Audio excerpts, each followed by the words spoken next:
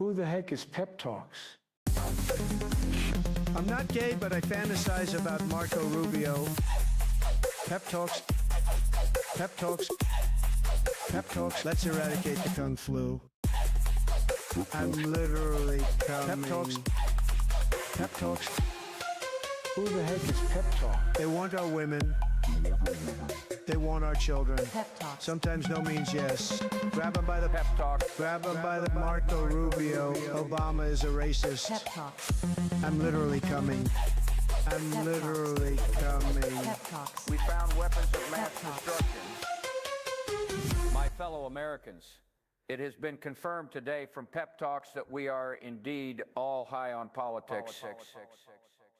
Good afternoon, everybody. Welcome to High on Politics. It is Memorial Day, so happy Memorial Day, everybody. Hope you guys are doing well. Hope you guys are having a good holiday weekend. Yeah, I had a pretty decent one. Nice and chill. Yeah. Hey, guys, guess what? I got my lights corrected, so that's also nice. It kind of looks good now. But yes, I hope you guys did have a good long weekend, were able to enjoy it, or if you guys were getting paid time and a half, you know, that's always kind of nice, especially if you don't really care about the holiday, or whatever holiday it is. You know what? I can see how that could get contentious. Hey, Rebecca, how's it going? Etch, how's it going? Uni, how's it going? And yes, if you guys can do me the solid and hit the like button on your way in or double tap the screen, really, really helps out the stream. And then, yeah, if you guys are just joining us and you enjoy the show, do the thing where you, subscribe. It really, really does help. So is it true when Canadians get on the ice, like, they switch, they stop being nice? I guess. No, I mean, it's part of the game of hockey. I think that it's honestly kind of like, when you think about it, Canadians are so nice that they needed an outlet. So yeah, I wouldn't say it's turning off the niceness as much as it's just letting out some aggression. But need a lot of what? I need a lot of what? Well, welcome to the show. Appreciate you guys checking out the show regardless. You can hate me if you want. I don't care. It's a little weird. I mean, I just started my show. I haven't even been live for 5 minutes, and people already coming in here hating me. Like, you've never been here. You don't know me. Like, damn, dude. You see long hair and a tie-dye shirt, and you're just like, this damn hippie.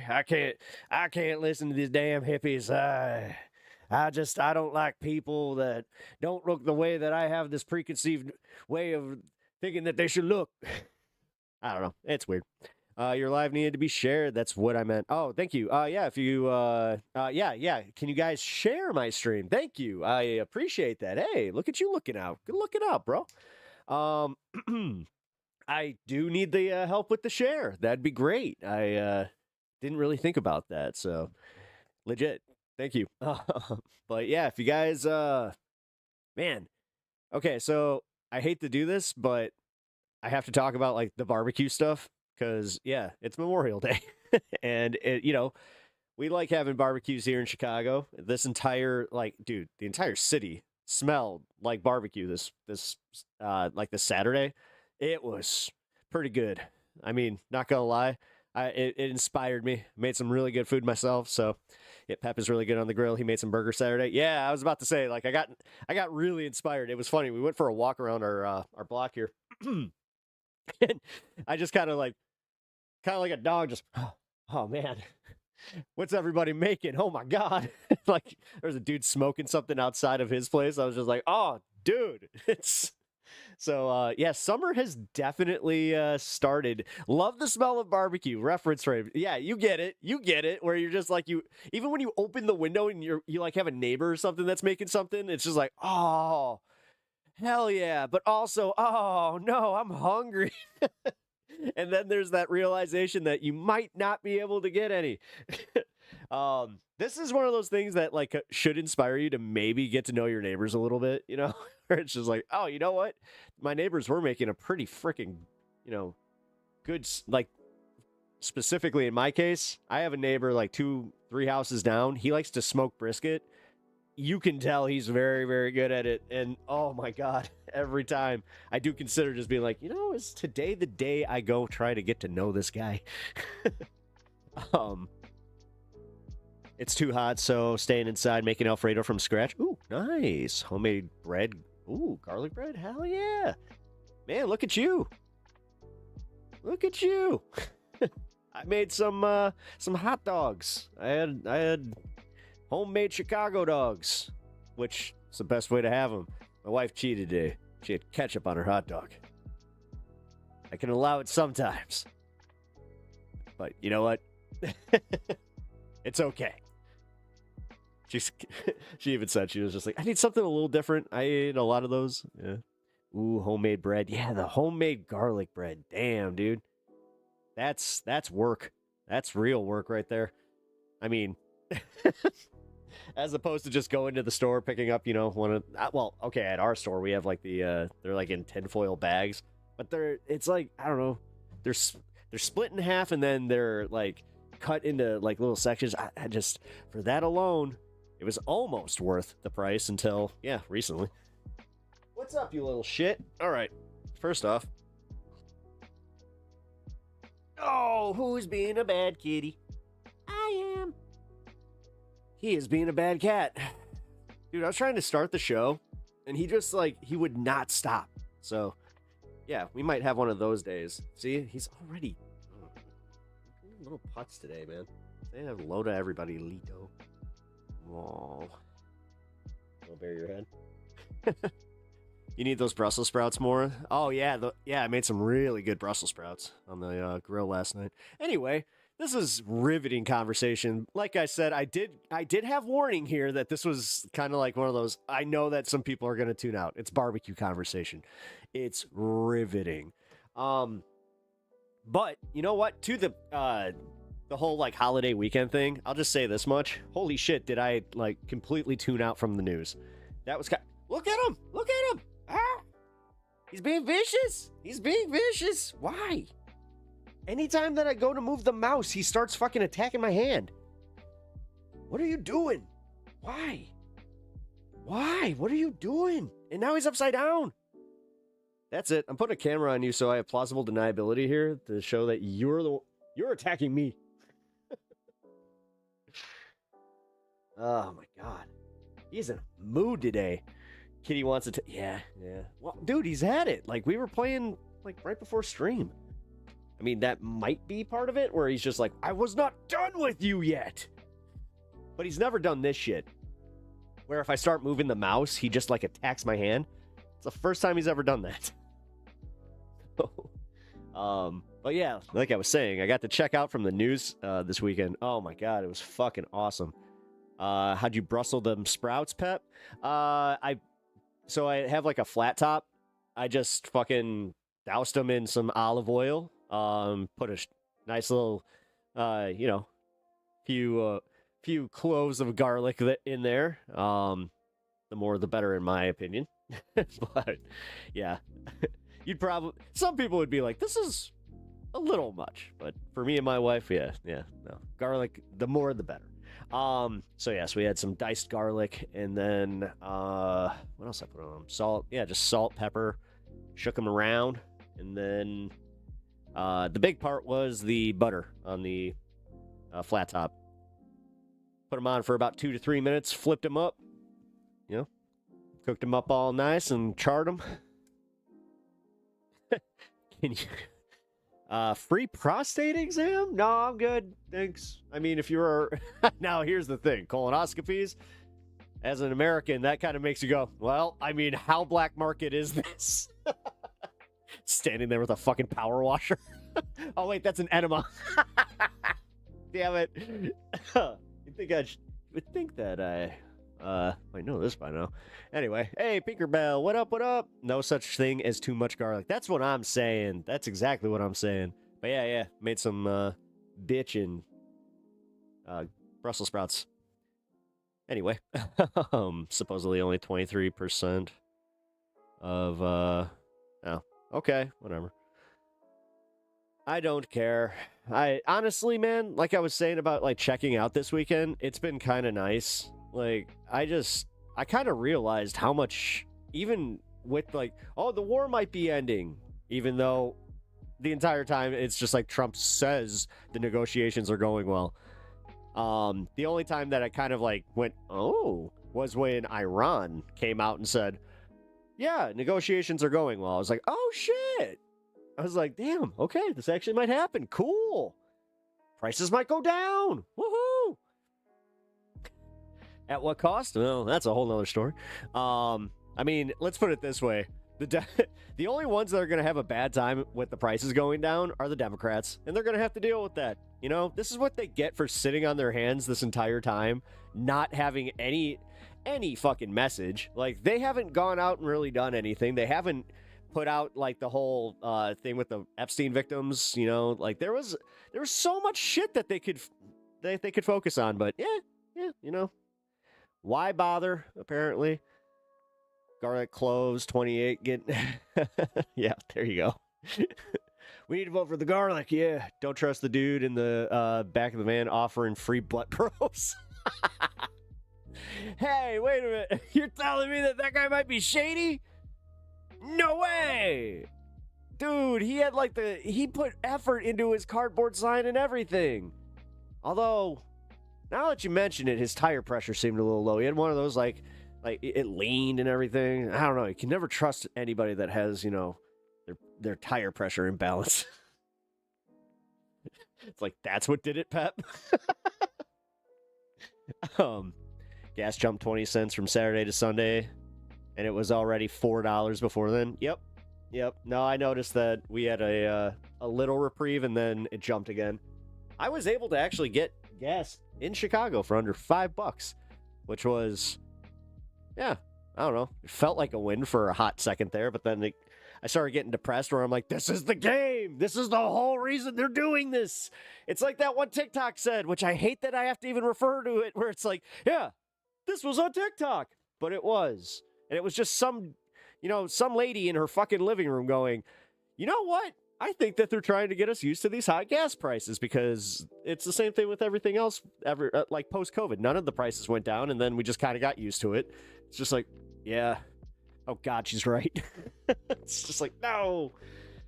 Oh, we're dumb. As a whole society, we're dumb. You know? Like, and unfortunately, it's like, I don't want to be like so reductive, but it is kind of like, all right, well, we got to pressure these people, but then we're just beaten down, which then I can't fucking really blame people for getting beaten down in this economy and just in this news cycle. I know that I was reaching out to some of y'all, like via Discord, and just kind of saying, you know, thank you last week.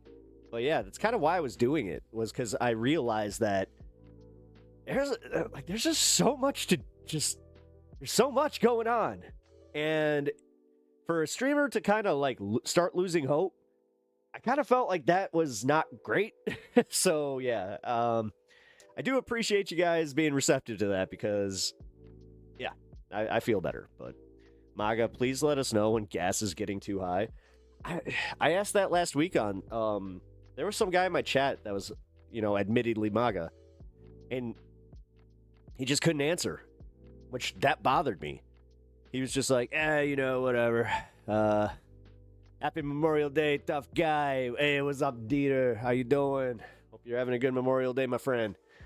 Man, it is, yeah, today definitely feels like the holiday. I'll say that much, because, yeah, like, it still smells like barbecue outside. Everybody's out there doing their shit.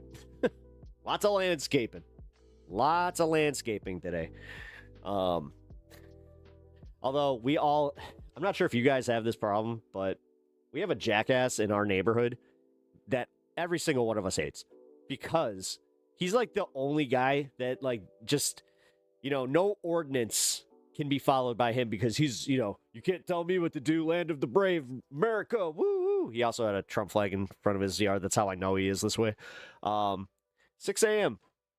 He goes out there 6 a.m., starts fucking weed whacking, fucking doing all his bullshit, and it's just like, yo, dude, we literally have a fucking ordinance that's like 8 a.m. That's the earliest you could do that shit. Whatever. As I said, I think he thinks he's better than that, so. Becerra will be like Newsom, but way worse if he beats Steyer. Do you have a lot of confidence that it's not going to be a Republican? I just don't. Now, I think that Spencer Pratt is not going to win because enough people are just figuring out that it's Spencer fucking Pratt from the Hills. Like, all seriousness, Dieter, I know that this is probably going to piss you off a little bit, specifically because it's like stupid entertainment based, but I had to like, I had mentioned Spencer Pratt, right, to my wife. I was like, yeah, this guy, I'm like, yeah, where do I know this name from? Spencer Pratt. Like, he's running for the LA mayor. And she's like, the guy from the Hills? I was like, oh my God, Heidi Montag. Oh my God. I was like, oh, dude, it all came washing back to me where I was like, that fucking dipshit? Holy crap, even on the Hills, he was the least likable one. Like, what the fuck? And then I am genuinely surprised that him and Heidi are still together. Didn't see that coming. But I had that weird realization where I was just like, oh my God, it's him. It's him. It's him. It's him. Like, what are they doing? What is LA doing? How is it just not the easiest campaign to be like, this is the dipshit from the Hills? He admitted to committing like fraud. What the fuck? That was like, didn't he get arrested? I might have this mixed up, but I'm pretty sure that he got arrested when he was on the Hills for committing some weird shit like that. Yeah. I don't know. Pratt was the epitome of a reality TV douchebag. Dude basically invented the personality type.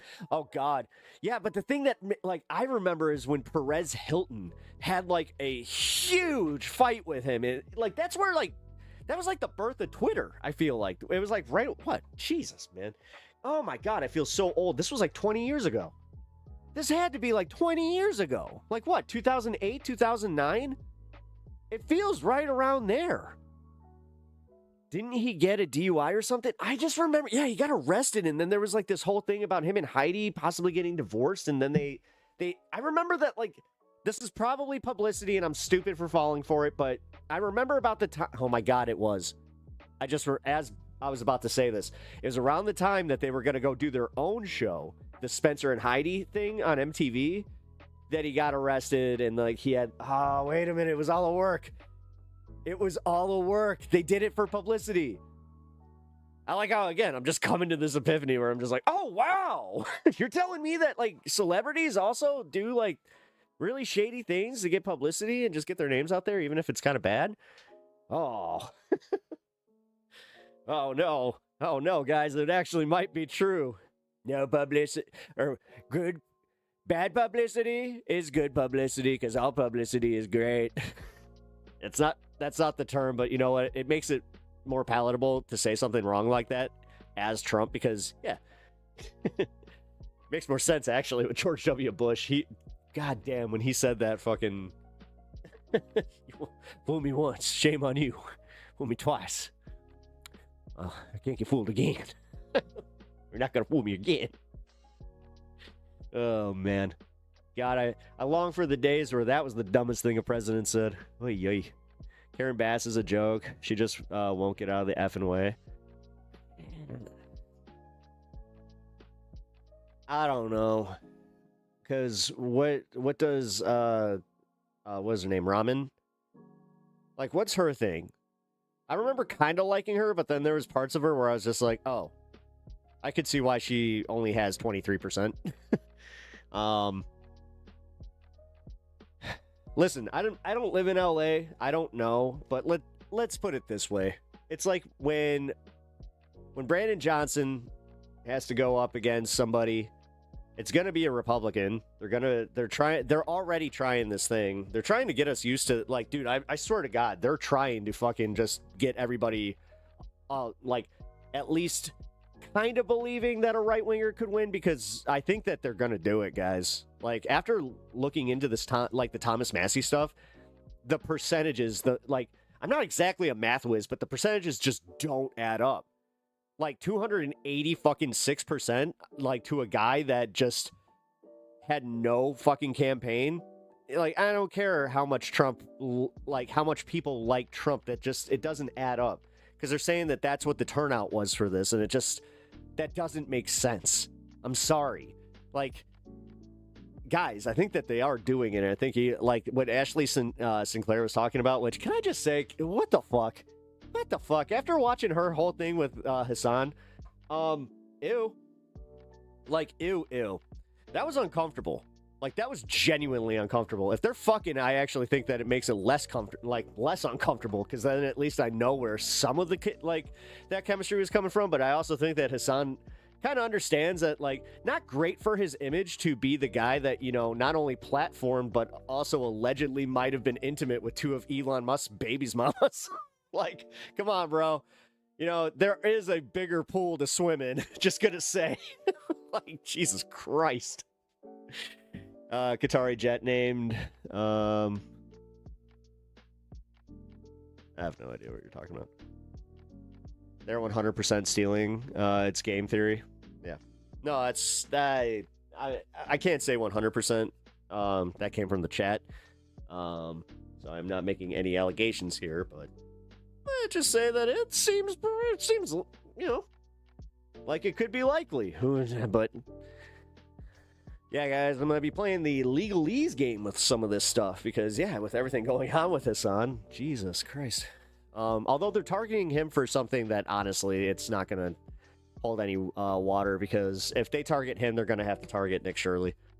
Again, or the Democrats are just really bad at doing this this whole politics thing, because they can disagree with Hasan all they want as libs, but like they have to understand that it's like symbolically this is bad, and like you might want to do this to Nick Shirley. You know, I don't know why you're protecting them, but either that or the PSYOP 1 guys.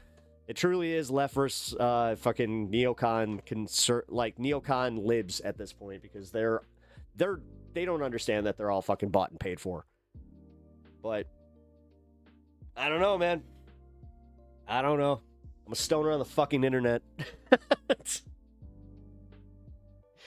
I'm going back to that whole game here. Nah, I'm kidding. By the way, I am kidding. I do know a little bit about this. Sometimes too much. And it does suck. I was in the middle of typing that about Hasan fucking two of Milan's exes. Yep. Milan. I think that was a typo, but still funny. Milan. No, it's honestly, it's fucked up. It is fucked up. Because, like, I don't know. I'm pretty good at catching a vibe from people where it's like, ooh, they fucking. Like, I'm good at that. I don't even know what that radar is, but I got it. I've had that with my wife where I've like kind of nudged her, where I'm just like, I think there's something going on there. Turns out there was. But yeah. No, it's when she handed him that shirt, I was just like, what's happening here? What am I watching? I mean, after everything that has been going on with Hasan, funny enough, the thing that bothers me the most is him possibly fucking Ashley Sinclair, where it's like, yo, dude, I don't care where you go with that, but there are some points that you're gonna, you deserve the judgment. Like this one, you deserve the judgment. Also, oh yeah, let's also not forget about Elon's trans daughter. Not saying he fucked her, but I don't know, man. It does seem a little just playing in Elon's pool a little too much there, Haas. I fucking genuinely think it's weird, but whatever. You know, he's wearing a suit now, so he's serious. Kooky. Shout out to my man from Bangladesh.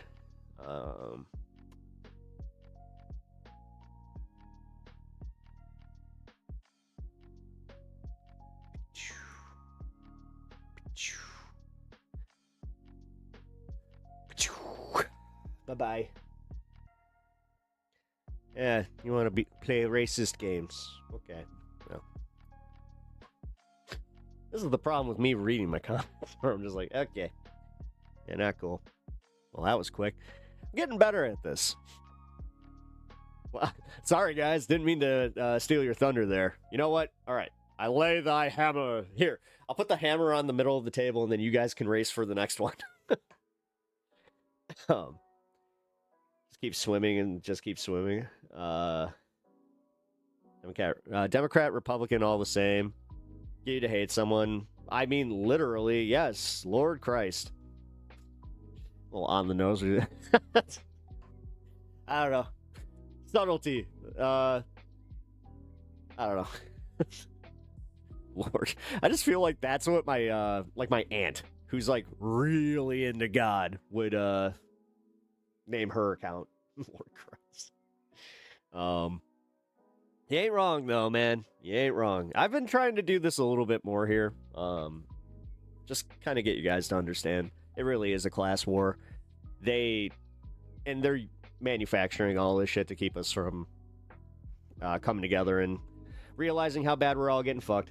So, Elon's relationships are more interesting than Elon. True. Funny enough, Elon's kids are more interesting than Elon. Yes. She might be cosplaying as a couch with JD. Did you guys hear that JD might not be running in 2028? Which, gee, I wonder who they're putting up. It's definitely not Marco Rubio. It's almost like they have a 100% guarantee that fucking Trump is not going anywhere, which kind of makes sense considering that his ballroom is going to be done right around that time. Why would he want to do this ballroom so badly when he only gets to use it for like a few months? Doesn't really check out, does it? And his idiot fans are more than happy with the subversion of the fucking Constitution and having their fucking stupid king. Realistically, man, until the Democrats, until there is opposition in the government, listen, I'm just gonna sit here waiting. Once it happens, and when I say it happens, I think we know it could be anything, but we'll know when it happens. Although I'm starting to feel like I might see the fucking rapture before I see anything else. Holy shit. God damn. I don't know, man. That's the one thing I like when I was checking Twitter. Just the fucking leftist versus liberal discourse is right back at it again. And I'm just tired. I'm tired of dealing with it. We get it. We get it. Some liberals suck, man. But why are people going so far out of their way to make them the fucking, enemies that they focus on the hardest? Like I keep saying, and this is the dead horse I'm sick of even, walking over, is the fact that the right-wingers are right there. You got these people, in their chats, just, you see it. You see, Trumper, but then they're going after the fucking, the shit lib. Okay, man, cool. You are a hyperbolic moron. Did you just learn what hyperbolic means? How am I being hyperbolic? I'm literally kind of trying to not be, but whatever. Peach Creek, thank you for the star. Appreciate that. I'm literally saying how the government is using our fucking these culture warp things to keep us from looking at who's actually to blame, and it's all of them. Yes, you know what? People focus on Trump a little too much without calling out their bullshit. This is why I don't like the Midas touches, because they don't call out the fucking Democrats for being fucking feckless and useless. But this is also the problem, is you got guys like Hasan that are, and this is obviously the people that they're targeting, because that is that easy. It's easy. The Democrats ain't gonna fight for him. And then you can use him to be like, he's the biggest leftist streamer. He's dangerous. I mean, wouldn't that be a bitch and a half if they're able to enact NSPM 7 because of Hasan? Wouldn't that just be a fucking, just, holy crap, full circle, huh? I don't know. I'm not blaming him in any way, by the way. I hope you guys aren't getting that from me where I'm just like, God damn it, Hasan, why did you have to Hasan so much? But realistically, he didn't see this coming. That's where I'm kind of going with this. It's did he not see this coming? Did you not see this coming? Hasan's profile is getting huge. It's getting bigger, that's for sure. I know that if my mom were alive, she would be like, oh my God, that guy you watch is on the news again. Right before she died, he had made the news for something. I think it was on CNN. Yeah, where they did a whole, it was a 15-minute interview with him or something like that. My mom saw that, And I think that was it. Because that almost feels like it was newer. Either way, he was on CNN for something. And my mom was just like, oh my gosh, I know you watch him. I miss my mom. For stuff like that. Specifically things like that. My mom was really good at knowing about like things that I liked and like watched, and then she would see like even a commercial that was like lightly tied to something I enjoyed. Just real quick, had a great mom, and I love her, and I miss her. So.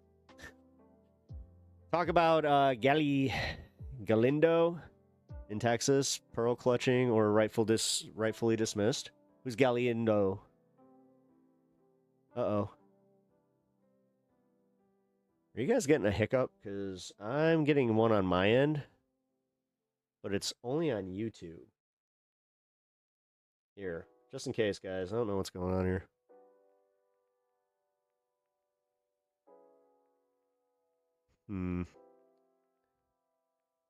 No, I sound good. Okay, I'm just having a hiccup on my end on YouTube.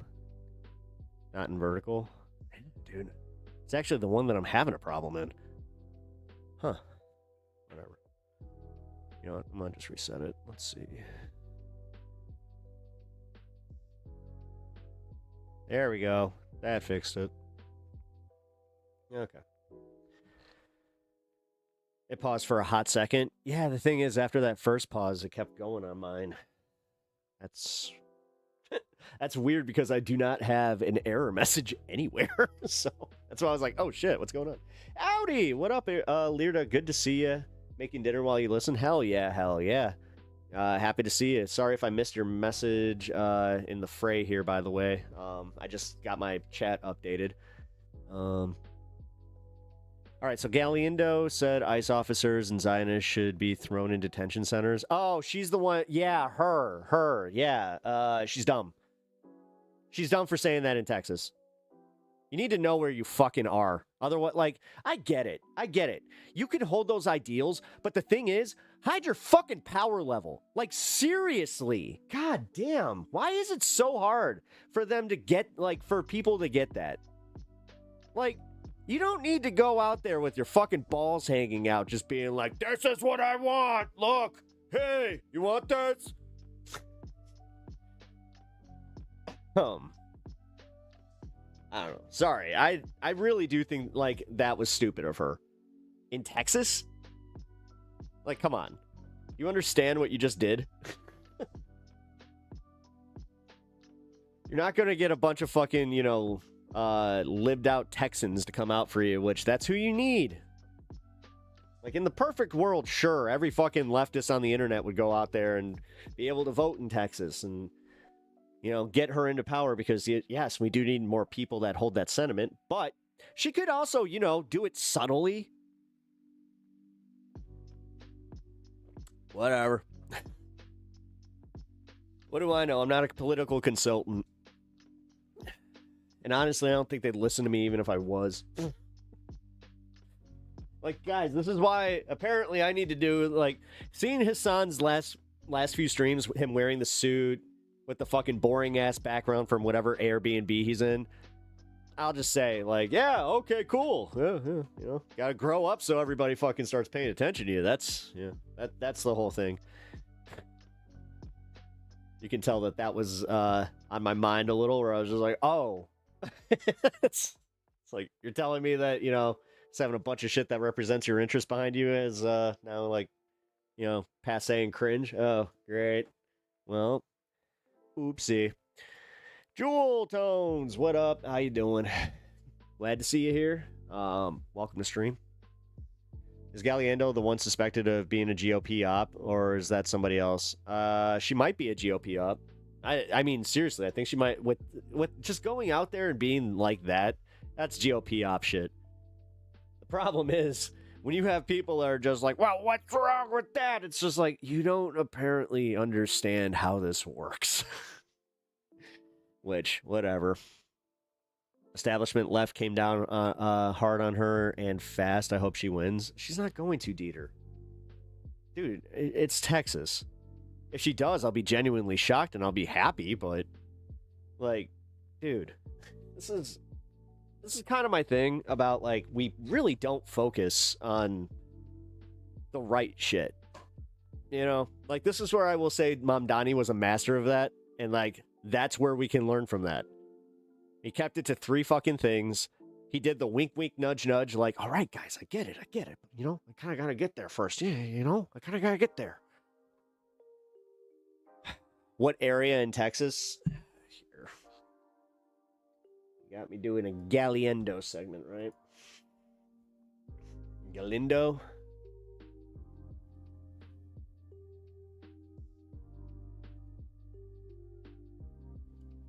Texas,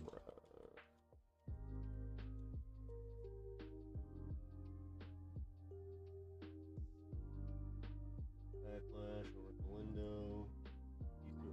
Texas 35, so South Central Texas.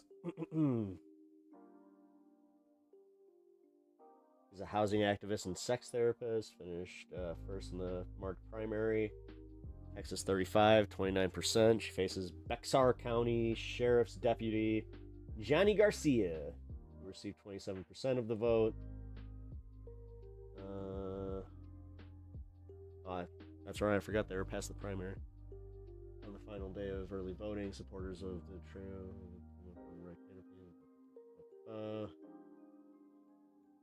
Okay, so Garcia 100% supports it. Oh, okay. Well, fuck that guy. I can kind of see why she said this. I don't know. I kind of feel like there could have been a better way of handling this. Just gonna say. You're playing politics, man, and not everybody like holds the same extreme views on politics as all of us. You need to kind of, you know, walk them to that water, fucking grace, like, you know, slowly, so they don't fucking feel like they're gonna drown. There's a ton of leftists that are championing her as an anti-Zionist, as the model anti-Zionist. Wouldn't say I agree. No, because the thing is, when you're gonna be ham-fisted in a district where you only had 2%, like, in comparison. I mean, that's from the primaries.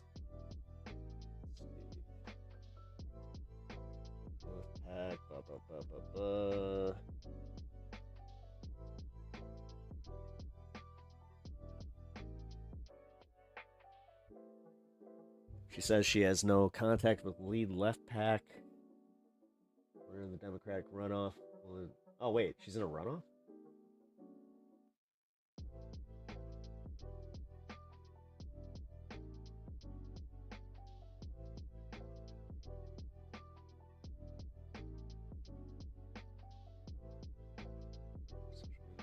I mean, okay, like, this is what I was kind of saying before. Sorry, I did kind of space out there for a second. I don't think I can bring this up.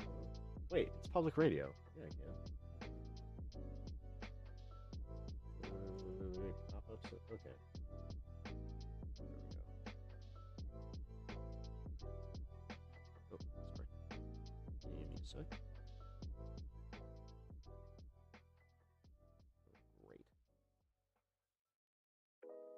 There we go. All right. She sounds like Fuentes, Nick Fuentes, referring to her white nationalist commentator.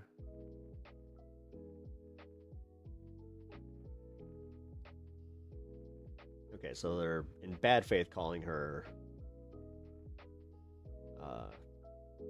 anti-Semitic. She said that she was married to a Jewish man. Okay. Redrawn. Texas 35 sets up high stakes Democratic runoff between Garcia and Galiendo. So Galiendo, okay, so Garcia 100% supports ICE. Got it now. Okay. Well, like I said, I hope she wins, but a runoff with under 2%? I don't know, guys. I don't know. I wish more people could get on board with what she, like, her message is, but this doesn't take away from what I was saying about, like, learn to fucking hide your power level with some things. Like, Jesus. Because, like, I gotta be honest, I think that had she kept to not making this whole, because you understand that that's her whole campaign now, right? That was dumb. Thanks a million. I know Pep will appreciate it.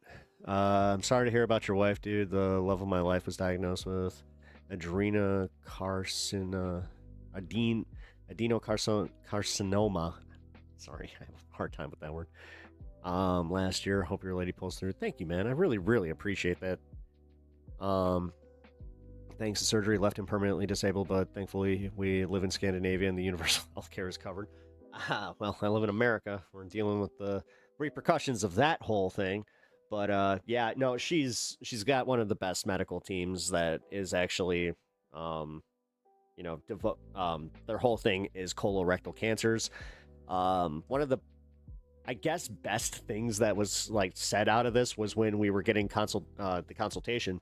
They said that no matter, like, had she been diagnosed with this, if we lived in any other state, they would have sent her here. So that was kind of cool. But no, I really appreciate that. Yeah, it's getting close, guys. Next Monday. So obviously, that's what my fiance has.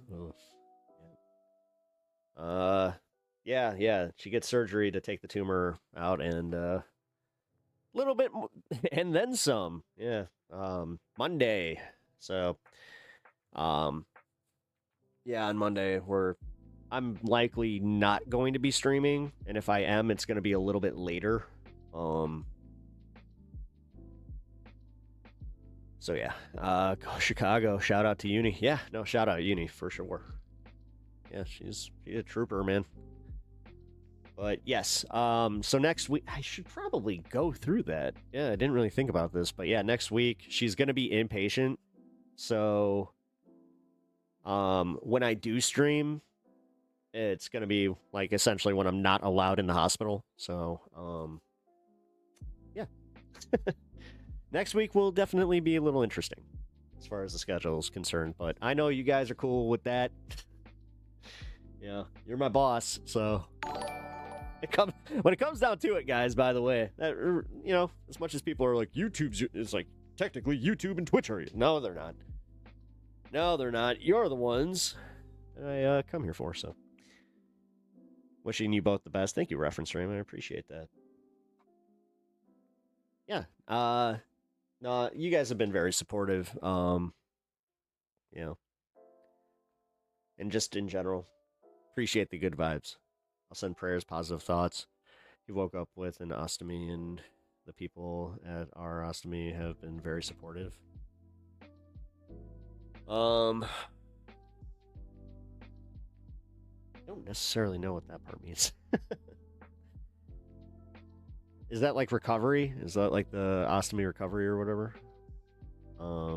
Still have no idea that this channel is, but you guys are great. Hey, the Beebs! Oh, I'm just kind of like a chill guy on the internet, like that. I talk some politics and news. Got a little bit of a leftist lean here, but I try to welcome all discourse as far as like good faith discourse. I'm kind of sick of people just shutting down people because they are politically different than them. Maybe we can learn, but realistically, the other side of that I get, and I do not blame other streamers for kind of shutting down some people for being a little intense. But I covered that at the beginning of this show, man. I had some guy come in here and just say, like, blah, blah, blah, hate, this explains everything, hate you leftists. And I hadn't even been here for like 5 minutes, never seen this person before. And it was just like, okay, cool. Just by the way that I look, you're like, I hate you. I'm like, that, and yeah, okay. Even in the bad faith, even let's in bad faith discourse, because we are a little too nice sometimes. That is true. That is a cult tactic. What is? Sorry. God damn it. I hate this delay. So one thing I'll say about us, Twitch over here is, it is nice. It does not have that delay. Also, what up, Twitch? How you doing, Manda? Thank you for being over there. Runoff elections are tomorrow. Oh, shit. Okay. You know what? We're covering right around 7. The Beebs. Hey, thank you for the follow, man. Or the sub. Really appreciate that. I really do. God, that, yeah, it helps a lot, man. So yeah, I should probably talk about like the channel slowdown. So it has been confirmed that they rolled out something that is deprioritizing certain types of content. Now, whether you can say it's all exclusively left wing, that is not the case anymore, because I did see that it is affecting some debate pages. My wife actually pointed out that it's affecting one of her video essayists, but it's a video essayist that does like true crime kind of stuff. So, yeah, kind of interesting to see. We're gonna be going through that in just a minute here. We're gonna also be going through obviously the Hasan thing, but I do have one story specifically that I want to get to before anything else. Thank you again for the gold coin. Awesome. Thank you, Pinkerbell. What was the other one? The heart. Thank you for the flying heart. Appreciate that. You know who is not affected? Jubilee.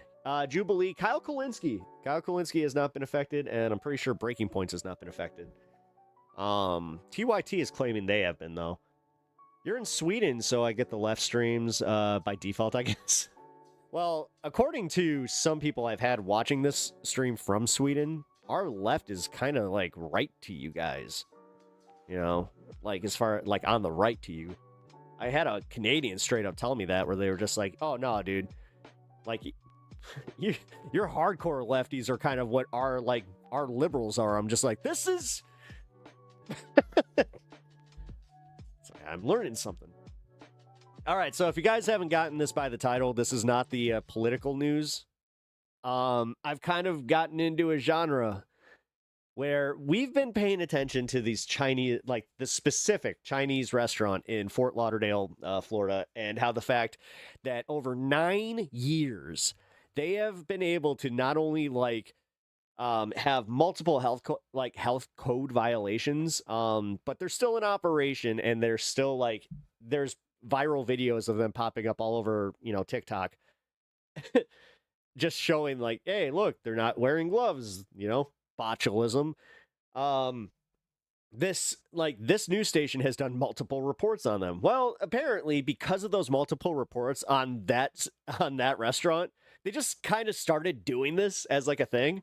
So now we have another dining establishment in Florida that you guys can avoid. South Florida fast food restaurant ordered shut after flies were seen landing on the mayo and strawberry toppings. Plus, unsanitary conditions found at a restaurant busted for cooking outside instead of inside. Here's Local 10 News investigator Jeff Weinseer with tonight's Dirty Dining Report.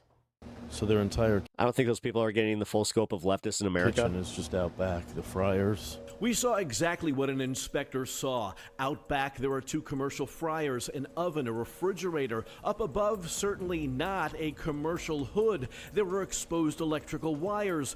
There were cooking ingredients. Last week, this place cited for using this, quote, unapproved kitchen. Feels like the fryer is on. Are you What the fuck? guys going to be cooking in the back? Can't say anything. The place, Ms. Dixie, the address 21000 West Dixie Highway. It's in northeast Miami-Dade. Last week, an inspector was here, noted 20 violations, ordered the place shut for, quote, unsanitary conditions. The inspector observed a chef cooking chicken in that unapproved outside kitchen. Quote, a kitchen not protected from environmental contamination. There was chicken thawing outside. Employees were Damn, dude, I've seen food carts that have better conditions than that. touching food. There were hand washing issues here. How come you're cooking food in the back instead of inside the kitchen? Never. You were cooking chicken in the back when they were here. No cooking. He said that we have a case of chicken in the back and we put it in.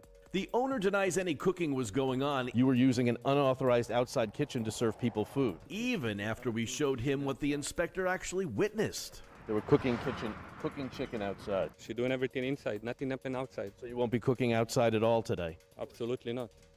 Never. Never? You have permits for that kitchen in the back, to the wiring and the electricity? For the back? No, this is why we broke everything out. You see, we already took half out, now we're taking the other half. Is that all been approved by the county? GG's. The county, we We submit all the plans to the county. You did. You submitted plans to the You county? can check in the county. We're in a process. Oh, we certainly did. First off, Miami-Dade sent an electrical inspector out immediately, called it a fire hazard, said an extension cord was being used to operate the outside kitchen, referred the situation to fire inspectors, and issued a violation. Miss Dixie had already been cited back in August for unpermitted work out back. They were What is it? Like, operating without a certificate of use from this the is a county. this is kind of why, like, I've been like now rethinking eating at restaurants. Actually, I hate to say it, but the Chinese restaurants, it did make me think of one specifically that I have enjoyed where I'm like, Interior renovations submitted in April It's like, we should, as the public, be able to just be like, hey, can I get a peek of your kitchen, please? were not approved. They seem to be playing by their own rules here, putting you and other Wait, even your neo-Nazis have zero respect for MAGA? tenants in this shopping That awkward moment. center at risk. We moved to 5400 West Oakland Park Boulevard in Lauderhill. 5 violations were found at this Checkers last week, and the place was ordered shut. Wanted to talk to somebody about the inspection last week. Flies were landing in mayo, in strawberry topping, landing on cheese and onions. Oh my there God, were flies dude. flying over cooked chicken and French fries. You need to call this number if you need to contact anybody. Flies in the mayo, though? I'm sorry? Flies in the mayo? Flies in the onions? Flies in the Sir, I cheese? don't know. You need to call this number. We did call the number given to us, and we got absolutely no reply. I don't know, guys. Like I said, All the places just mentioned were allowed to reopen following an ordered cleanup and then a reinspection. Jeff Weinstein, I watch for the grade. They have to here, post. Local 10 Me too. News. Thank you, Jeff. For more on the restaurants ordered shut last week, simply scan the QR The fast food joints, though, are a little harder to spot. code on your screen using your phone's camera. It'll take you directly to our Dirty Dining section on our website, local10.com, and there you'll be able to see all of the violations. Yeah, it's funny. American hate groups have appropriated our rules and stuff as dog whistles. They're like Viking otakus or something. Yeah. Your runes. Yeah. No. No. They like to. Yeah. No. They love talking about their Nordic fucking roots and all that bullshit. Dude, they're such LARPers. Like, that's the thing. They're such fucking culture vulture, just posers, man. That's what they are. Because none of them, like, do you know how that, like, 90% of these douchebags that have, like, the fucking Thor's hammer tattoo and, like, the Viking runes and all that shit that claim that they're, I was definitely, I'm Norwegian. It's like, no, you find out that these guys were, like, fucking German. Or not German even, because German, yes, they were technically Viking colonies. Or you find out, like, they were Italian or, like, Greek or some shit where you're just like, wait, what? What are you doing? What are you doing? And even Nordic hate groups like are like, calm the fuck down, pick me. Yeah, nice, dude. That's all right. I love the fact that, like, they're getting called out for being posers. That's funny. I saw a hilarious video of a electrician doing some work for an old lady, and she said her nephew did the job and he's very handy. He asked when did his house burn down? She asked, how did you know that? Oh, damn. Or it's a half Mexican guy like Fuentes saying he's half white. Yep. I don't understand why this has become such a thing. And I think it's because I didn't grow up online. Like, yes, I had AOL Instant Messenger, but dude, online brain is a real thing. I get it sometimes being a streamer, but holy fuck. Like, to put it in perspective for someone who, like, never didn't have an iPad and they always had YouTube, like the YouTube generation, holy shit. I don't know, man. Like, it has to be part of the explanation for why these people are just so easily, like, they're so easy to fucking control with this bullshit. Because, like, for real, you start seeing these narratives go out there. Then, of course, you get the bots, right? Which, not as easy to tell anymore, but realistically, that kind of is kind of good for us. Where, once you can't tell between, like, a bot and a person, say, like, a right-wing account on Facebook, where it's just like, hey guys, do you understand how easy it is to just take over your personality because you guys are that predictable? I don't know. I feel like that would shame some people into possibly rethinking how they approach things. Right is full of snowflakes now. Oh, it is. It totally is. 10,000% is. Snowflakes. That whole thing. Oh my god. Oh my god, you get offended? Yeah, because most people do. Everybody has their fucking line where they get offended. Stop pretending like you're better. That's the one thing I hate. I hate those edgelord fucks that pretend like nothing get to them. That's like, look at how MAGA does that, where they're just like, make comedy great again. Then you make fun of Trump, and then all of a sudden they're just like, not like that. Don't make fun of me. Hey, listen, if you make fun of me, I'm going to make sure that we're going to go after you. It's like, that's a blatant violation of the First Amendment. No, it's not. Everybody loves me, so that means that you're just a meanie bobini, and it's against the law because I said so. Conservatives and the Bible thumpers got get offended first. Oh, absolutely. It's easy. Like, I mean, you don't have to be, super involved in American culture to understand that. But you're nailing it. It's funny that you're Swedish and you're fucking nailing this. Or it's just like, damn, dude. You got it. Barbiatola. How you doing? Hi, gamers. We gaming today? Wait, what the fuck? Why am I in Just Chat? Well, that's weird. I haven't been in Just Chat in a long time. There we go. Just trying to be in politics today. Tuning in to wash dishes? Fuck yeah. I'm happy to be your wash the dishes content. I appreciate it. I appreciate the people that like consume content just like me. It's like, oh, really? Okay, so what's your go-to podcast that, like, if you listen to a podcast? I'm more of a music guy. Like, when I take a shower, I like to have some some tunes. But every once in a while, I might do some catch up with breaking points. I'll put on like one of their 25 to 30 minute videos, knowing that I got like a little bit of time. It's much easier to do housework listening to Pep. Oh, cool. That makes me happy. It's not spray on tan. He just ate a lot of carrots. I hate to say it, but even Chuck Norris was a snowflake. You don't have to hate to say it. It's true. Dude, anybody that's just like, oh my God, they said that I can't make fun of this group, but then they made fun of me. And then I got mad about it. Now I want them canceled.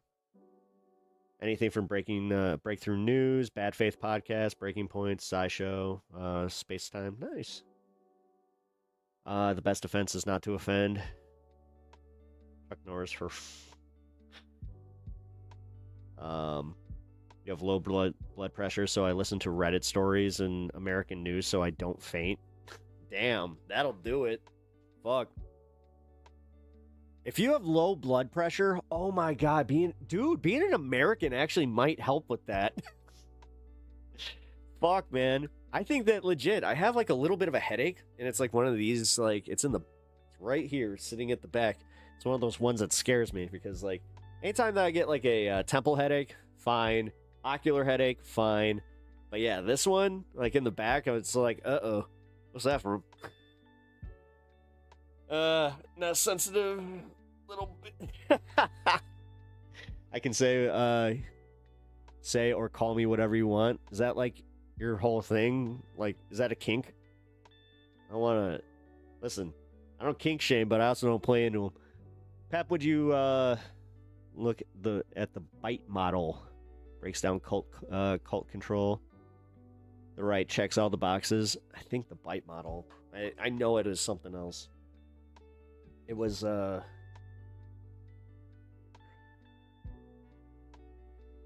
was the bite model known by a few years ago?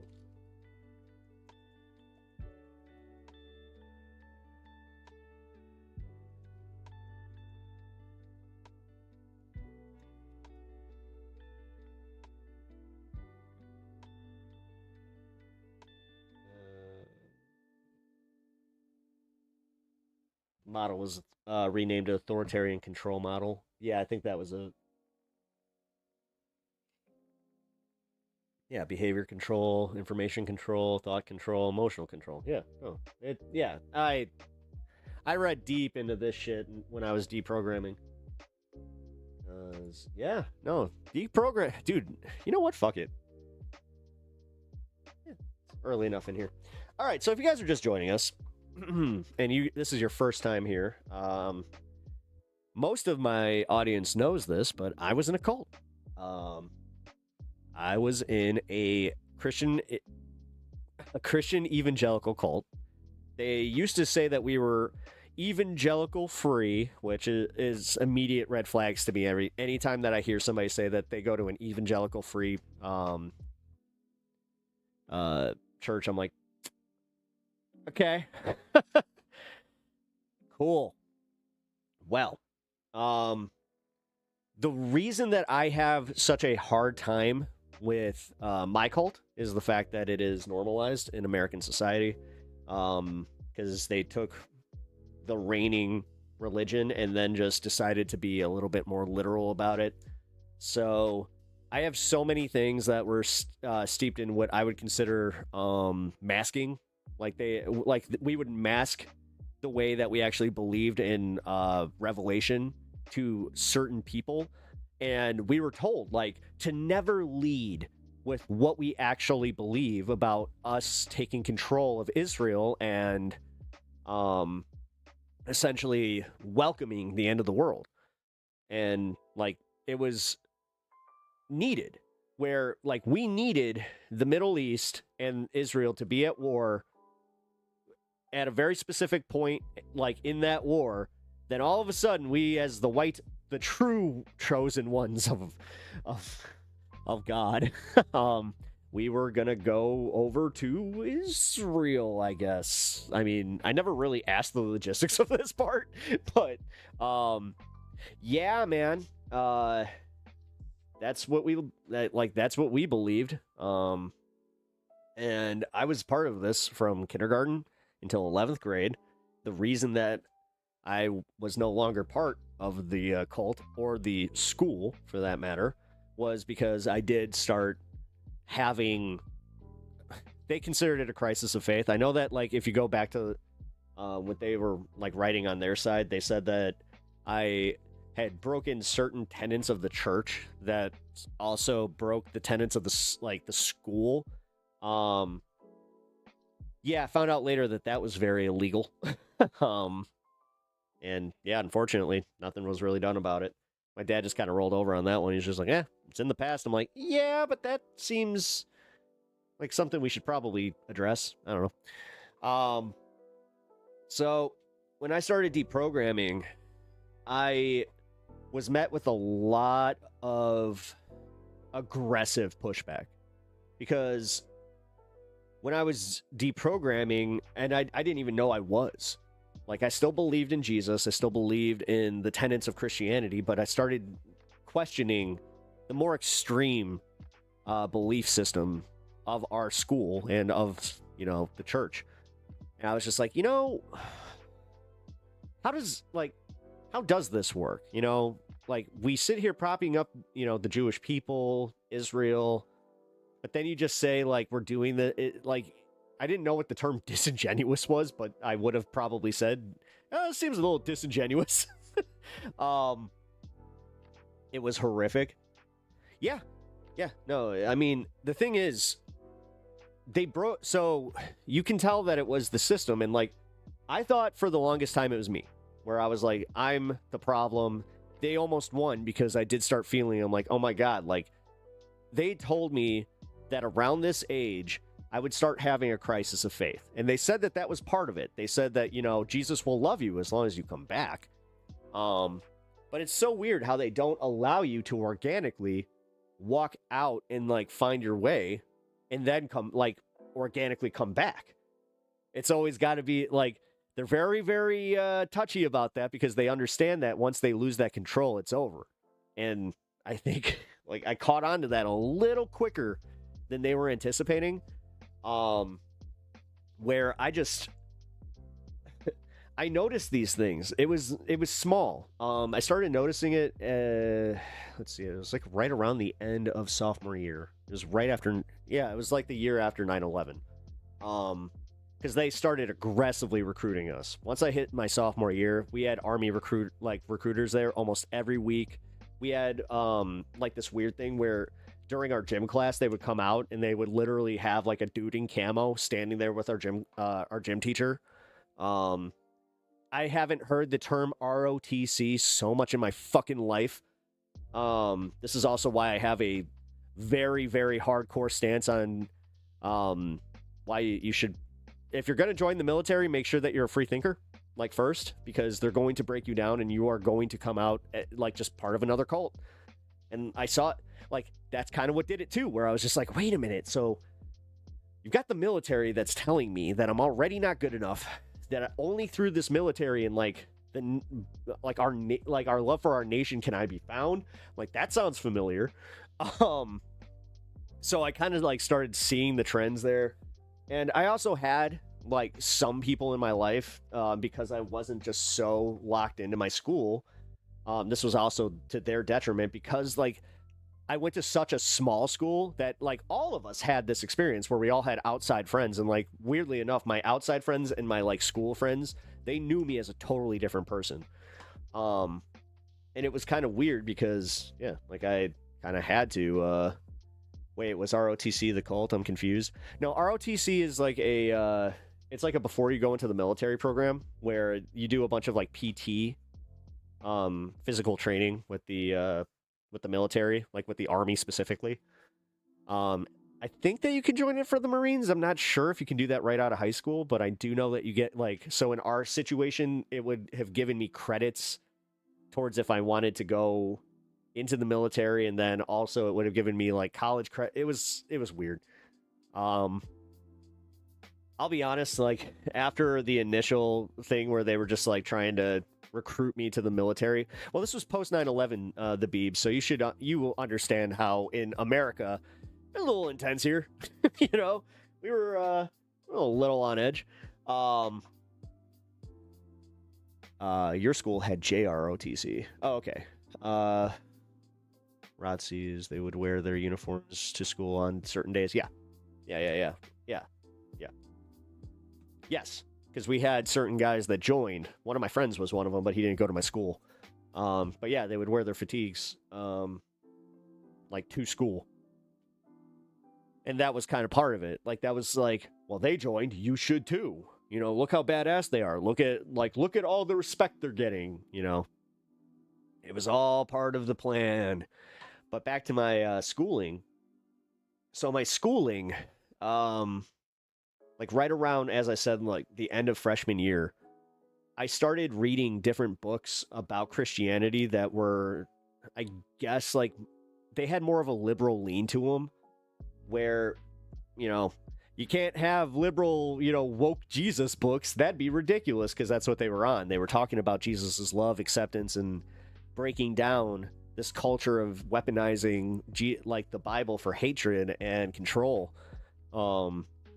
Which, you know, I've always thought about it this way, where it's like, oh my God, dude, like, why would they be so obvious about this?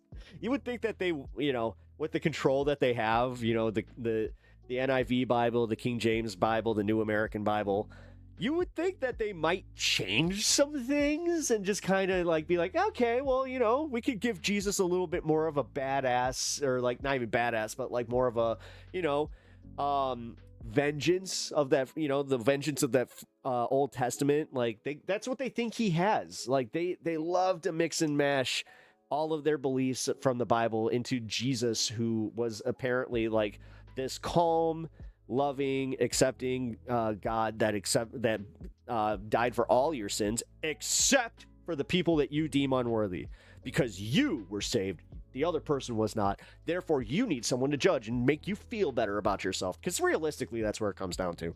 That has nothing to do with the cult. That just is something I observed. Or it's just like, it's just a bunch of fucking white people that need to feel better about themselves. Going back to how we don't have culture. That is the culture. Hating people that have culture. So yeah, I noticed that at the end, again, I had the summer to think about it and to read some books. So when I went back into my school the sophomore year, I was really involved in theology. Like I made all of my electives more Bible classes, which they're all for, man.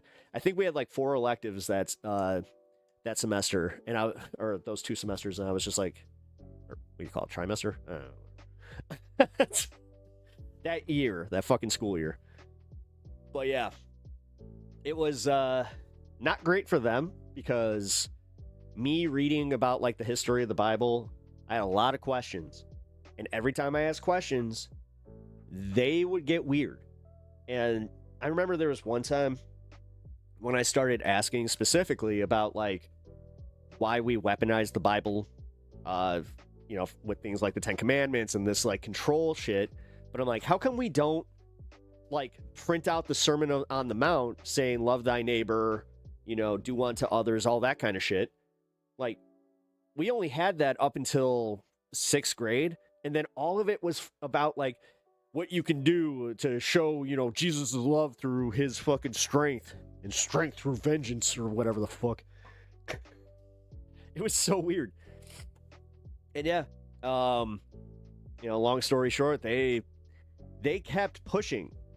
They kept like pushing me away, where I was like, okay, like they wouldn't give me a straight answer, so I would have to go read about it and look deeper into it, and I'd be like, oh shit. And then I figured it out, where I was like, oh, you know what? I have had my hand held through reading the Bible my entire life, because by that time I had already read the Bible all the way from front page to back. I had to do that to graduate 6th grade. So yeah, I had already done that. But the thing is, they definitely make sure that you don't have any context when you're like reading Thessalonians. They're just like, we don't need to go any deeper into that. Songs of Solomon, it's literally like you just go through it, and they do not want you processing that shit. Like there was no Bible study on Songs of Solomon and 2nd Thessalonians, just none, 0. Because I think that that's the first hint that even for an elementary school, you'd be like, wait a minute. Like all of this is talking about Jesus' love and acceptance, then all of a sudden you reach this point and they're just like, yeah, you remember that Old Testament? Well, you best not forget it, because you'll still be judged here, here, here, and here. And they got the St. Peter feller, and yeah, that thing, that theoretical hell? Well, not so theoretical, man. Which, if you have any understanding of like the way that the Gospels were written, you start to understand that it's like, okay, this cannot be the divinely inspired word of God, because it seems like he divinely inspired some real shitheads. Like seriously. And then on top of it, the Gospels themselves not adding up. That was the thing that I noticed early on into me reading the Bible my second time. Like when I got to the book of Mark, I had so many questions for my doctrine teacher, which, yeah, really did it. Wait. You said non-evangelical. Did they veil it by throwing around terms like Torah observant? Yes, they did. And I didn't say non-evangelical. I said we were evangelical free, which, again, it's their way of saying we like to proselytize, but we like money. Give us more money, and don't ask us where that money's going. It was very mega churchy. But yeah, no, it was ridiculous. And like, as I said, what really got me was when I was reading like the words of Jesus, like, or whatever, like our perceived words of the divinely inspired, words of Matthew specifically. And I was going back through Mark, and I was just comparing and just saying, okay, so where is the virgin birth? Where are they talking about Mary's virgin birth in the book of Mark? And he's just like, sometimes they also knew, like, they heard this. So you ever read a book where you're like, well, I don't need to go through that? I'm like, no, because this is the thing. These Gospels are supposed to be about the same fucking guy and the same story. They all talk about his origin, but it's all a little different. Like bothered the crap out of me. But what really got them was when I started breaking from the idea that, like, okay, so I don't think that the end of the world's coming, guys. Like, I don't think that we're the big one was when I told my doctor and teacher, I'm just like, I don't think that we're ever going to see a winged horse, because a winged horse is straight out of like Greek, mythology. Like, it feels like they're going against, you have a cute trans shirt on. I did recognize that this was trans colors. I just, whatever. I got tie-dye, like, but whatever. Trans unity. Whatever. I will fight for your right to exist, because I think that it's just blatantly dickish for people to think otherwise. I think that any of their concerns are on them, which is like, they can't internalize that. They have to externalize. They're just like, these people can't exist because they make me confused. Just do some internal fucking shit, dude, for real. Anyway, did your cult get into some hot water overseas when you were a kid? Kinda. I didn't go on the missions trip that they did, that our youth pastor got in real big trouble. When I say real big trouble, he got caught soliciting young kids in another country. Yeah, we had to deal with that. That was funny. And when I say funny, it was blatantly fucking like, oh my God, they're gonna protect him, because like, so he was the first like insight into how the church works. Yeah, I hope you guys understand that they will prosecute a wife for wanting to divorce her husband more than they will somebody that essays their own kid. I've watched it happen. I've literally watched it happen, where they talked about this guy where he not only got arrested for that, but yeah, he was found guilty on other things. He also got, this is the weird one, where like, while he was on probation, he was still working at the church. Somebody walked into him, like, whacking it to prawn. Yeah, that's, great. Just somehow, some way, I found out years later that this dude is back at like the church in a like senior position, because they forgave him. That's the word of God, is forgiving our brother, and we believe in true redemption. But these are the same people that if he was black, I'm telling you right now, would not be saying the same thing. Respectfully, dude, you're like a shiny Pokemon of cult survivors. Why is that? Wait, why is that? I mean, you invoke the shiny Pokemon. You understand that I get that reference. So, what's going on? Why am I the shiny version? So why follow the rules if you get forgiven in the end? That's kind of where they go with this. I swear to God, that's. When you're a man, that's why they do when you hear boys being boys, likely this is a mom that goes to church. Trust me. Because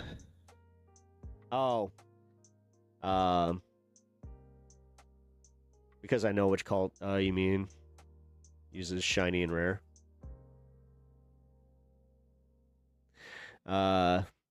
Leviticus does tell them. Yeah, well, Leviticus, again, is Old Covenant.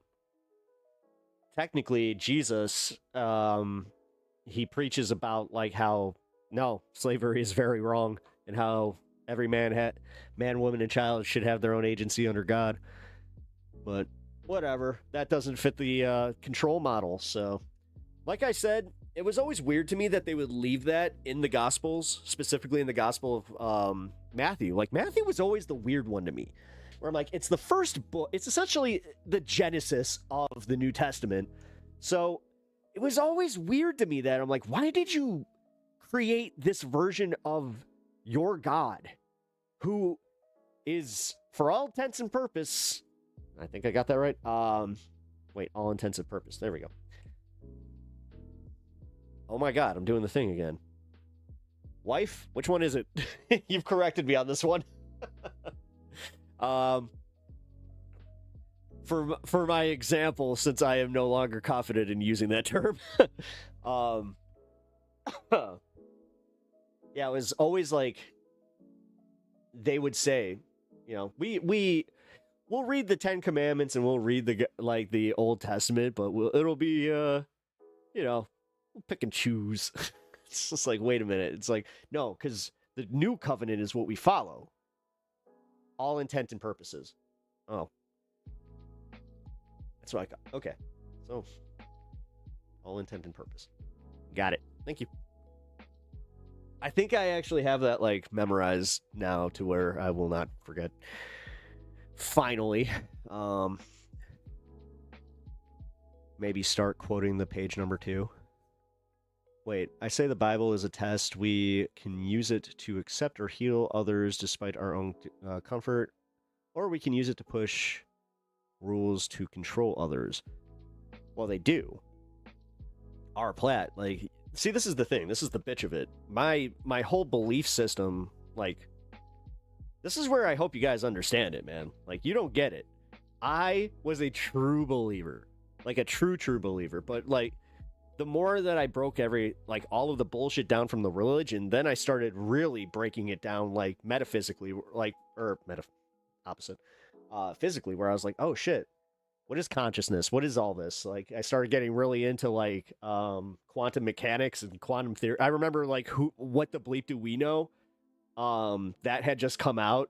I got really into that. Then Zeitgeist, that came out like it was like a year or two later. I remember when that broke. That was a huge one for me because, like, that spoke to me because I was already, like, in the process, if not had already deconstructed from that, like, from my religion and the cult. And then it also kind of got me where it's just like, yeah, and they also got you on these conspiracy theories, 9/11. I was like, oh, yeah. Like, that makes sense, man. Rockefellers and all that shit, man. Hey, what up, Brian Frankfurt? How you doing, brother? Glad to see you. You survived a psychological battlefield, and the fact that you are out means that you have a resilience that no cult leader could ever truly destroy. Yeah, that's why people are scared of me. Like, I have, like, and I'm not trying to sound, I'm not good at that part, like the confidence in that one, but for real, no, I certain people really don't like me, and it's mostly people that realize that they cannot control me. Like, I got diagnosed with ODD, like when I had my ADHD diagnosis, when I was a kid, number one, I was diagnosed with ADD and ODD. I was in 2nd grade when that happened, and then I carried that with me, which they always said that, like, an oppositional defiance disorder, like, that always, like, dissipates. Like, it's mostly seen in, like, younger kids. But the more and more I, like, thought about it, I'm like, okay, so you're telling me that the problem with oppositional defiance disorder is that I have a problem with authority, that I always question it. I always question it. So you're telling me that, like, something that should be baseline in most people, you're telling me is a fucking disorder? I don't think so. Like, I always got really weirded out by that. Even my mom was. Like, I remember my mom saying that, where she's just like, okay, so you're just like, you're a kid you're a smart kid. Oh, no, I take that back. It wasn't even my mom. It was her boyfriend. My mom's boyfriend, who did not like me. His name was Glenn. He didn't like me. Like, he took care of me. I think, like, it's one of those things where, like, I don't know. He was kind of like a stepdad-ish. Like, he was one of those dudes that my mom didn't want to get remarried, so, like, they lived together, but then they broke up and he still lived there. It was, like, a really, really weird thing. But yeah, I remember him telling me that, where he's just like, okay, that just sounds like they're mad because you're questioning their methods of everything, and that's why because they were the ones who wanted me to go get my diagnosis to begin with. Like, they started putting me in, like, these weird classes because they were just like, oh, he doesn't have great grades, so maybe he's, stupid, like, or slow. And then the teacher there, or, like, I can't even call her a teacher because it was like a 1-week thing where they studied me. At the end of it, she even said, she's just like, did you do this to get out of class? I'm just like, no. but can I? It was like, wait, can I come back here? This is a lot better, you know? There were only there were 2 other kids there. One of them was severely, disabled, and nice guy though. His name was Adam. He's a really, really, really cool guy. He was funny. He was one of those dudes. Like, he had a fucking sense of humor, man. Like, he definitely made it work for him too. But no, it was funny. Like, they were the ones that kind of preempted me going to therapy because of that. They were just like, all right, well, we don't have any answers in the school, so we're gonna have to send you outside this. Like, we're gonna have to send you to a doctor. And that's when my mom was just like, oh, you really fucked up here. But yeah, no, yeah, exec doing a Macho Man call out, middle of a story, talking about a lot of things, yeah. Talking about some Christianity, yeah. Touchy subject to some, yeah. Little bit is unknown about the Pepster here. Pepster, still walks with God, only not with him. He just follows the footprints that he already put in there, Gotta go play D&D, bye! Oh, I'm jealous. I haven't played D&D in a while. My D&D group is on hiatus because my DM, his mom had some health issues. But anyway. Alrighty. How can you tell? Drunken motorcycler. I was born in the 80s, which means by original diagnosis is a slur by today's standards. Oh, yes, yeah. Well, that's, yeah. Well, and that's why, yeah. I don't want to. I like Macho Man. I have 32k points to order it. Uh-oh. Well, hold off on that. I want to do... I'm all for honoring the Macho Man call-outs. Just let me get through this. Because this is really the first time that I've talked about this in depth. I was thinking about doing a deeper video about this, which I will still likely do. But I kind of... Like, I've been teasing this long enough for you guys. You know, might as well on what I consider a holiday show where everybody's kind of just chilling. We're having a chill sesh here. But, yeah. Yeah, long story short, guys. I know I said that before and made this even longer. Not great. But, yeah, they started seeing me questioning, like, all of this. And the way that, like, the pushback is what really got, like, that's what really got me. I wasn't met with understanding. Dude, there was one time, like, I started breaking down crying because I was like, I was genuinely, like, fucked up by me questioning my faith in God, where I was just like, you're not giving me any reassurance here. Like, and I hate to say it, my mom didn't help. Like, my mom was just like, you just have to have faith. You just have to have faith. I'm like, no, stop telling me to just have faith in something anytime I ask a hard question about this that doesn't make sense. Especially when they are using it to oppose me. Or my, like, just to create opposition of other people. Like, what the fuck? Why are you just accepting this? And then when I started asking about, like, the financial ties to our church and school, ooh, you know, I still speculate, man. I can't say this for certain, but the timing lines up with when all of a sudden I had to go in front of the church elders and I had to answer a whole bunch of questions. Fucking 7 of these people. You know, the holy number. They really took it fucking literally. Which, it bothered the shit out of me because the way that they got 7 elders, like, they put the number there first and then they were just like, well, we can't fill this many positions with actual qualified people. All right, PTA.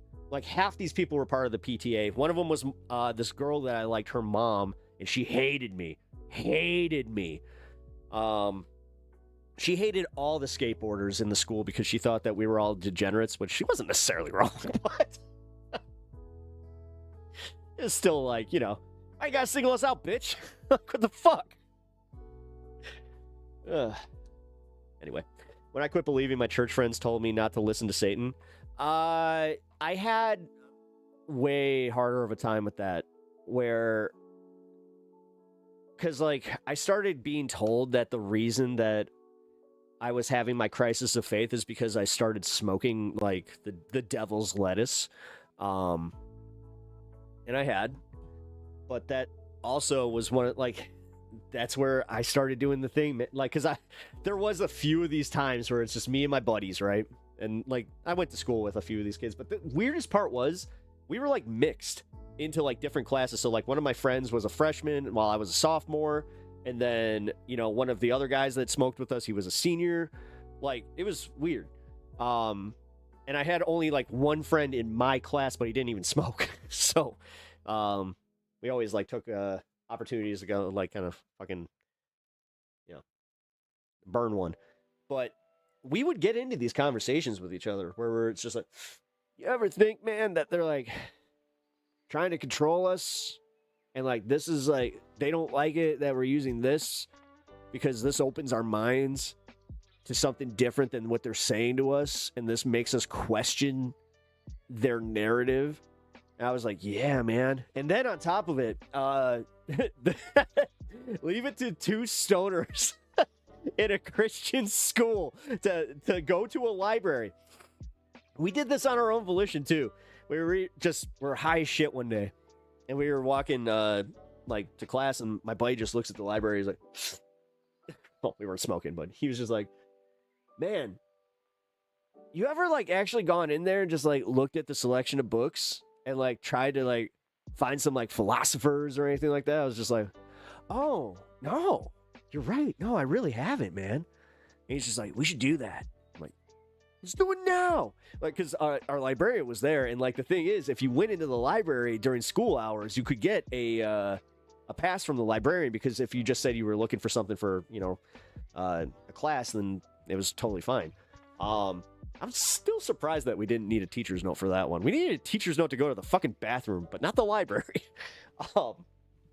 So yeah, me and my buddy Paulie, shout out Paulie, we start walking around the library, just like looking into like philosophy, and there was nothing. It was all Christian philosophy. Like, dude, there was so much C.S. Lewis, and we were just like, okay, where's the like, because we were kind of like getting turned on to like other things from our public school friends that were like, oh yeah, you're not like studying any Greek philosophy. We're just like, no, the fuck, you guys get to do that?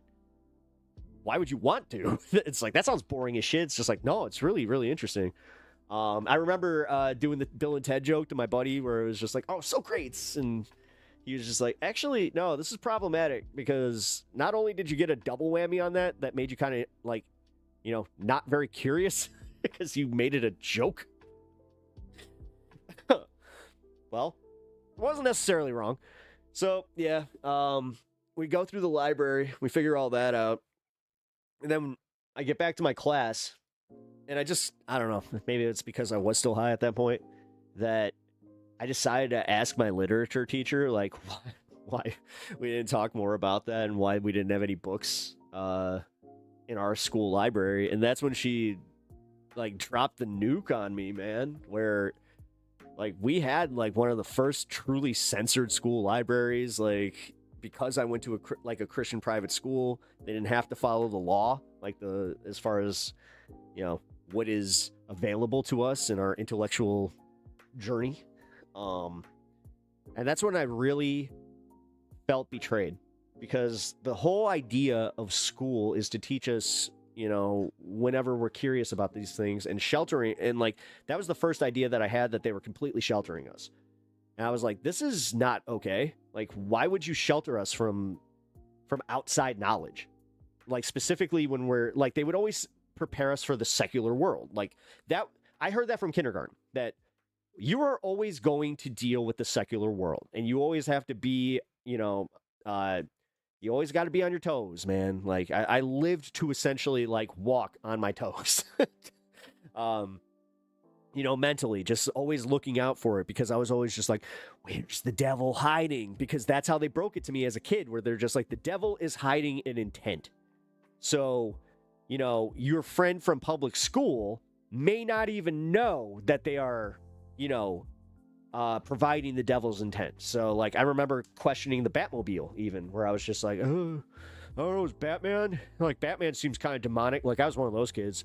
But then, I got over it real quick when I saw Batman 89, and I was just like, never mind. Like, this is too cool. But yeah, your Swedish autocorrect is fighting me because I'm too stubborn to switch keyboards. Oh, sorry. That sucks. I don't have to self-medicate. Nothing wrong with me. Only government given labels. I just like drinking. Okay. Yeah, when I did construction, my boss didn't care if I... Oh, Jesus Christ, you guys are having a totally different discussion. In my school, the burnouts were usually poor students. I hung out with the smart, who were mostly smarter than me, nicer kids too. I had to quit pot a few weeks ago due to chronic bronchitis. Oh shit, I'm sorry to hear that. That sucks. Man. Yeah, that's like one of my fears right there. I'm just like, shit. If I have to, then it might not be fun. I'm sorry to hear that, Julian. But anyway, back to the way that me and my buddy very, I guess, fun, like, it was kind of comical. Like, the fact that it was just us being us. Like, we were just being dumb. And we thought that we were being kind of edgy, too, where it was just like, ooh, we're going to ask questions that don't fit our narrative. Whoa! Yeah, man. Like, that was really, really weird. And then they started doing this thing where, I guess in order to get, like, some kind of government grant, they had to integrate, like, us into, like, some of the public school system as far as, like, giving us the option to go and do, like, a off-site class that they didn't offer for us. So I got to go to the community college when I was in my sophomore year. You had to be able to drive yourself, though. That was, like, the biggest thing. Like, you had to have your own car. So once I got my own car, I was just like, oh, hell yeah, I'm doing the off-site classes. Let's go. But the off-site classes also led me to finally experience, you know, the outside world. And to really talk about, you know, the academics that my, you know, friends were getting. Because you never talk about that shit with your friends, like, when you're hanging out. Like, trust me. Like, there's nothing that you want to do less than talk about school. But in this one, I was able to. And also, this is going to sound weird, but me smoking, like, you know, ripping some butts, if you know what I mean. You know, I met so many people in the quad, and I've said this so many times, where it's just like, oh shit, man, like, I made lifelong friends, but I also, like, learned so many things about life in the quad, like, just ripping butts, where it's just like, oh shit, like, it's just because we were all, you know, talking about, like, you know, smoking the other stuff. Well, yeah, whatever. I'm not gonna talk, like, I'm not gonna say it because apparently that can get me flagged here. So, eating some hoagies, yeah, eating hoags, yeah, eating some hoags.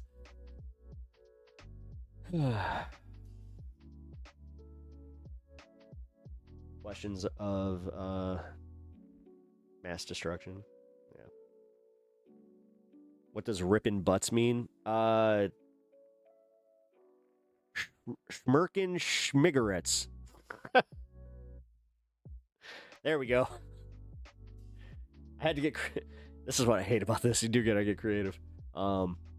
Which I do not condone in any way. I do think, like, legit, don't ever get into that. That was one of the things that, like, I really wish I never got into. But yeah, I was 15 to... Actually, no, I was 13 when I started. But I couldn't get them easily. 15 is when I could start getting them easily because I had a Connect. But yeah. Nah, but I actually, no, shit. This is even more embarrassing. I started smoking when I was 12. Damn. Both, by the way. So, yeah, I've been at this for quite some time. Yeah. Yeah, see, and there's nothing weirder than being a kid. Like, you don't see it then, but now, like, when I when I see kids and I'm just like, I'm thinking back to that where I'm like, at their age, I was playing with action figures, smoking my mom's Virginia Slims. Like, all right. And sitting there playing with my wrestling guys, just like, oh, here he comes. Here comes King Kong Bundy. Yeah, King Kong Bundy. I'm coming to get you. Got the elbow drop for you, King Kong. Boom. Actually, I smoked it like this because I didn't know how to properly do it. For years, I actually, like, I smoked, and then I would ash like this. So I'd go like, I've come a long way. Yeah, I have. Yes, I have. Hey, E. Gregory, what up? This might be becoming a habit. Hell yeah. Hey, well, if you like the show, I appreciate that. I hope you guys do enjoy the show, and if you do, it does help when you guys subscribe to my channel. I know it's so fucking annoying that I even have to do that, but it's the world I live in. So if you guys, yeah, can do that, and also share the stream wherever you guys like, whatever social media platform you're on. Jake the Snake all the way, brother. Dude, I just heard a hilarious story about Jake the Snake. Like how when he was trying to like cut a promo, how he was looking through the dictionary, and he's Dusty Rhodes just walks up to him. He's just like, "Hey, what you doing over there?" He's just like, looking for words that express intelligence that this crowd will not understand, but also will scare the shit out of them.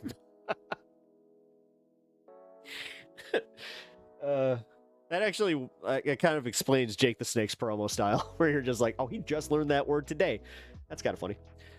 That was the Virginia ad lines. Oh, right. Yeah. Oh, wait, really? I mean, that makes sense. Like I said, my mom, she had those, and she did 100s, which I don't know how, but like it took a good long while for my mom to catch on that I was going through her stuff. Specifically her packs. I think that maybe she thought that her boyfriend might be, you know, getting them, but I don't know, man. As I said, one of my favorite stories is when they caught me and my buddy. We couldn't have been older than 12. We were at the baseball diamonds, and this was like, it's like 8:30 at night.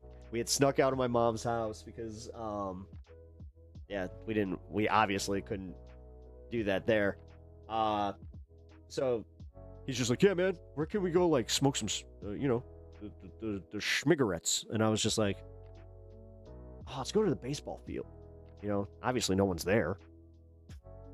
We were stupid because obviously the cops, you know, they patrol the baseball diamonds, which, yeah, if you're in a park with a baseball diamond, especially one with, you know, actual lights, yeah, good chance there's cops there. But yeah, that was pretty funny. Cop fucking comes up to us and is just like, how old are you? I remember that's the first fucking question he asked me. I was like, 12? Like, uh-huh. Like, where'd you get those? I don't know, we found them. We didn't narc. I did not say I got them from my mom, which she didn't give them to me. But, yeah. I wasn't about to say, like, yeah, you know, because I also did have that little bit where he's like, he's gonna tell my mom, and then my whole thing, then I'm in trouble. Yeah, it took us, we got a nice little ride back to the house, and my mom was very upset. I don't think that she caught on, though, that we were still, like, either that or she just didn't care. Like, God, this is one of those times, now I'm reflecting on this, I'm like, I wish I could ask her. Like, did you know? You had to have known. You hung out with Dusty Rhodes and Cody Rhodes when you were a kid? You had a good friend that was related to the Rhodes? Oh, no shit. Wow. Man. That is, like, that's a whole new level for me. Like, honestly, yeah, there's a few things that, like, it would trip me out, and hanging with, like, some of, like, my favorite wrestlers that would have done it. Seeing Macho Man, like, when I was a kid, or, like, before he passed, that would have fucked me up, man. We were watching Dan Soder and Will Sasso, and they were talking about that on that podcast where Dan Soder actually got lucky because he was working for K-Rock, this radio station, before Macho had passed. And Macho came in and like did an interview, and he was doing bumpers for the station when the PD program director went and got Soder and was just like, hey, come with me. And it was a complete surprise to him. And like he actually got to meet Macho. Like, god damn, that would have been so crazy. I would have loved that though. What's up? What up, Hermit? Oh, you're back over to Twitch. I always appreciate when you guys get frustrated with YouTube, so you guys are just like, I'm going over to Twitch. Suck it. Doing a little EX, yeah.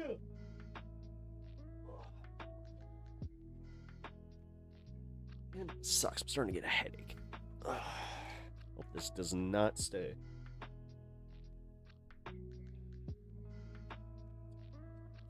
Although this has been here for like an hour.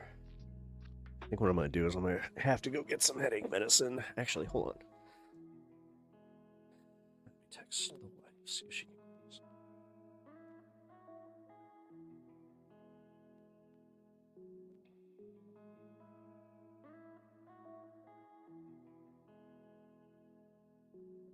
Okay, there we go. Dude, I told you you have shoulder tension? Yeah, I do. I definitely do. Yeah, I mean, dude, it's like... Yeah. I know. I've been a little stressed lately. Trust me. Oh, so that feels good. Oh, in the neck. Oh, yeah, you know what? That actually explains a lot, because, like, the way that it goes up here. I had a friend who inherited a... Wait, really? Alright,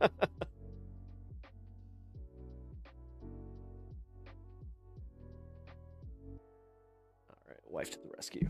Cool. All the Roses were crazy, but good people. I've heard that about most wrestling families. The thing is, you have to have such a, like, huge personality in order to do that, so... You gotta go. All right, Julian. Thank you for being here tonight. I appreciate that. Josh, the fuck you doing, Pep? Put him up. Cross your arms more often, man. Takes a load off. Oh. What? No. Do you have a P.O. box, Pep? I'm gonna send you a tennis ball, bro. I actually have one. Yeah, the saddest part is I actually know how to do this. Unroll the top of your ears for the headache? What do you mean unroll? Just like go like this? Like start from the top and kind of like work my way down?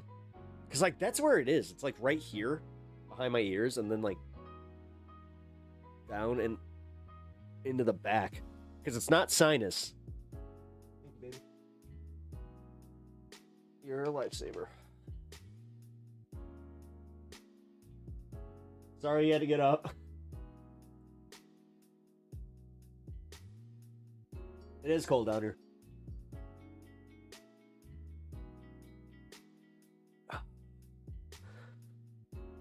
Much better. Hopefully.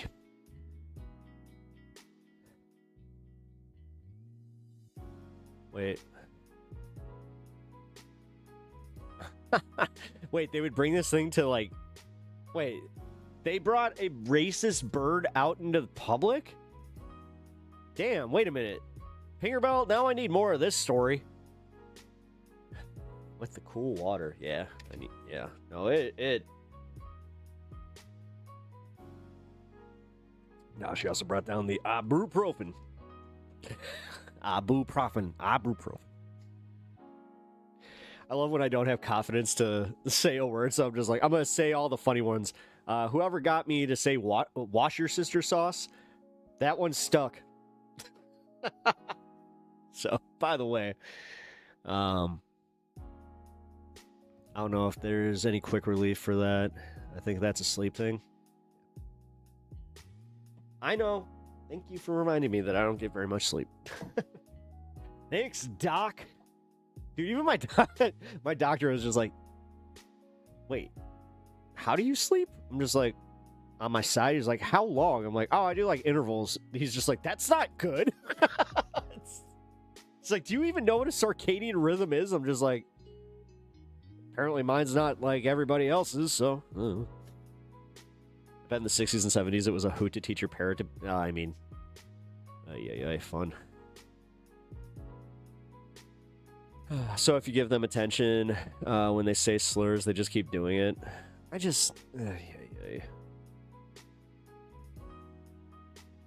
I'm getting sick of normalizing people's blatant hatred, and we're doing it under the auspices of like, oh, we were the pussies. No, that was like, we had kind of like we were on the right track there, guys. You know, like the way that they tried to say, like, oh my God, you wokies, you had no fucking, you had no, sense of humor. Wash your sister's, Worcestershire sauce is what it is.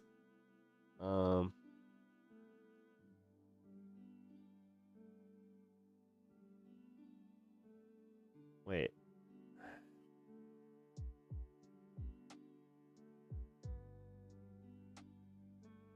What are you talking about, drunken motorcycler? And like Zach, didn't they? Yeah. I don't know. I don't even know what. Yeah, I don't know, dude. Chill. I guess, yeah, they're warning you. So, dude, I haven't been reading your stuff much because you guys are kind of having your own conversation. And I was in the middle of something, so. You know, I'm not gonna lie, guys. This was kind of the reason I was debating doing my whole cult story as a long-form video that, you know, might make waves or might not. Who knows? I mean, you put I was in a cult in the thumbnail in big red letters, apparently. It helps get the stuff like it. I guess that one gets people to watch, but I'm like one of those random people that's like, no, but I actually was. It's like, dude, no. No, they broke me down, bro. Like, which sucks. Because, like, honestly, I still wrestle with that to this day, where I'm like, had I not had the cult side, would I still be a Christian? I don't know. I don't know. I don't think so, because I think I would have gotten to that point of really questioning God in general, because, like, the more that I've gone through, too, where it's just like, yeah, okay, doesn't really seem to make sense. Anti-cult content is huge. I'm doing it then. All right. Well, since you guys already heard it, you guys are probably gonna have to sit through it again. Although this time, so like I was able to pull up some videos. Here's the bitch of it. I don't even know if I can digitize some of the stuff like from my like elementary school, because like I also don't think I can necessarily, like, I think there's like a permissions thing there. I got to be very careful with that. I mean, going back to like almost a year, I remember talking about this when I was first looking into doing this. I was running into some problems there because somebody had mentioned that I would not be able, like that I really, that I wouldn't be able and that I shouldn't even try to implicate my school specifically. They said, do not use any of like the, anything from your school. Where I'm like, that's a good point. You know, and thinking of it like from a litigious, angle, maybe shouldn't do that. So, yeah, I can at least go through like why, like what they taught us when.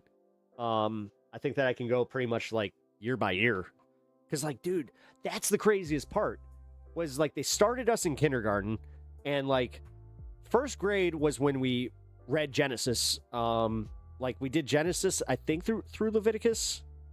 And then second grade was when we started getting into, like, the more serious books, even as, like, little kids. Like, I remember reading the Book of Ruth, just being, like, they had to censor a lot of it, and it was weird. Pep, you want to go viral? Getting sued is all the rage now. Don't even get me started on that fucking Noah Samson stuff. Like, dude, oh, yeah. I'm glad he made his money, but holy fuck, I don't trust him. I just don't trust him. I'm sorry. Like, the fact that he already earned all that money and he didn't keep it in a fund for the thing that he was claiming was going to happen. Okay, what? Ethan gonna fucking sue him and he's not gonna have the money, like he's gonna have to do another one because it's like, oh, this is even more expensive than I thought. Whatever. Not a bit. Yeah, I don't want to get sued. I'd prefer not to because, yeah, I'm like, yeah, dude, I just kind of realized this. I'm one of those, like, I'm a creator that has to be really careful because I don't make money like that. I'm not Hasan, bro. Like, I don't make Hasan money. And I got, like, this is why I keep things to, radio rule. FCC radio rule for, well, I'm not FCC. I'm more so like satellite radio. So, like, this is how I did structure this. I found out what they can do on satellite radio and how they also, like, are still subject to, the same kind of rules as far as, like, you don't want to say anything absolutely. Everything is alleged because you have to, so. Pep law is just a meme, folks. Yeah. What, you think I got my law degree? Come on now. You think that this guy passed the bar? Probably could, but come on. Like, bro. Oh, man. Speak your truth. I am. And dude, thanks for being here. I appreciate your input today. I've met American immigrants who fled Scientology. For every person who speaks out online, there's hundreds of adults who are forced into silence, thousands of... Well, and that's where I didn't even get to this part. So the separation and how they alienated me. This is there's a reason I didn't want to talk about that part. Because it's a lot. It's still heartbreaking. I lost a lot from it. I didn't get to graduate with my fucking, the people that I went to school with from kindergarten to fucking junior year. Like, that hurt. Like, those motherfuckers took a lot from me. I've talked about this in therapy, and I'm fine. Dude, I'm more than fine. Like, I'm an open book on this stuff. Life's too short for you guys, like, to, for me to be like, do they need to know this? Who cares? What's it gonna do to me? Whoa. Gotta keep it all private because reasons. Yeah, so okay. There is an air of mystery to me. You guys, like, I can't talk about everything. But Pep, did you ever release what company? Nope. I still can't. I don't think I'll be able to. I'll be able to say, like, the industry that I was in and kind of, like, vaguely talk about some of the stuff, but I, right now, still can't.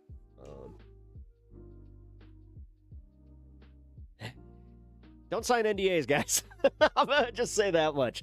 When somebody asks you to sign an NDA, especially when it's in a, what I would consider like an exciting kind of thing where they're selling it to you like, oh, yeah, this is very exclusive. If you do this, but you can't talk about it because if you do, then you're breaking in the NDA and, we'll hit you with the slap suit.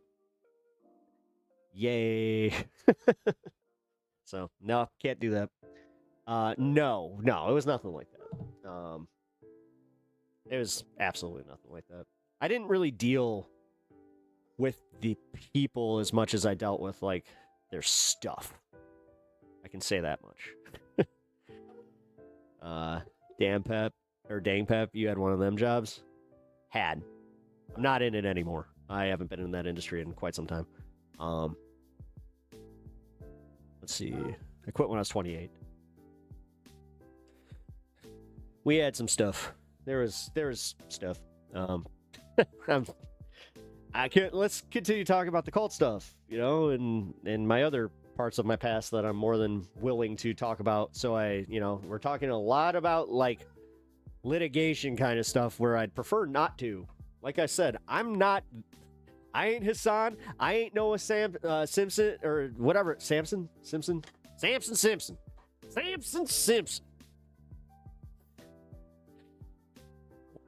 Getting a little wild. You know what I like about cigarettes? Everything. That's my best Chappelle.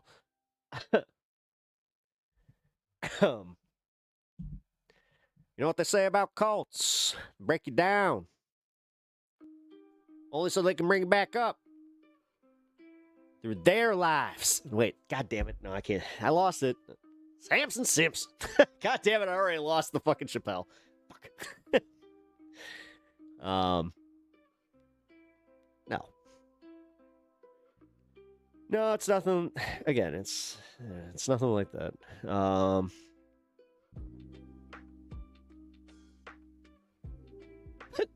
Wants to hear my best Burning Mac. Hey! You just want to hear my Burning Mac because you know my dick is bigger than yours. Kick it! You don't understand, goddammit. Oh, man. That's what I need. I need the the thing from his BET Comic Jam. The fucking boom, boom, boom, boom, boom. You don't understand. Y'all don't understand. Midsummer was a dark comedy here because we understand what the cultists are saying before they added the subtitles. Oh my god. Wait, is it the same with The Thing? Because the guy was like, he was Norwegian or like, right? Like, he's just saying like what it is. He's like, shoot the dog, shoot the dog. It's an alien. Like the entire plot of The Thing was busted for you if you spoke that language. I think it's Norwegian.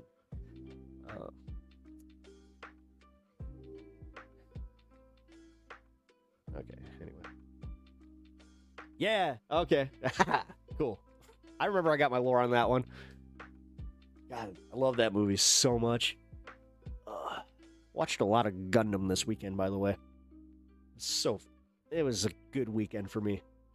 Got to watch the Hathaway, or Gundam Hathaway, which I had not seen yet. But the dog, yep. Yep. But anyway, God, now I'm all over the place. You successfully derailed it. Yay. Wait a minute, did my school send you? I feel like my school sent you in here just so you could be like, no, we got to get him to stop talking about this. Sad there are a lot of Christian churches that kind of operate as a cult with their own. Yeah, well, that's what it is. Like the way that most churches work is whether or not they're a full-blown cult, kind of like we were, like where it's not like you ever acknowledge it. Like I don't think there's a single cult that's out there just going like, yeah, it's exactly what we are. But there are some obviously that kind of fit the mold a little bit better because like specifically with mine, like the way that like they use the like the disconnection and like they would alienate you. They would just, like I said, man, before I got so rudely interrupted. Yeah, no, it was not easy to deal with. Like there was so much betrayal there and just so much like loss. Like guys, I lost everything. I lost everything that was that I believed in, that I lost my friends. I lost, my best teachers. I lost all of it. All of them. Like what really fucked me up was when I went to after I had left the school, I tried to go back for a school event. I saw one of my science teachers, and I was so happy to see him. It was like an art event, and then I got kicked out. Like they asked me politely to leave, with 2 security guards. I also kicked out my friend that brought me, because I guess that was the whole thing. But yeah, it was really fucked up to see my history teacher that, he taught me a lot. He was always cool. He knew what was up, like when I showed up late, and I don't know, man. It was really fucked up when he just like he turned away from me, and like I felt like that was it, where I was just like, I am never going to be able to talk to these people again. Yeah, it fucks with you. It really fucks with you. But anyway, this is why you guys also should never do this. And like I was also saying earlier about how like they will forgive a dude for like literally committing the worst crime against a child. They will tell the entire fucking congregation that they need to forgive him. They need to practice the Lord's forgiveness. But like I said, if a fucking woman is being abused by her husband and she leaves, they will not only fucking try like with all the women in the church to convince her to stay, they will then ostracize them if they leave. And they will take the man's side even if he is a fucking wife-abusing piece of shit. This happened to somebody that I know, and I'm fucking... No, I'm actually getting... Like, I'm not trying to change the vibe, but, like, that really... That did it. Boy, that one really got me mad. Because that just happened. That literally just happened last year. I live in a place where the pastor of is a multimillionaire, built his own town in the rural part of Missouri. Oh my God, it actually might be the church that my friend is part of. Carbondale, Illinois, is where she's from, and I know that she goes to church in Missouri.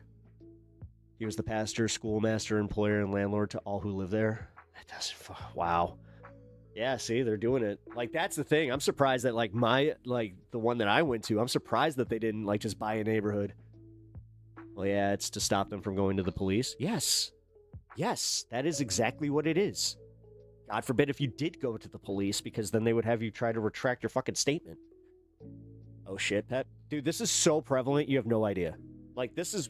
You know what? I've been talking about how I do need to do a content shift. Well, I guess here we go. I guess we're going to start focusing on some of the darker... Oh, there it is. Oh, I just felt like the entire muscle structure of my back just go... Oh. Ooh, feel a little bit better. The headache's still there, but... Wow. Welcome to Abrahamic faith. Yep. Isn't that funny? Did they say you were marked by the devil? Ish. They weren't as... Like, the thing is, they actually kind of make you feel even worse, because they make you question whether or not it's the devil. Like, I could, like, for instance, I couldn't just go back and say, the devil made me do it. It's not one of those. Like, I would have to go and they would put me through, like, a fucking... Pretty much like a polygraph. Dude, I mean... My school used a polygraph. So yeah, when we had to do our like faith tests, yeah, we were also doing it like for the science experiment of things. God forbid you point out that the polygraph is, you know, not admissible in court. Anyway, I have not talked about this on stream yet. Like, I've talked about, like, what, like, I kind of, like, went through, but I've never gone into detail like this. Your school used a polygraph? Yeah. It was for a very specific thing. It's not like they did it, like, say, for instance, like, you got in trouble. They wouldn't do that. So, like, the way that they did it was, like, we had, like, a science, you know, it was like a science experiment kind of thing. And yeah, like they would use it to just be like, well, how is your faith in God? It's just like, oh, well, that's a weird question. At that point, I was still very much a believer, though. I was in my freshman year when I did mine, and yeah, I passed with flying colors because, again, true believer at that time. You know, I used to go to other people's like schools and churches and just be like, man, like you guys, you don't have any true faith because you're not willing to like show your convictions and stand with your convictions. Like, dude, I was such a dick. Oh my God. I remember going to my friend's Catholic church before my mom started taking me to the Anglo-Catholic church, and oh my God, I was such an insufferable dick. Sometimes I prank my fiance by asking him to crack my back. Little does he know I have raw pasta between my teeth. So he thinks he cracked my spine, and we laughed for 3 minutes. I mean, shit. My wife, right now, because of all the treatments and everything, like, yeah, she was doing this thing where she kept popping, it was her lower back is what she kept saying, but man, every time she did it, I could hear like the grind. I was like, oh, it was not great. Dude, I will do anything to make him laugh, take our minds off cancer for a minute. That's how I am. I try to do whatever I can to get my wife to, be able to enjoy herself. I just saw AG's live. Fuck yeah, man. Shout out AG. If any of you hop over there, just tell him I said hello. Not going to be able to do that right now, but, shit. And I know when he was going live today, I actually probably would have taken the day off, just giving him it. Just been like, here, go promote the AG. I thought I was safe, man. Can you stop chewing on the mouse cord? No wonder my mouse was falling down. This little fucker, I swear to God. Yeah. Can you stop? Can you stop being such a little shit today? It'd be nice. I thought you were through, I thought we were done with this. What are we doing? I'm not even wearing headphones today. Oh. He's doing the bite. Doing the bites? Huh? Doing kitty love bites? Huh? Huh?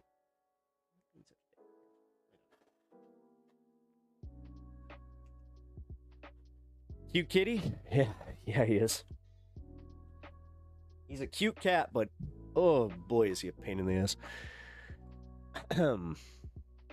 What's wrong with that? People should be punished in public. What? The fuck? All right. Anyway, I think that pretty much wraps up my whole spiel on the cult thing. Man, I'm not gonna lie, guys. Like I said, having the chat, it got a little distracting at some points where it derailed what I was kind of saying. So I'm not sure if I got everything out there. Hence, hey, I guess you guys kind of maintained the need for me to do this as a long form thing. Give you guys a little bit more background. All right. Well, let's move on to some stuff, shall we? All right. Hasan. Let's do it. Let's talk about this Hasan thing.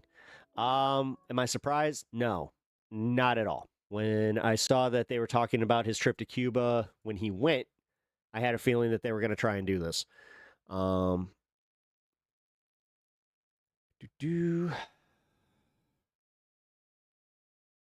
Thank you for speaking out.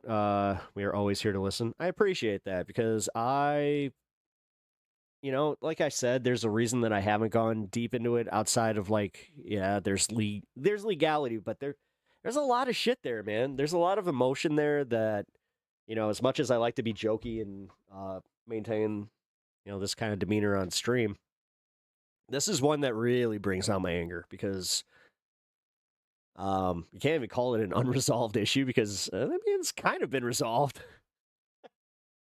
I've gone through the therapy for it, but doesn't make me any less angry about it. As far as just I'm human. I can go back to that. I don't carry that anger with me the same way I used to, so. But I appreciate that. No, for real. I do appreciate you listening to that. Also, it's kind of weird because back to what you're saying about Scientology, I have a lot more in common with Scientologists that have disconnected from Scientology than I have with a lot of people where I'm like, oh shit. I've talked to a lot of people that left Christianity that do not have near what I had because they went to what I would consider like a secularized school where it's like they always kind of played. It's the way that like most Christians do, where it's like Christian of convenience bullshit. Sure, you got like the true believers, but even there, you don't take them as serious. Whereas, like, no, we were all that, man. They stole your childhood. Yeah, they did. Yes, they did. They stole my childhood. They made. I look back at like when I went to middle school and how pivotal that was because like they really made it seem because like they even said like, oh, you get a break because like 7th through 8th grade, like the most exciting thing to me was that we didn't have to read the Bible. Like we actually didn't have to like, start from Genesis, go all the way to Revelation. By the time that we were done with school, like I was a little worried that we would have to do that, but then yeah, we did find out we were gonna go right back to it in high school. That is it. Get out of here, Dad. Go. I'm done. We're not doing this. You're distracting the entire fucking show.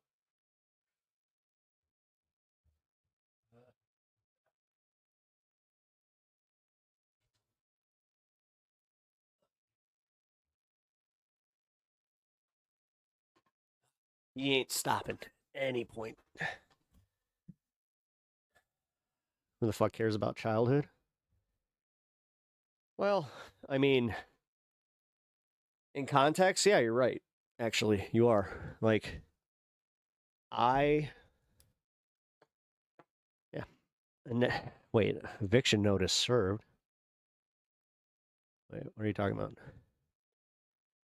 You have to, yeah, because you have to question every adult. Yeah, well, that's kind of it. Yeah, thank you for pointing that out. You're right. Because that makes, it really does kind of create like this pit in in anybody that leaves because you're always questioning, every adult decision you've made. Then you're also, I done this one where I start resenting my parents because they kept me in that. My dad's the big one there because my dad didn't believe in any of this shit. My dad's secular. Like it was always weird to have one secular parent and one that was like really into it. But yeah, it's whatever. It made me who I am today, therefore I can't really complain. All right, so let's pivot. Let's do this. Hasan. All right, usually these are a little bit more clickbaity kind of situations where it's just like, oh my God, Hasan owned, Destiny or whatever. Well, it seems that Hasan is actually dealing with, I'd say the big boy problems where, yeah, he got subpoenaed by the DOJ, which is weird because it's the same government that, Trump's treasury okayed him to go to Cuba, and they, didn't break any sanctions by doing that. So I feel like this is a big nothing burger. I feel like this is, again, just to get the headline out there that they are subpoenaing Hasan Piker. It's the same as like, oh, James Comey has been indicted, and then they're saying that they arrested James Comey. Like, it's all for the narrative and all for the pictures. They don't actually give a shit about like the court of law bullshit because that's all MAGA needs. They all just need, the headline and the pictures. Everything else be damned. Well, I haven't really gotten anything from like Hasan as far as like I haven't watched any of his coverage on this. So I kind of just looked for like his response to this. So I pulled up Twitter and I pulled up this video because it seemed to be, 10 minutes and it says Hasan Abi addresses what's going on. So let's get an idea of what's going on, then we shall discuss.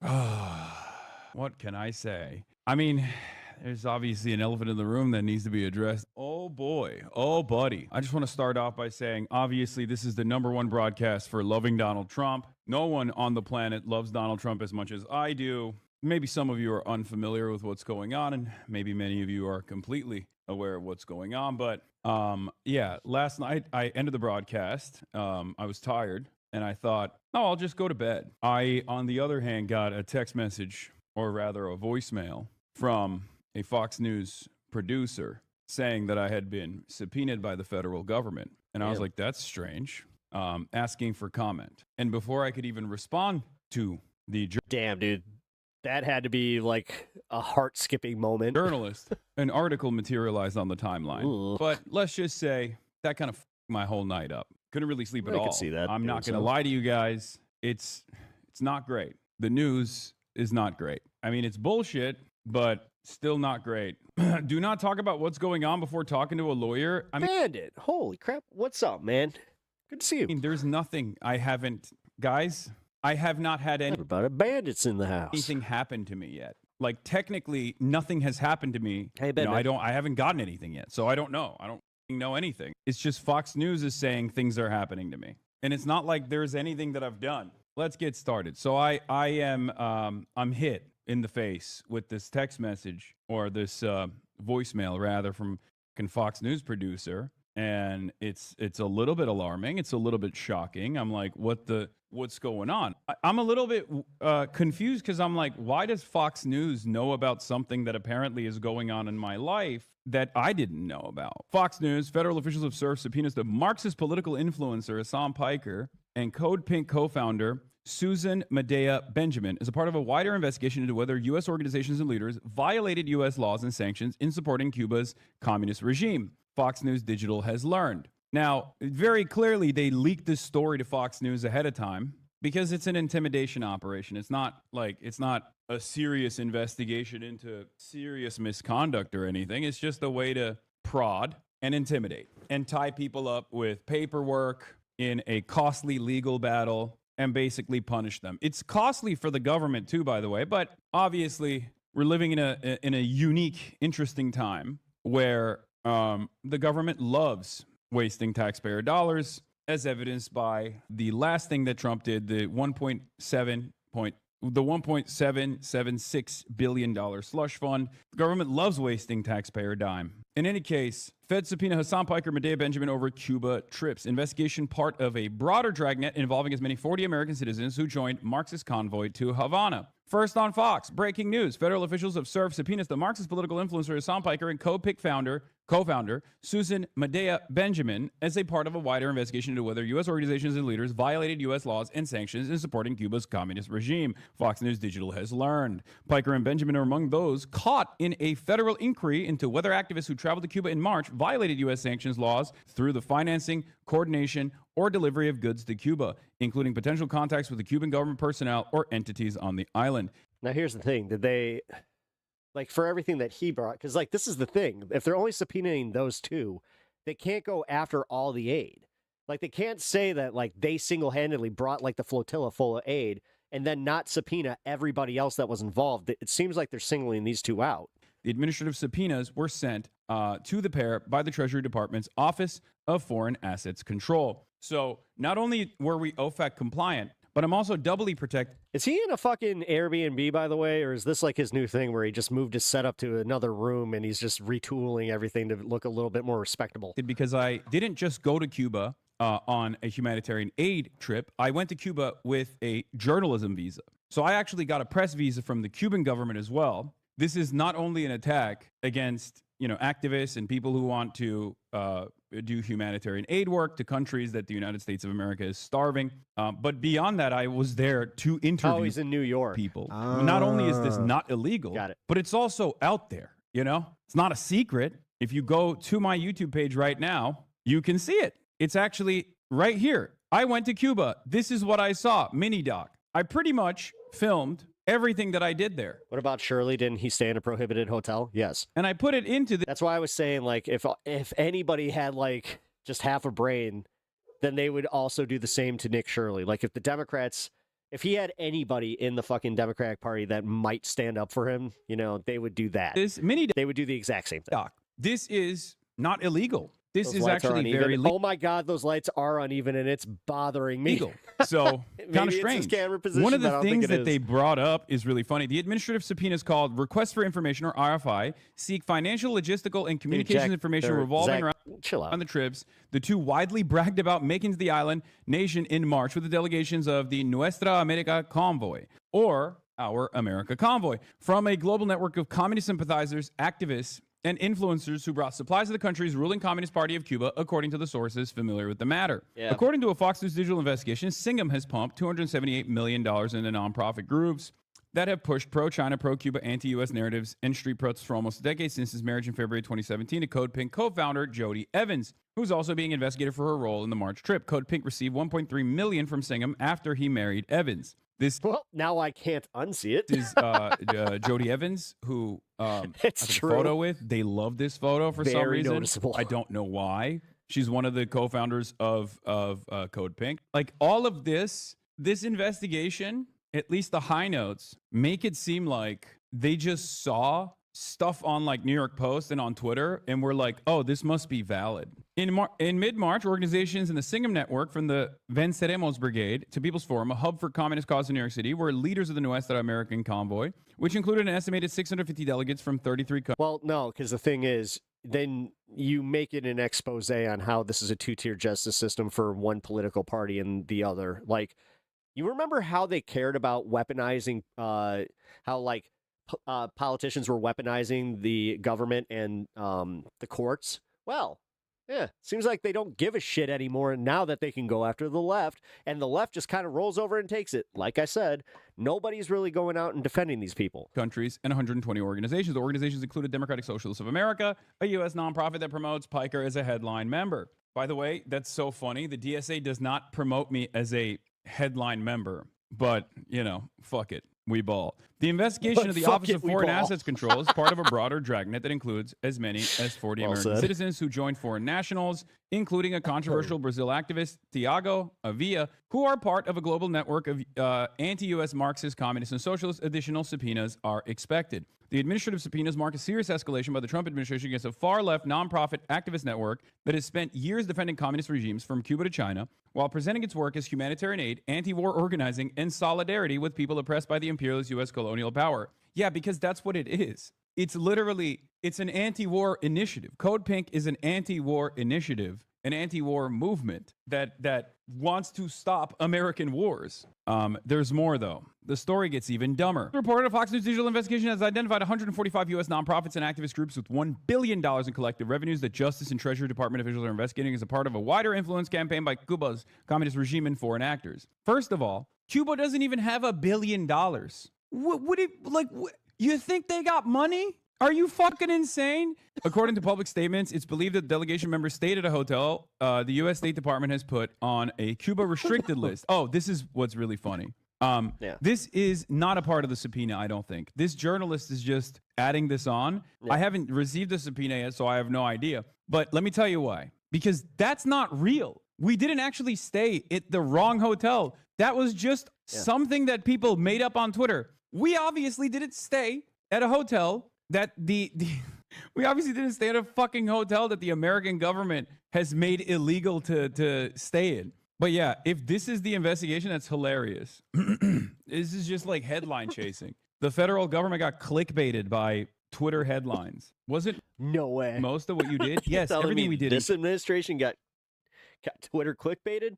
No. Cuba was cleared with the Treasury. U.S. law imposes broad restrictions on financial transactions involving Cuba, primarily through the Cuban Asset Control Regulations, administered by the Office of Foreign Assets Control. Those rules generally prohibit unlicensed travel-related transactions and exports of goods or services to Cuba, with limited exceptions for journalism, humanitarian projects, and educational programs and certain activities meant to support the Cuban people.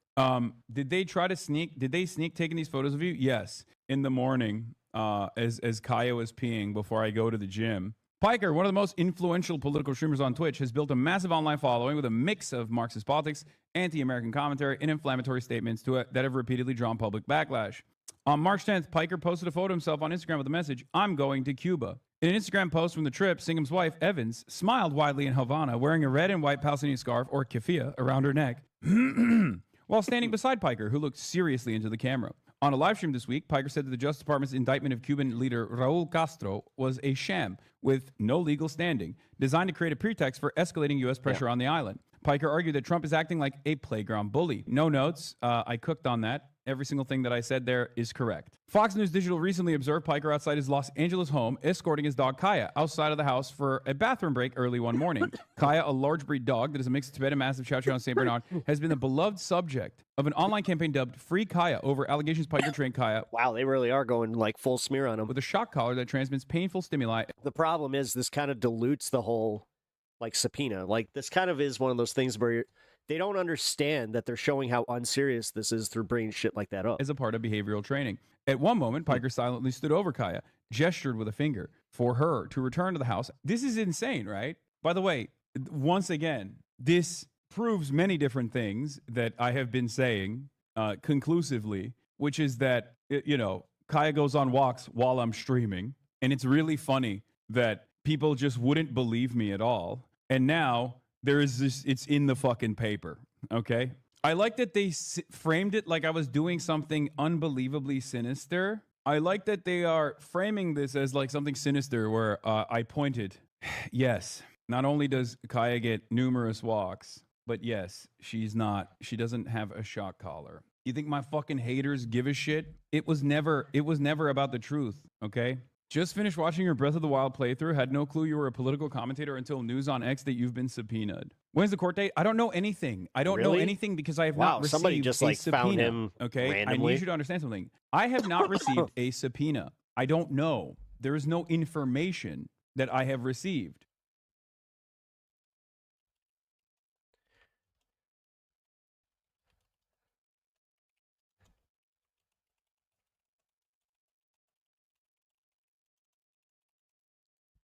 All right. I appreciate when you guys let me know that there's issues and that they can only see live chat. But yeah. Maybe try plugging it, like unplugging it and plugging it back in, refresh your YouTube. Just gonna say. All right. Alrighty. Here is, I think, a clip of him finding out that he was getting subpoenaed. Yeah, last night I ended the broadcast. I was tired, and I thought, oh, I'll just go to bed. Nope, that was the exact same one. All right, cool. Glad to see that. All right, so Rational National. He is one of my favorite commentators, so let's get his take on it. I want to go through a few through people's takes on this. Holy crap, man. There we go. Sorry. Lost my chat again. Okay, hold on. Having a technical difficulty after I just told somebody that they might be having. No, this is on my end, and it shouldn't be affecting YouTube's chat. This is my multi-chat. There it goes. Okay. Yeah, it did. Still doesn't work. No other streams work either, so it's from my side, yeah. Alrighty. Well, Rational National, let's get his take on this because it's always worth kind of going through some of the other commentary spaces. Why do you think he fucking hates his sons? I think it's literally because they're ugly as shit. They're losers, but also they're ugly as shit, and I think Trump hates that. The Trump White House is going after left-wing political influencer and Twitch streamer Hasan Piker, and it is absolutely... I mean, the fact that it's like right after the Ashley Sinclair like interview, there's no way. Because like to get a subpoena, don't they like, doesn't that... Listen, I actually don't know this. Let's see. How well does a subpoena have to be written? Like how long? Let's see. How long does it take to write up a subpoena?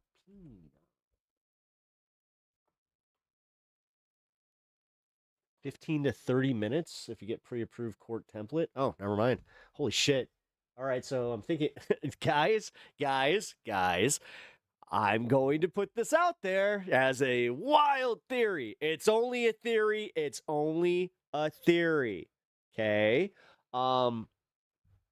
So I'm getting the vibe that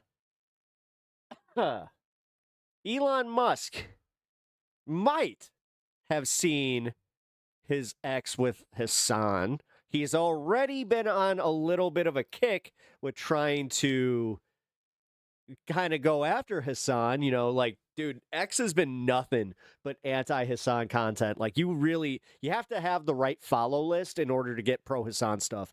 I feel like this could, I don't know, 15 to 30 minutes. He's on with his ex. They're laughing at him pretty hard. This is the second ex that Hasan has, canoodled with. Now, I don't know what kind of canoodling they're doing. They could just be doing interview canoodling, but it could be other canoodles, if you know what I'm saying. Playing some canoodle dances or whatever. I'm only speculating, It's just, I don't know, the way that Ashley Sinclair was fucking him the entire time. That didn't help. But then again, hey, you know what? Haas is Haas. Gotta admit when a guy's, got it. And, dude's got it. Good for him. But realistically, the timing on this is sus as hell. Ridiculous. So in this video, I'm going to break down what happened, speculate maybe why it happened now, discuss the right-wing influencer that actually broke the law regarding this topic. And I'm also going to get to reactions from Hasan and others as well. So first, this broke late last night. TMZ with their headline here. Twitch streamer Hasan Piker served federal subpoena over Cuba trip. Now, Fox News initially broke the story. With this, federal officials have served subpoenas to Marxist political influencer Hasan Piker and Code Pink co-founder Susan Medea Benjamin as part of a wider investigation into whether U.S. organizations and leaders violated U.S. The radical Marxists, the leftist radical Marxists. laws and sanctions in supporting Cuba's communist regime. You guys remember the radical leftist Raphael Warnock and how that one lady kept repeating it over and over and over, like in her campaign stuff? Has learned. So I'm going to get to some details in a second here, but I want to just first point out the picture they used. They're apparently stalking him, I guess, when he was walking his dog. In this image, he's wearing a Democracy Now! To be fair, he's a little more than internet famous, and he lives in L.A., it's not really above reproach that he might have his fucking photograph by a paparazzo. It just kind of... Cap. I just find the irony incredible. Like, here you have the U.S. government going after an individual over their speech while he's wearing a Democracy Now! Cap. But here is a clip back in March. This is when the Cuba trip happened. Here's Hasan explaining why he's there. What's up, guys? I'm Hasan Piker. I'm here in Havana, Cuba right now on a humanitarian aid mission alongside numerous other organizations, including but not limited to the DSA. And my goal here today is to bring awareness to what my government, the United States of America, has done to the Cuban population. One of the most ridiculous embargoes of all time that has only gotten more deadly as time has gone on. We have tremendous sanctions on oil transfers in this country. We're not allowing other countries to send in oil as well. It's a necessary resource. The hospitals are in a state of dire disrepair already due to the different components of sanctions. The hospital machines are broken and they can't be repaired because Cuba is considered a state sponsor of terrorism. And I wanted to basically showcase the personal lives of everyday Cubans and how this system, this rigorous sanctions system, dominates their lives in very meaningful ways, and yet we don't even know about it. Most Americans don't even know about it. And I would go so far as to say even a lot of Cubans don't know about it either. So my goal, hopefully, is to bring awareness to the inhumanity, because collective punishment is a war crime after all. All right, so Hasan and other activists, as well as the media, were there in Cuba to spotlight what the U.S. embargo was doing to the country, as well as to deliver medical supplies and humanitarian aid to the people there. And that apparently was worthy of a U.S. investigation. So here are some more details. This is from TMZ, as they write, both Hasan Piker and Medea Benjamin were served with requests for information by the Treasury Department's Office of Foreign Assets Control tied to the trip to Cuba, organized through the Nuestra America convoy. Investigators are reportedly examining whether activists illegally financed travel, coordinated logistics, or conducted prohibited transactions involving Cuba, including possible stays at hotels on the U.S. State Department's restricted list. This is where we get to an interesting wrinkle in this story. Because at the time, I covered this in my video covering that trip at the time. This didn't happen. They stayed at a hotel that they're allowed to stay at, which, first of all, like, the whole discussion is It's not about where they're allowed to. It's one of the ones that they, like, kind of said this was one of the only ones we really could. The U.S. government can tell you where you can't and can't stay. It's absolutely absurd. But even within that, they kept to the list of the hotels they were allowed to stay in.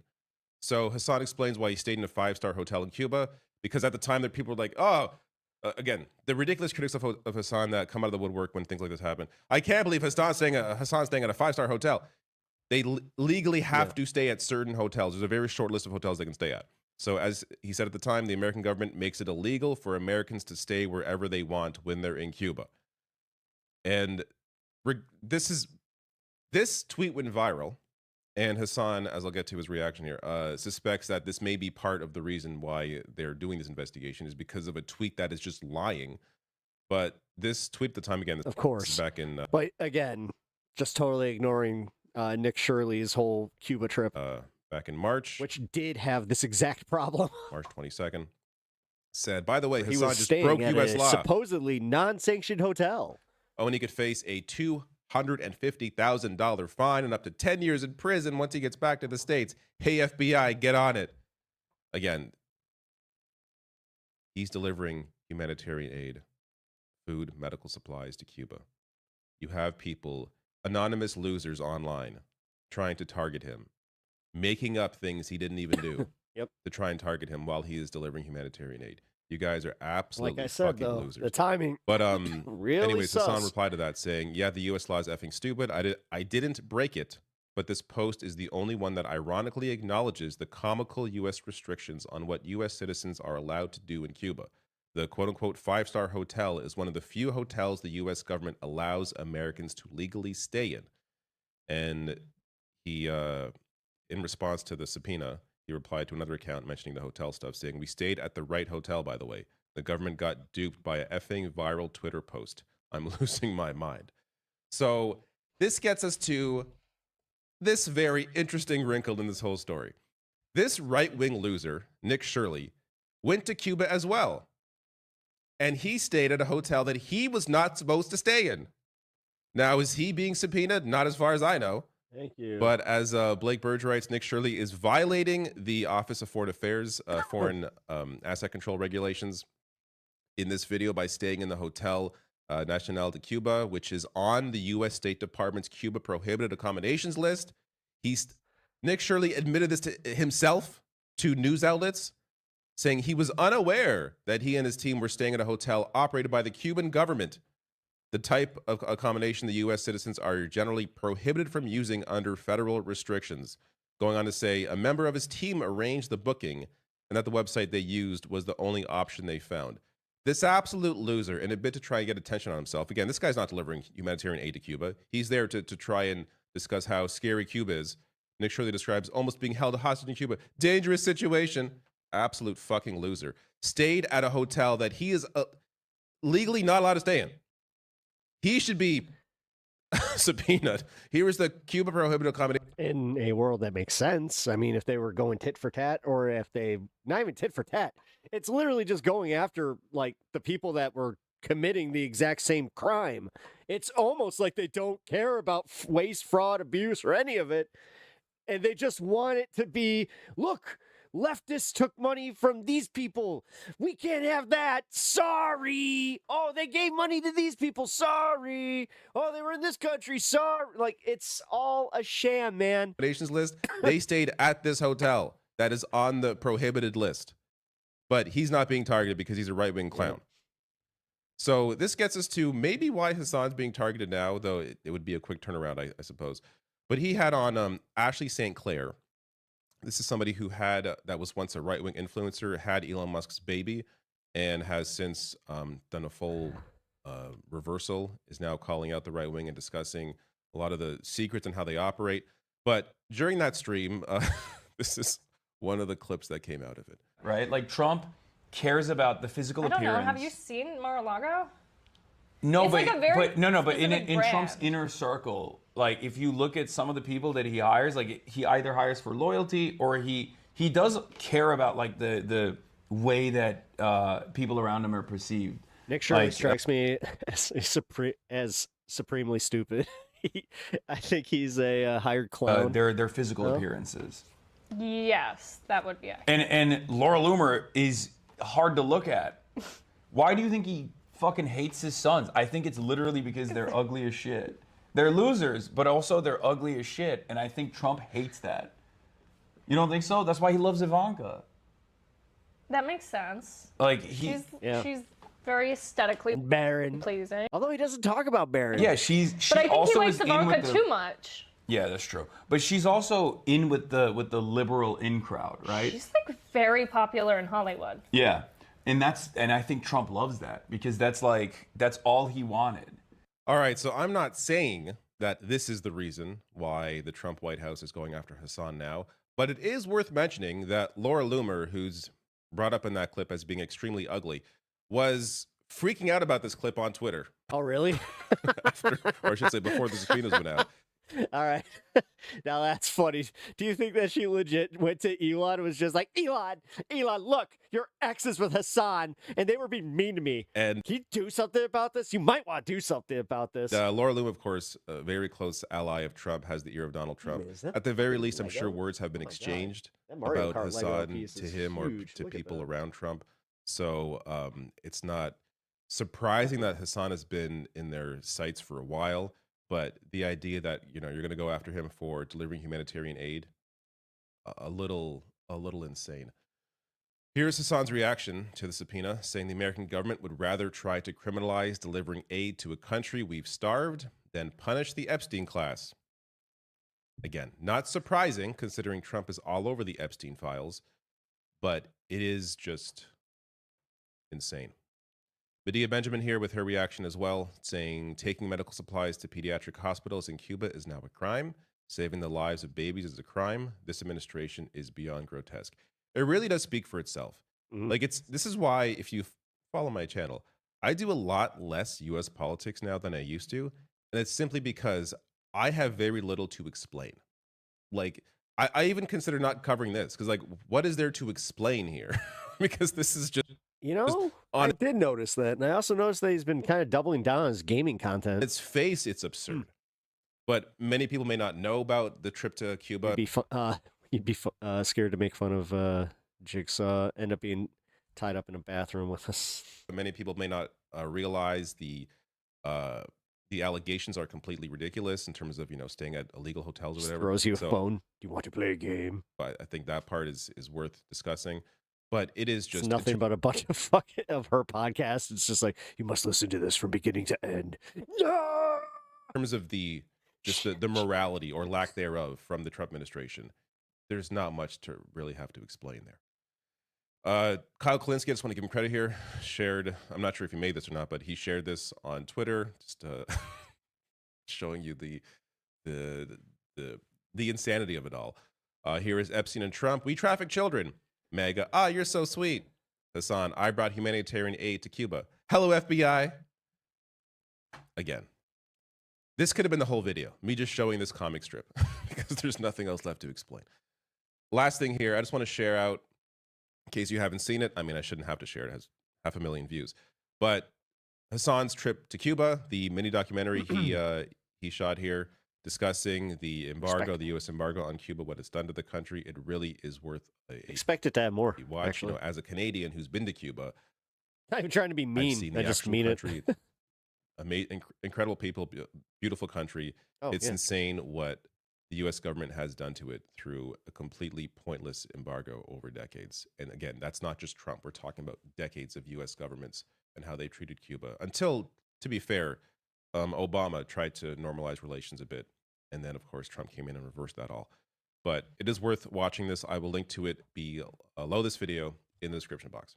If you enjoyed this video, please hit like and subscribe. All right. I think that he nailed it, and then he nailed it even harder when he was just like, I was debating not covering this because it's kind of self-explanatory. It's just like, yeah, it really is. I mean, it doesn't take a genius to just be like, I think that they're targeting him because of his popularity. Oh, that's right. I brought this one on. Because I think that it is interesting to have this. All right, we're gonna do guy watching a guy watching a guy streamception time. But we got one more take on this. There we go. All right. No pre-watch, so I have no idea what to expect here. If he pisses us off, then we'll dip. Yeah, the man got subpoenaed by the feds, not by Congress. Oh, shit. Over his trip to Cuba. They're accusing him of having violated the... Damn, small...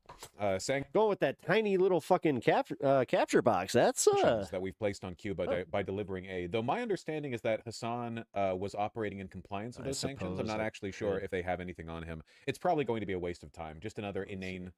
futile effort on the part of the federal government to prove to Trump that they're doing something. Federal officials have served subpoenas to Marxist political influencer Hasan Piker. Is like Marxist the next level up from socialist? Because Fox News calls everyone socialist, but Hasan's like actually a socialist, allegedly. So now we're going one up. It has more punch. Jesus Christ. It's exactly what I was expecting it to be. We call him a Bolshevik. The administrative subpoenas called Request for Information, or RFI, seek just watch smugly being like, he's allegedly information revolving around trips that True Wiley bragged about making to the island nation in March with delegations of the Nuestra America Convoy, or Our America Convoy, from a global network of communist sympathizers, activists, and influencers who brought supplies to the country's ruling Communist Party of Cuba, according to sources familiar with the matter. Nice. Well, we'll see how it goes. This has always been like the weakest link in the Trump administration's effort to crack down on democracy, the judicial element, So far, they have been like laughably ineffective, weaponizing the courts against their enemies. Did you guys see that the ongoing case against Abrego Garcia was dropped the other day? It wasn't just dropped. The judge dropped it for malicious prosecution. You know how rarely that happens? Do you know how rare that is for the judge to say, I'm dropping this case because it's obvious the prosecutors are full of it? Do you have any idea how uncommon that is? Yeah, Kat Abigazale also walked. All 6 of the was it with prejudice? Kat and her co-conspirators in crime, allegedly, I'm told. They all walked. Remarkable stuff, really. Didn't they also drop it with prejudice? Well, prejudicial prosecution is with prejudice, right? The investigation is part of a broader effort by officials at Treasury, State, and Justice Departments to curb malign foreign influence operations inside the United States, particularly activities tied to support for political violence, extremist movements, or acts of the U.S. government classifies as terrorism. Bringing Band-Aids and food. So just reading the exact same article we just went through with Hasan. Malign foreign influence. As I said, I didn't pre-watch this. Like it's 1962. Well, it's worth noting, and I'm not saying this to defend our actions against Cuba back in the 60s, but it is worth noting that you could make arguments about Cuba being a threat to the United States. I didn't want to do politics this weekend, folks. We're allied with the Soviet Union. Now you can't. I mean, back then, at least you had like the containment doctrine, communism spreading to South Vietnam through Korea, Cuba, Soviet influence. At least back then, there was an enemy superpower. Now Cuba's literally just like slowly dying because we're blockading them. It's a little bit more difficult to make a narrative out of their, the threat they pose to the United States. Oh yeah, Fox News scoped some pics of Hasan. Well, also the fact that they indicted Raul Castro, which can we address the fact that he was 96? 96? Listen, you could... What's he gonna do? Get life in prison? Oh my God, he might have to sit there for a day. Oh no! Side with the dog. Sorry, hot dog with the butter. Just snooping. It's fucked up, man. Can't even go outside to shit in the bushes without Fox News scooping you. Hasan was shitting in the bushes. Well, again, it's not Fox News doing it. Funny enough, that's probably from TMZ. Soon. I've been to West Hollywood. Piker, one of the most influential political streamers on Twitch, has built a massive online following with a mix of Marxist politics, anti-American commentary, and inflammatory statements that have repeatedly drawn public backlash. Hasan said these photos were taken months ago, so they've been stalking him for months. Makes sense. I mean, the news does that. He is a celebrity, right? Has Hasan been to the Met Gala? Has he been before? January 12th. He's been to an after party. Oh. Yes, Fosh, it was the tax the rich fit. That would be really fun. He should pull that for 2027. Like rocking. Glad to hear you got a break, Pep. You can tell you're extra fresh and peppy. The vintage tax the rich fit. Gotta stay on brand, Met Gala. That would be fucking good. Damn, how long does this article go on? Good. Our citizens should be fighting for America. Solidarity, Vosh. I feel that one. Sure.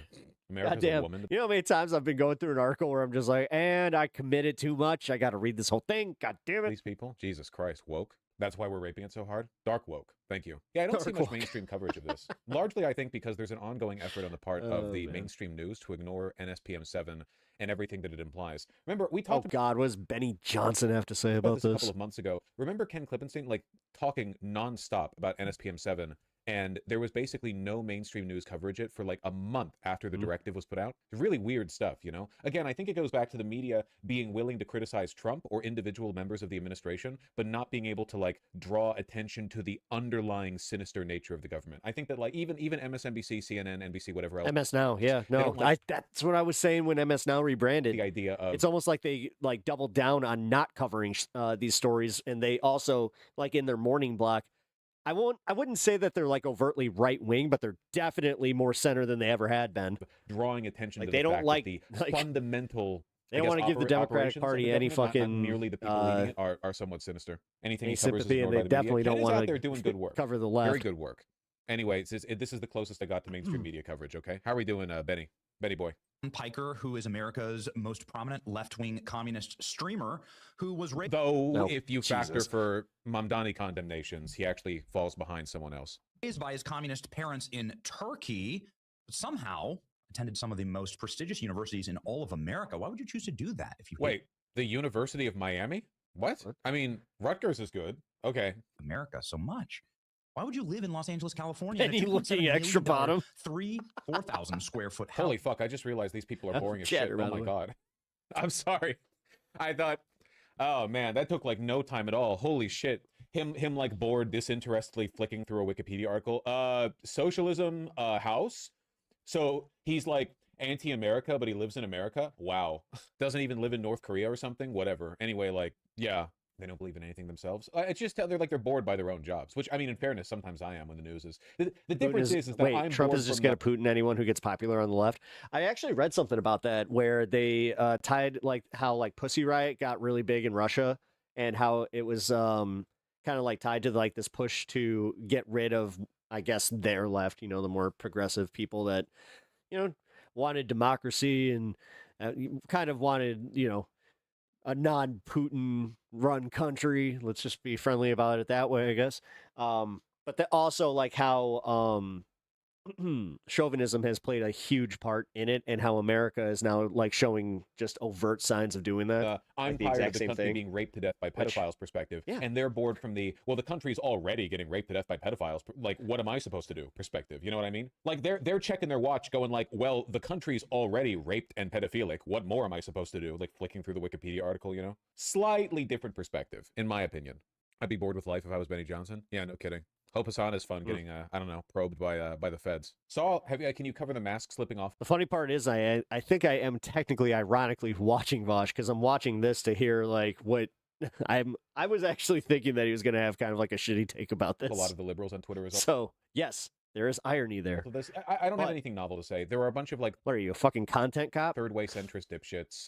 Content cop. I don't know, Destiny types or whatever who are. Oh no, guy who claims to be leftist is watching a leftist I don't like. Gloating over this, as if like any of this or any of that is liberal. I don't know. That's I mean, not what that again, was. Like my point to being like there are basically no liberals anymore. Essentially, like it's just not a political. It's like the most common political ideology in the world right now is fascism, and the second most common is like vaguely populist democratic socialism. And somewhere imagine having that like whole idea where you're like watch somebody and immediately you're just like, oh my god, this guy again, this creator that I don't like, I can't like this creator because I mean, you coming in here saying that I'm unironically watching it, like I said, in like 9th place. It's exactly what we're doing because there are no fucking liberals anymore. There are just like, it's just kind of funny to see Hasan or Vosh, who has been shitting on Hasan like a long time, finally just go, well, I guess there's like, this is just like almost forced solidarity at this point. Banal status quo defenders who lash out in a reactionary fashion against critique from any direction, but uninformed by any like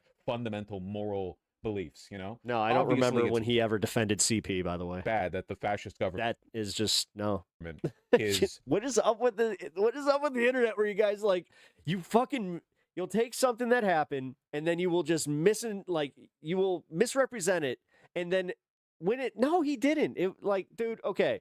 If you're going to go into like the difference between Lolly and all that bullshit, Yeah, I'm gonna just say that much. Yeah, that's why I don't watch him. Like, that was fucked up. Actually, the horse stuff was also kind of fucked up. Let's be real. Subpoenaing. Okay, whatever, man. I really don't care. Political, like, if this is your whole thing, like, I whatever.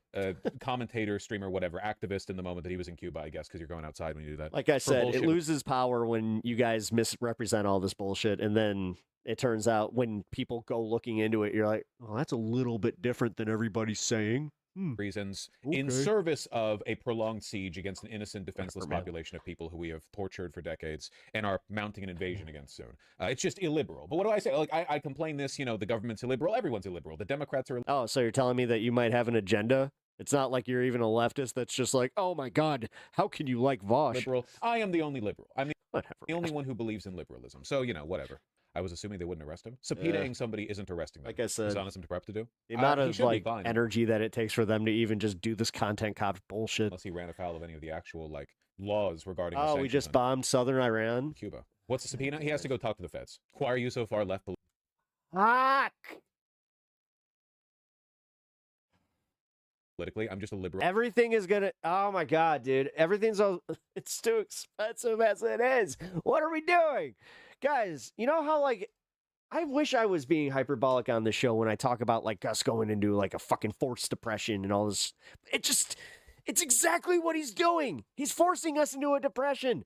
He's, holy fuck. And there are so many people that are convinced that everything's fine. Everything's fine. Even if they're doing okay right now, they don't see it. They don't see that there's going to be a fucking food crisis. They don't see the water crisis with this fucking AI bullshit. Girl from 7. God damn it. And then somebody just asked the actual question where they're like, how come if cooling's a problem with these CPUs and these data centers, how come we don't just build them in Antarctica? 1989.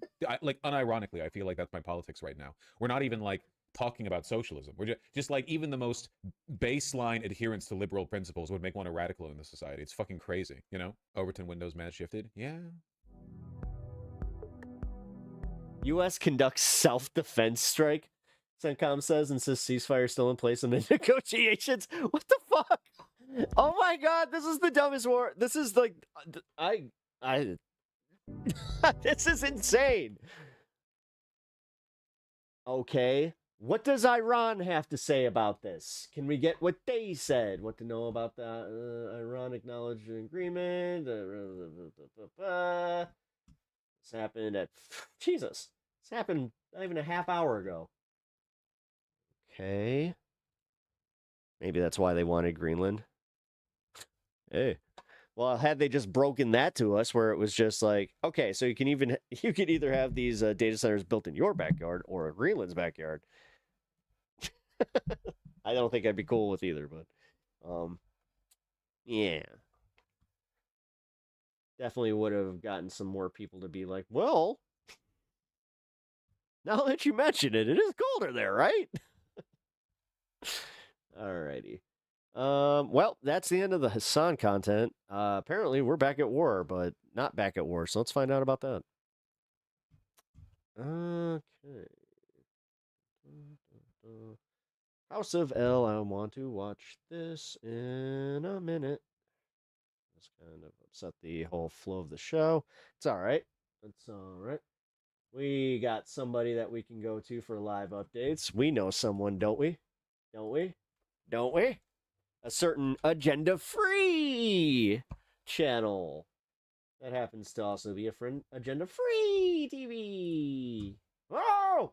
Whoa! He's got the truth up. Oh, I laugh at all of the Democrats, rhinos, and fools who know nothing about the potential deal that I'm making with Iran. Iran, and Iran so far away. I couldn't get away. Things that haven't even been negotiated yet, weak and ineffective people like failed Senator Tom Tillis, soon to be out of office, Bill Cassidy, who's just suffered a massive primary loss, really bad Congressman Thomas Massey, a major sleazebag who lost in a landslide to a great American patriot, endorsed by Trump after showing tremendous disloyalty to his party and country, and almost all Democrats, people that have totally lost their way, constantly supporting bad policy and even worse candidates, but are constantly critical of each and every fantastic win I have. These people should go home and rest. They do not, they do nothing but create division and loss. In other words, they are losers. The deal with Iran will either be great and meaningful, or there will be no deal. That last bit right there. That's a bit that I was just like, yeah, that's a whole lot of word salad just to get to. There might be a deal. There might not be a deal. I don't know. You guess. It's on. Hey, where's Polymarket? That's why we're doing this. Oh wait, did I just give the game away? All right, here. Let's pull up. Sorry, I had to do that before I could get this on here. Oh, yuck. We are bringing you Whoa. live coverage. I fuck still it, I'll give you a don't like. see any response. Like, you guys should also give me a like with that same type of attitude if you don't even like me. Come on, man. Come on. From Iran. Come on, be the bigger man, woman. Guy, gal, non-binary pals. If you like or don't like me. Show 'em who's boss.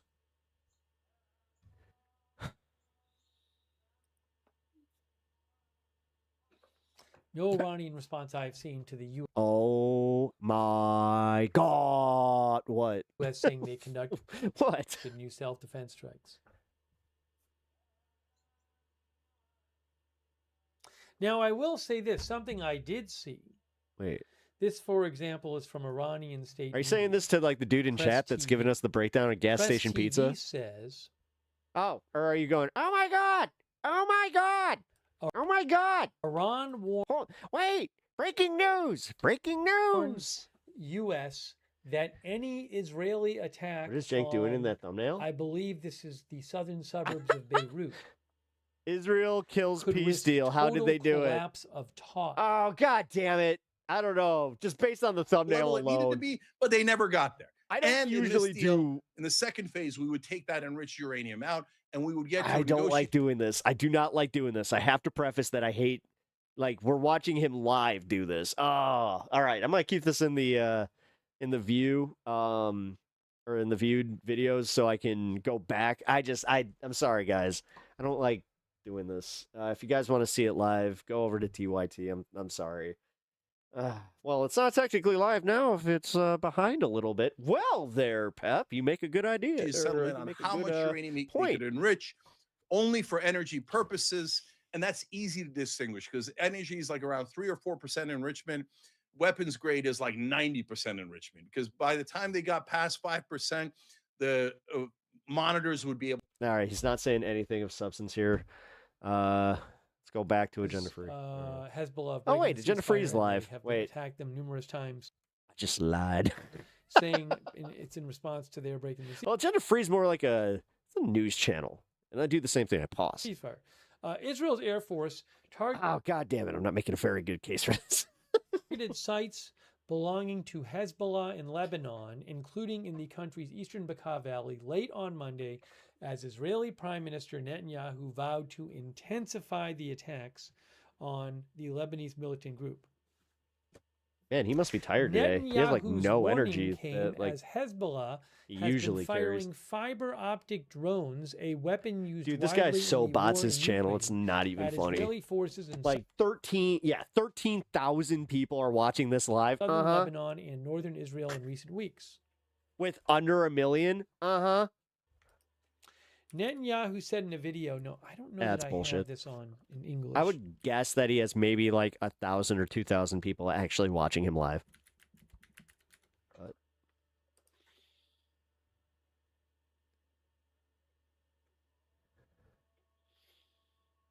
I don't think I have that in English. hey, Darren, how's it going? Sorry, you're dealing with somebody that's being a dick in chat. Anyways, Netanyahu said in a video. Anyway. Yeah, he's like really tired. Oh, we got a protest? We will hit them. It's true that they are shooting drones at us, fiber optic drones. We have a special team working on that and we'll solve that too. He said in a video on social media. What this now requires of us is to increase the blows, to increase the intensity. We will smite them hip and thigh. Lebanon's state-run national news agency said after Netanyahu's post, some residents started leaving Beirut's southern suburbs where Hezbollah has a large presence. The agency Garden Grove press also said conference. I several don't care about that. airstrikes hit the eastern town of. Yeah, let's go. Hey, you ready? Hey, you ready? Get out of here! Stop passing by here too much! Why are you pulling away? What the fuck is this? Hey, get the fuck out of here, dude! It's not a fucking pepper ball, guys. Step in. Are you loaded, bro? Hey, you guys shit to scare me, homie. I'll light you up, bitch. Hey, that's a threat! That's a threat! That's a threat! That's a threat! I recorded that! Threat! I mean, to be fair, he pointed at himself. It's not a threat when... No. You got the pepper spray, man. Nah. This guy too right here. And you can't just pepper spray a dude for fucking, you know, threatening you. Dude, they better be careful with that pepper spray shit, because they might be catching what they fucking trying to release, you know what I'm saying? I got a phone, though. What is this? This is a protest apparently happening in L.A. You keep passing by here too much. I'm guessing this guy's like Tommy Boy, where he's an instigator. He said, I'll light you up, bitch. I'll light you up right now. I got the recorder. He has a gun, I guess. She said, I guess. Yeah. Fucking pussy. Sorry, man. That shit. They always act so tough. They always act so tough, but then, yeah, that shit. He left. He'll be back right now. Yeah, he's gonna be back. He goes around. Wow, Tommy getting in it again? This isn't Tommy. This is somebody else. You can't get him over there. This is like Mexican Tommy. Dude, he has a big pivot pin, so you gotta be careful. All right, anyway. Oh, you did? Me too. As interesting as that was. This guy keep passing by here, man. This guy's strong. He got the big pepper spray, though. It's getting wild here, guys. Yeah, you know that the big pepper spray is still like technically it's considered a concealed weapon. By here too much. The other guy too, that pushed a girl. Dude. Yeah, this guy keeps passing by here too much. Did they not learn from Chud the Builder? The fact that you're out here instigating, dude, that's part of the problem. Like, they're not going to look at the guy's threat, especially if you're the one instigating this shit. Passing by here too much. With the ski mask. He's going to come back, though. Everybody, be careful. Be ready. He's going to come back again.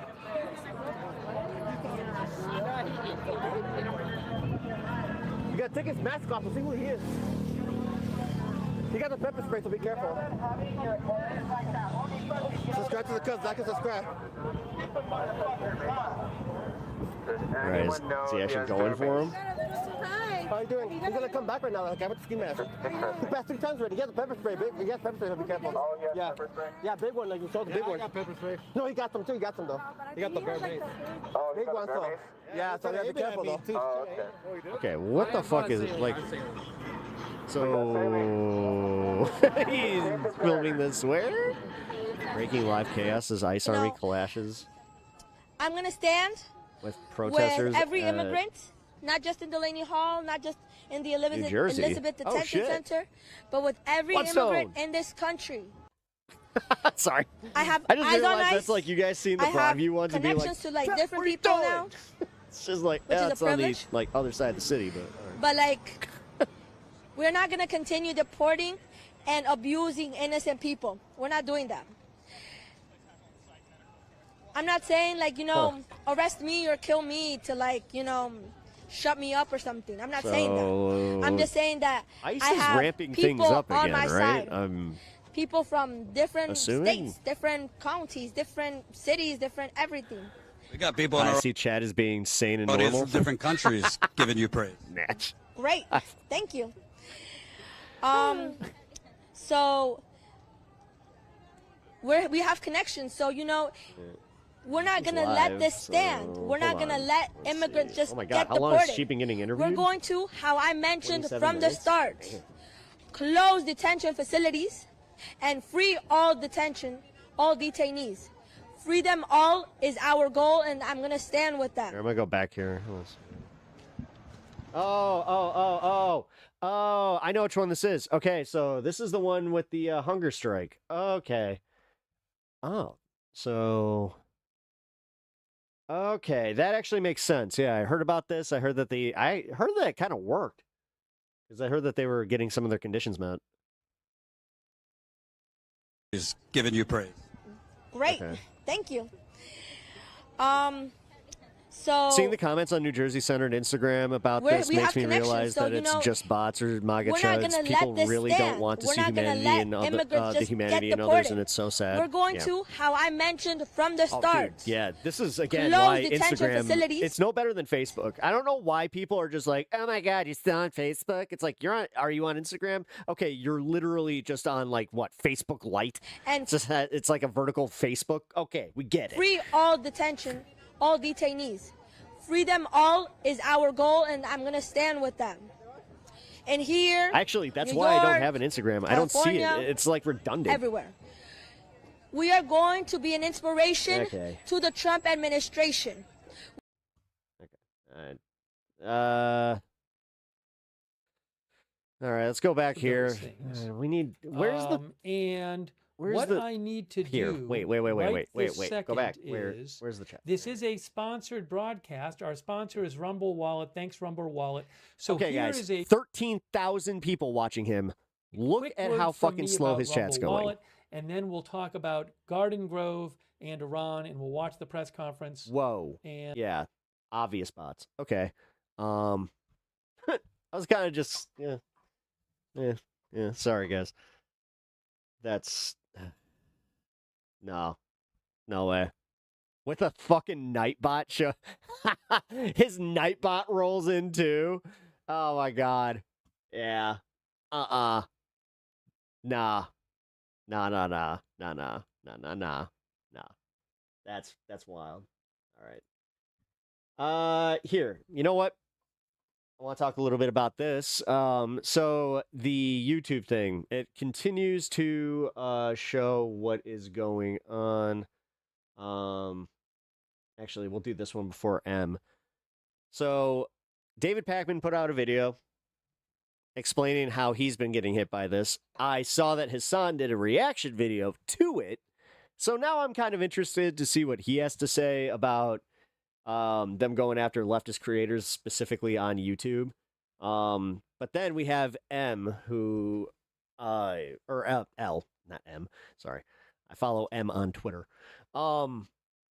Yeah, L, from the House of L, which I mistakenly thought that it was like somebody was sending me to like a Superman fan page. Turns out that was not a Superman fan page, but she does some pretty base content. So, she put out a video highlighting how her content's also getting hit. So for full context, guys, I kind of figured this out with my channel, and I really thought it was just me. I thought it was literally just like, oh, okay, I plateaued because I'm a smaller creator, blah, blah, blah.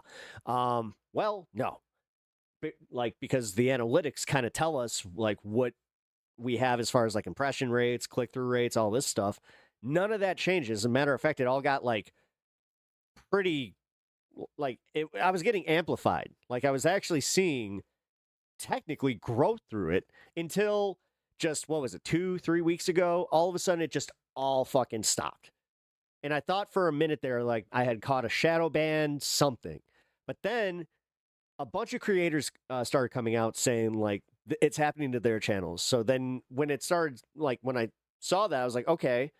And I put together that it's not all political content. Like I noticed that was happening to like just VTubers that just do like gaming.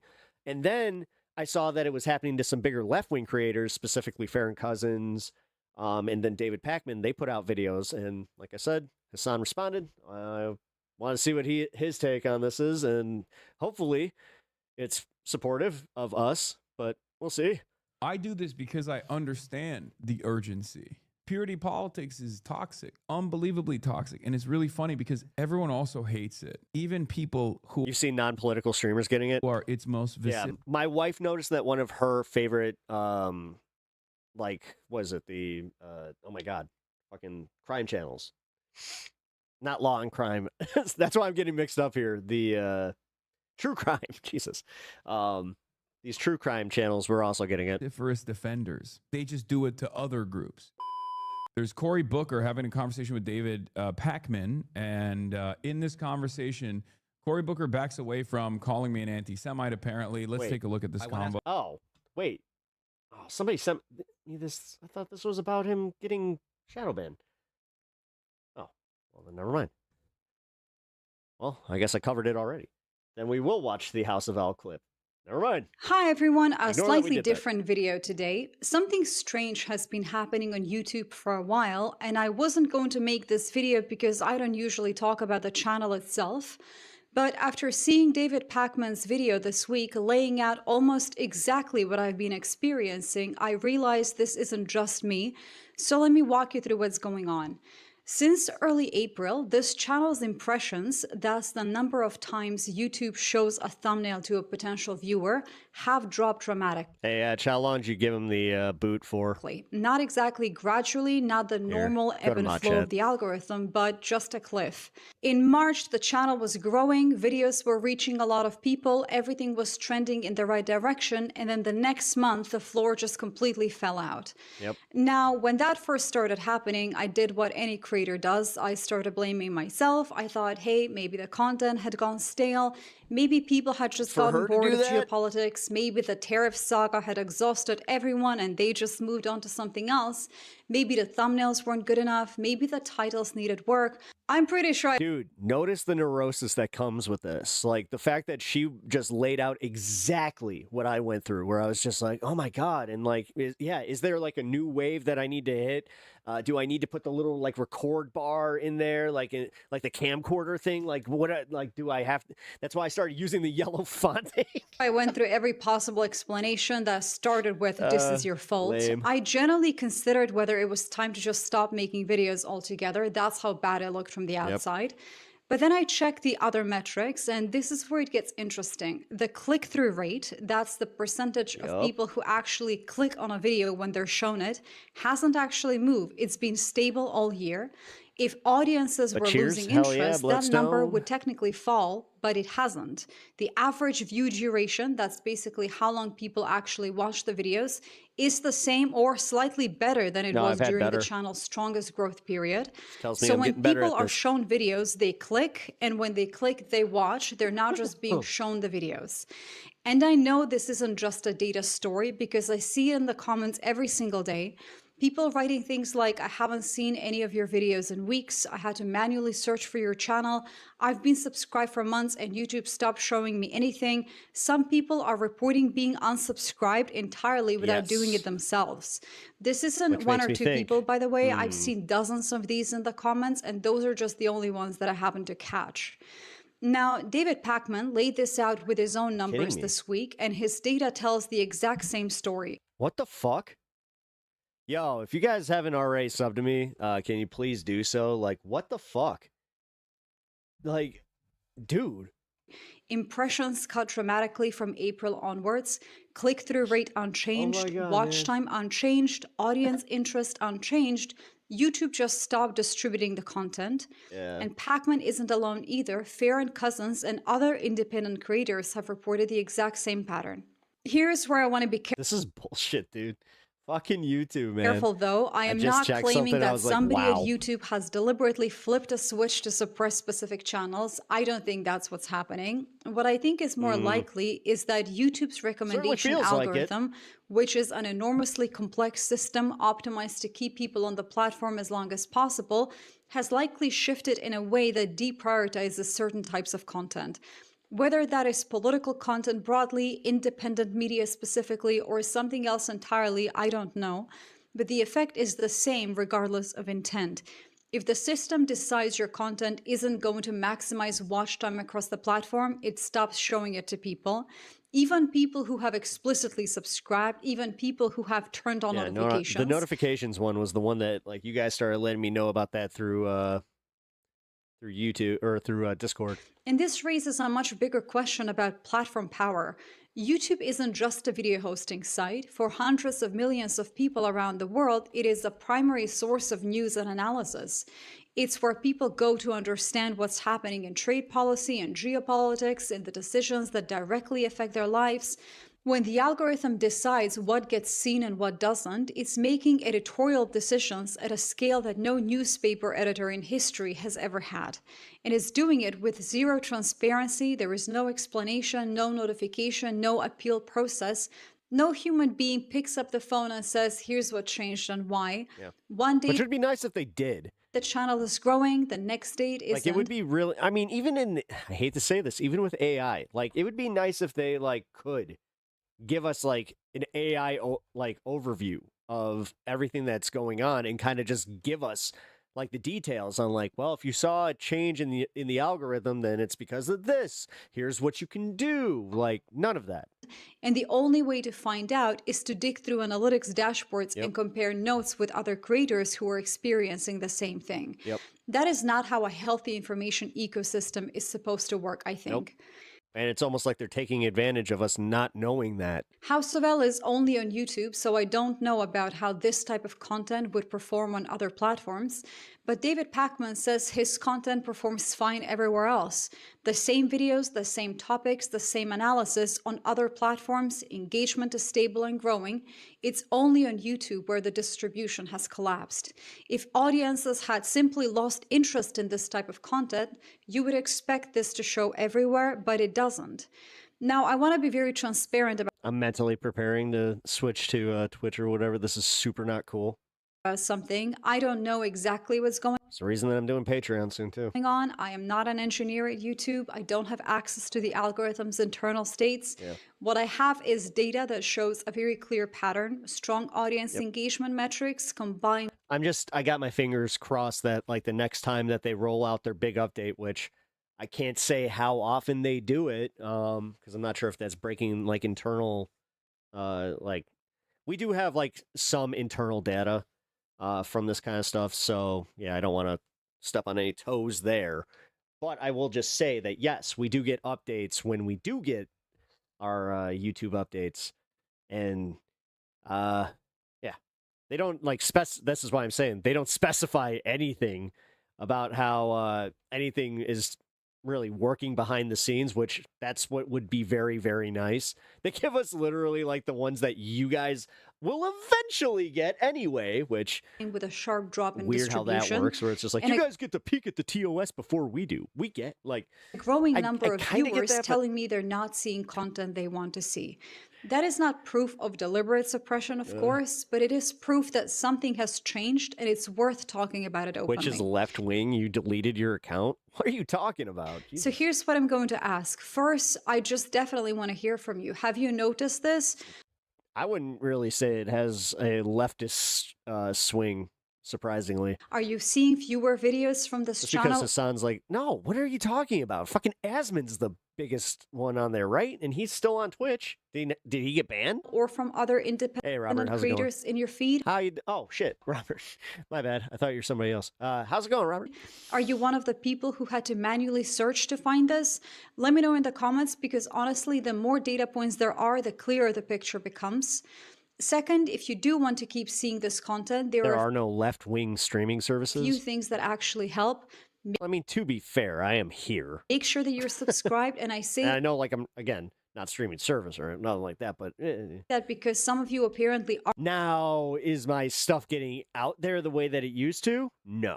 aren't anymore through no action of your own. Hit the bell icon and select all. YouTube defaults to something called personalized notifications, which essentially means the algorithm decides whether to tell you about Oh, yeah, this is really good advice. If you guys do want your notifications to always show up for the channel, do personalized. a new video or not. Or take it off personalized. Selecting Get all all, yeah. overrides that. and like this video because engagement signals are one of the few things that still tell the algorithm this content is worth distributing. Yeah. I'll keep watching the data and I'll report back if anything changes, but I think this is a conversation worth having in the open. Because if independent media can be quietly deprioritized with no explanation and no recourse, that actually affects everyone, regardless of what kind of content. Well, it's almost like it's exactly what they were suing Twitter over and like trying to get these payouts over because it's literally weaponizing politics. And they watch or what part of the political spectrum they. So does this mean that I can all of a sudden apply for that whole like that fund because they're technically targeting people because of their politics, allegedly? Sit on. The whole point Probably of a not, platform let's like be real. YouTube is that it's supposed to be open. Anyone can publish, anyone that can hat. find Thank an you, Nev. audience. But if the algorithm is quietly deciding who gets heard and who doesn't, that promise starts to ring a little bit hollow. Let me know what you think. Thanks so much for watching. I'll see you all on the next. Already give her that. Oh, I subscribe to her. Well, she gets that as well. And then actually she gets priority. Let's make sure that she gets out there here. Follow the House of L, and also I will put her in the description.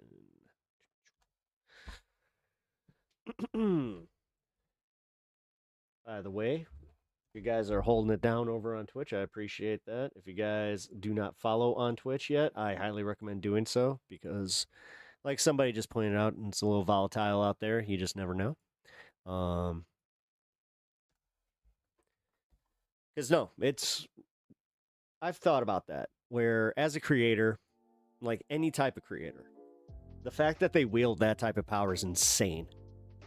And then they're also like, yeah, you know what we're going to do? We're going to roll out this AI system that like does the checks for us, that doesn't do a good job and doesn't actually verify anything like in a healthy way. So we kind of give trolls a lot of power. It's just like, yeah, good job.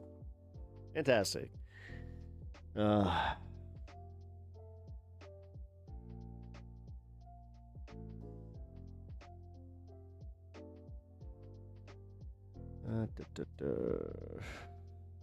right. Excelsior. You know what? I kind of feel in the mood to say Excelsior. All right. Do we do the AOC thing? Yeah, let's do this AOC thing. The AOC versus MTG thing.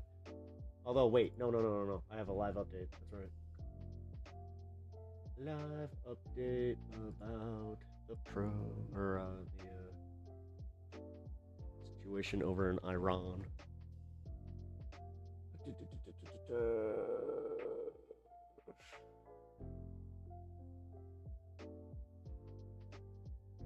I definitely did. Fuck it. We'll go for this. I didn't know that this was a thing. Wait, Candace had on Hunter Biden?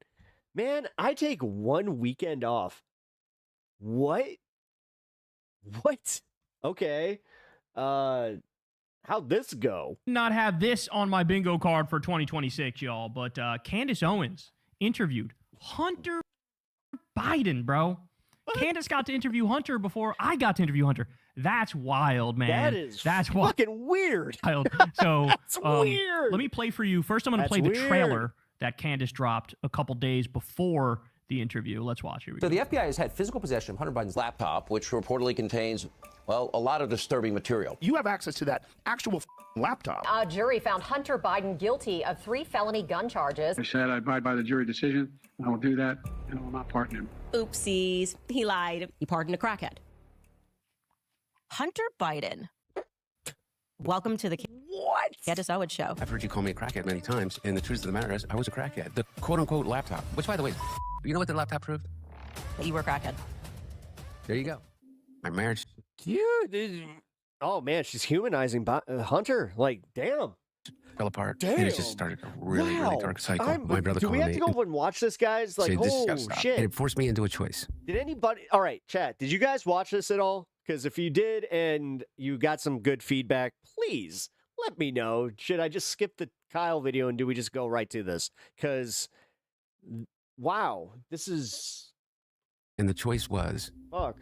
Do I get out of bed and live, or do I die? Had I known this was a thing, I probably would have just, like, prioritized it, but I'm getting close to the fun half, and DC is corrupt. Politics is corrupt. But something's changed in this. It's not left or right. The DC elite of the The video is pretty decent. Oh shit! Like this video, like this one that we're watching. Like Kyle does a good job. Then I'd rather get your take than Kyle. Oh fuck! All right, we're going for it. Oh shit! I wasn't expecting. All right, Candace Owens with Hunter Biden. When he said it's not on your bingo card, for real, just me saying those words, like my brain just, I'm having a hard time processing this. Oh,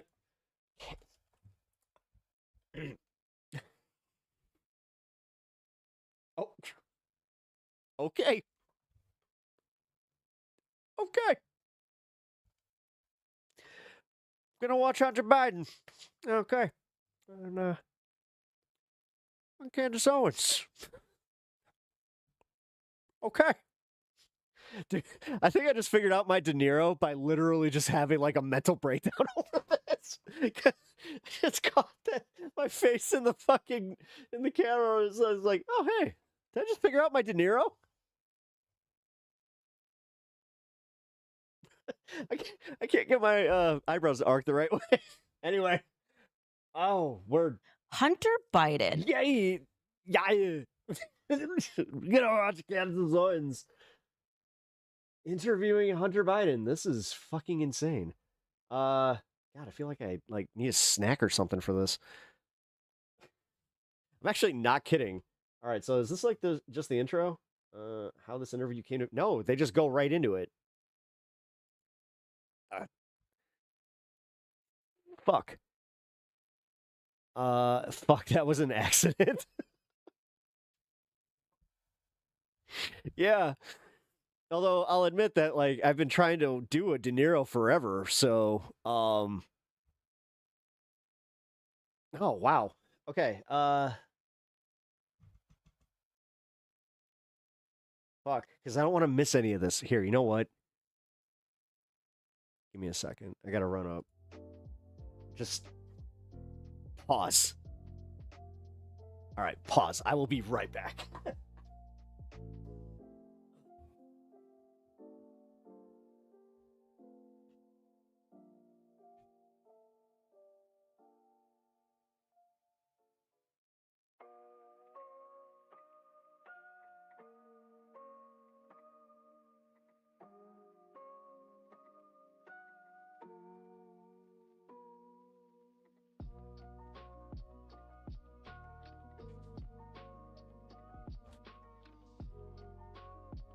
All right.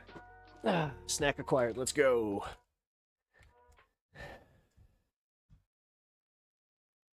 All right.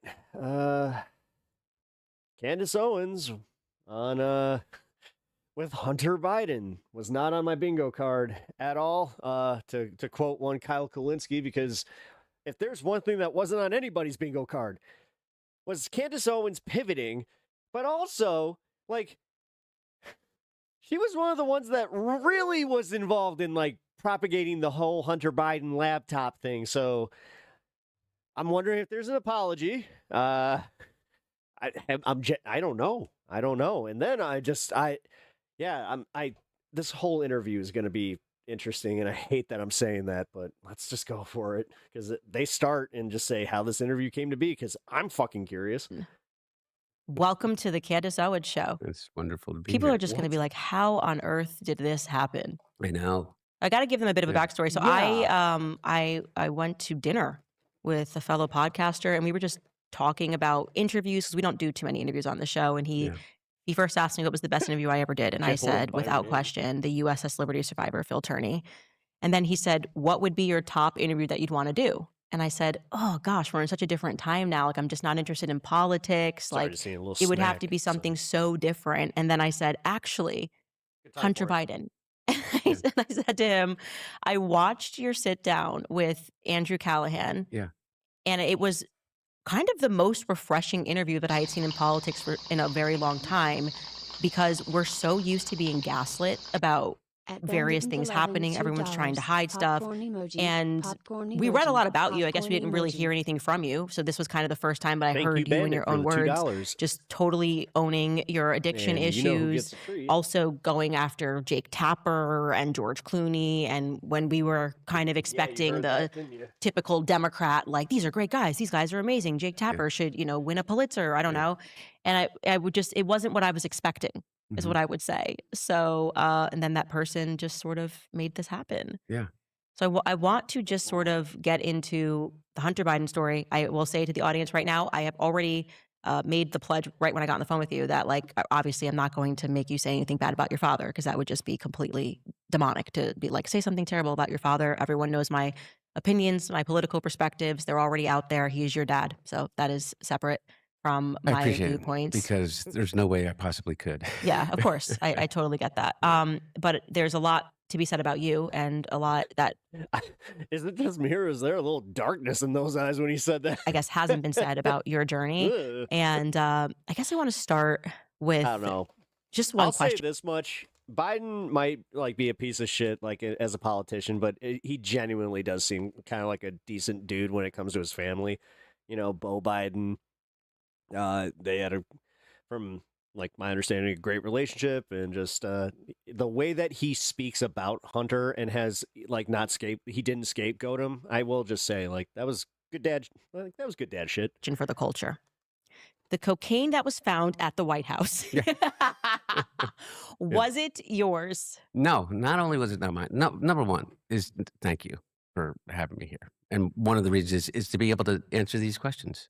The one thing I am, after 6 years of this, I've been sober since June 1st of 2019, clean and sober. Nice. Verifiably so, by the way, and verifiably so by the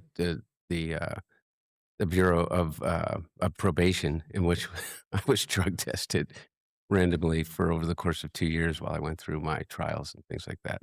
But beyond that is that, directly to your question, I wasn't even there. Not only there, but people have to understand is where that cocaine was found was, the visitor's entrance underneath that is where visitors come in and they come over from the old executive office building staff to go to the Oval or go to the chief of staff's office or to the offices in the West Wing. And Is it that was ET? found in a cubby Behind her? behind him? right It is. outside of the Situation Room. Mm-hmm. And it's like no possibility, not even remotely, beyond the fact that I wasn't even there. I mean, I spent probably, over the course of 4 years, maybe. Wait. I saw this a couple hours ago watching one of my favorite podcasts, A Necessary Conversation. What a wild shout out. 25 Wait, this? days at the White House, like 25 nights, 30. Talk about if The I, Necessary am Conversation. being fair. And so it's just it was an easy, I'm an easy welcome to the show, by the way. First time chatter. target. How you doing, man? And understandably being so. here. Right. I mean, I've This been, is wild. I think, probably the most famous addict and famous person, through the grace of God, in recovery for 7 years, or close to 7 years, June 1st. So, Yeah, I definitely thought you were on drugs while your father was in the White House. I don't know. Yeah. But I think it might have just also been the timing of the laptop coming out and then people just assuming that you were still on drugs. I don't know. That might have been why in our heads. No, you're just kind of dumb and mean. no, I think that it was that they purposely conflated. I wrote a book, which came out in April of 2021, in which I did something that very few people, I think, ever in that are kind of like similarly situated to me do, in which I was 100% frank about the fact that not only was I an addict, not only was I alcoholic, I don't really see the distinction between the two. One, they're both drugs, but I was a crack addict. Like I was a degenerate crack addict. I mean, I've heard you call me a crackhead many times, and the truth of the matter is, I was a crackhead. Yeah. And I say that not to shock people because it's really shocking. Wait. Candace Owens was ignorant of the facts on somebody? No. Crack cocaine carries Never. such a stigma to it to begin with. But I say it because I think that there are so many people. Yeah. I don't think, I know. There are so many people. I think that there's, at any given time, 30 million Americans that are either in active addiction or in recovery. Needed this. There's not a single person that I know that hasn't been impacted by addiction at some level, in some form, True. personally, or with someone that is 1 degree of separation from them that they love. I was about to say. No one. I mean, I've been pretty open about this. How like we had somebody in my family that had an addiction problem. So like, I've always had like a little bit of a problem the way that they would always misrepresent Hunter Biden, and I'm just like, dude, the way these people demonize addicts is dangerous. I know. Least of all me. Yeah, and part of that, one of the reasons I'm here, the stories that you tell And the about biggest that, enabler of our family member was like a hardcore right winger. in terms of My family. your family, And and now a hardcore MAGA head. and there is where the common ground is for me. I can 100% say this is that a friend of mine gave me this quote about 2 years ago, and it's become my mantra. It's Mother Teresa. It was attributed to Mother Teresa. Is if you want to change the world, go home and love your family. That's my everything now, and part of that is not just the family that you have by blood and birth, but also the community that you're inextricably tied to. And that community for me is the recovery community, and it's people that are still sick and suffering from addiction. And so the biggest reason that I wanted to come talk to you, beyond the fact, and this is not me blowing smoke, I think that regardless of whether I agree with you, that you're probably the most effective communicator I've ever heard Thank you. behind a microphone. And it's really driven me crazy at times. It really, really, When I was really the made me enemy. mad. Yeah. Yes, that is E.T. in the costume at but the end of the movie. Is that I wanted to talk to you about those things and anything else you want to talk about. Yeah. You know. I'm most interested in the addiction story. And We're not the end I of was the movie. No, it's when he's hiding in the stuffed saying animals. to you before we got Scares the before we sister. started rolling that this was sort of something that I noticed when I would cover various topics, whether it was pornography, drugs on my show, drinking, how many men would write and say they were suffering with various things, and yet they don't often speak about like how they're quietly suffering whether it's with addiction to I'll have to blur that out. pornography, addiction to drugs, and I don't think there Some are ranch, enough conversations dressing. about it. And so when I watched that interview of you just laying it out there, something that most people try to hide or they're shameful of, I was like, there actually just needs to be more dialogue about it. I grew up with tons of addicts in my family. I have people in my family who are still addicted, and I think there is a natural anger that people have when they, for some reason, believe, and I think this was part of the anger that even that I had it toward you before I heard you speak about your addiction, is that you sort of think when somebody has money and political connections that somehow removes them from going through these sorts of barriers in life. So when I grew up, it's like, oh, okay, like you have uncles, whatever, that are addicted to crack. You have cousins that are doing crack, whatever it is, or experimenting with meth and drugs. Wasn't there always like a fuck up Kennedy? Anybody remember Ted Kennedy? And those things. And then you see someone that has a life of privilege, and for some reason in your mind, you fucking Bill Clinton. What was Bill Clinton's brother? wrongly go, okay, that can't happen. Yeah, he was And it also did kinda happen. like that And I too, right? actually, I'd like to hear like how you got addicted. Like what was actually the story, your path toward addiction? Yeah. So thank you for letting me talk about that or asking me about it. And I really mean it. It's one of the things that traps people. I can only speak about myself, but I think that people that are in that are addicts or that are in recovery, also you find out really fast is that you're not as terminally unique as you think you are. Is that and one of the things that that is Boy, really, let's speed this up. really important about addicts talking to each other and talking about it is that realization. Because one of the things that traps you in your addiction is shame. Mm. And you like me. Oh, this is important. Are Catholic, and we have learned that guilt is an appropriate emotion. guilt is an appropriate response to something when you've done something wrong, and you're supposed to atone for it. And this interview is so weird. Yeah, I wasn't expecting it to be like a deep dive into addiction, but also the fact that Hunter Biden, I mean, you're supposed he's dead on about to this. seek forgiveness, whether the forgiveness comes from an individual or not. Even this part. That is that's the lesson, is that it is in only through seeking that forgiveness can you release yourself from that guilt. And I can tell you right now, this is going to humanize the shit out of him with her audience. That's appropriate. Like, damn, dude. Because, like, again, everybody in her audience, there's like it's a single degree of separation. Like most people do have either an addict in their, immediate lives or they know somebody that does. So it's just like, for her to do this, this is what is actually kind of wild to me. Like, somebody asked it early on when we put this on. Is she doing a pivot? This is the closest I've come to thinking yes, because this is going to also give her a little bit of goodwill with like the Biden heads. Shame is not, which there aren't as many as you think. So shame is just absolutely But corrosive. still, Shame is you telling yourself that this you're not is- worthy, I mean, fuck the way that he's talking right now. This is why I can't fast forward this. This is that you're never going to be worthy, that that the things that you've done you can never be redeemed from. And I've done horrible things in my addiction in terms of what I did in terms of my relationships and decisions that I made. Addiction is fake government labels. That's Made. usually what an addict would say. And I'm not trying to be a dick, man. more than anything is just removing myself from being present for the people that love me. And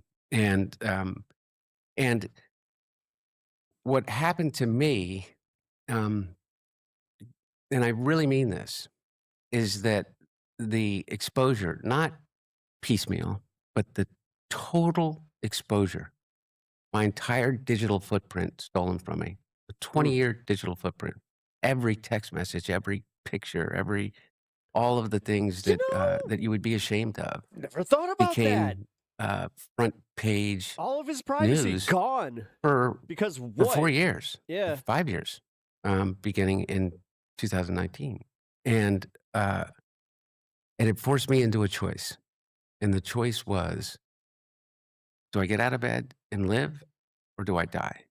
And it became that much of a dichotomy, and I chose to live, and it wasn't easy, and maintaining sobriety in that kind of like a pressure cooker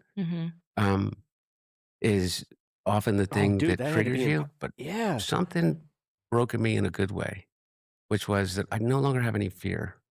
I like, sitting down with you Kind of bothers me that he looks so much like his dad, but it sounds absolutely nothing like him. is, to me, an opportunity for you to see me as a human being and not, Hunter Biden laptop Yeah.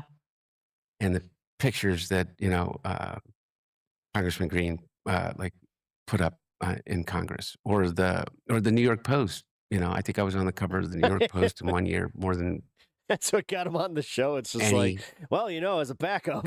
anybody in the history of the paper, and none of it was good. none of it was good. And I still but- can't believe they showed his cock in Congress. It's just what it's given me is the opportunity to own it all. What a is weird to timeline own, we live in. all of my story without shame or fear. Realizing that I have a community of people out there that I want to be of service to. I really mean that, and so, and part of it is by me being able to be honest about it. We were just talking before we started this.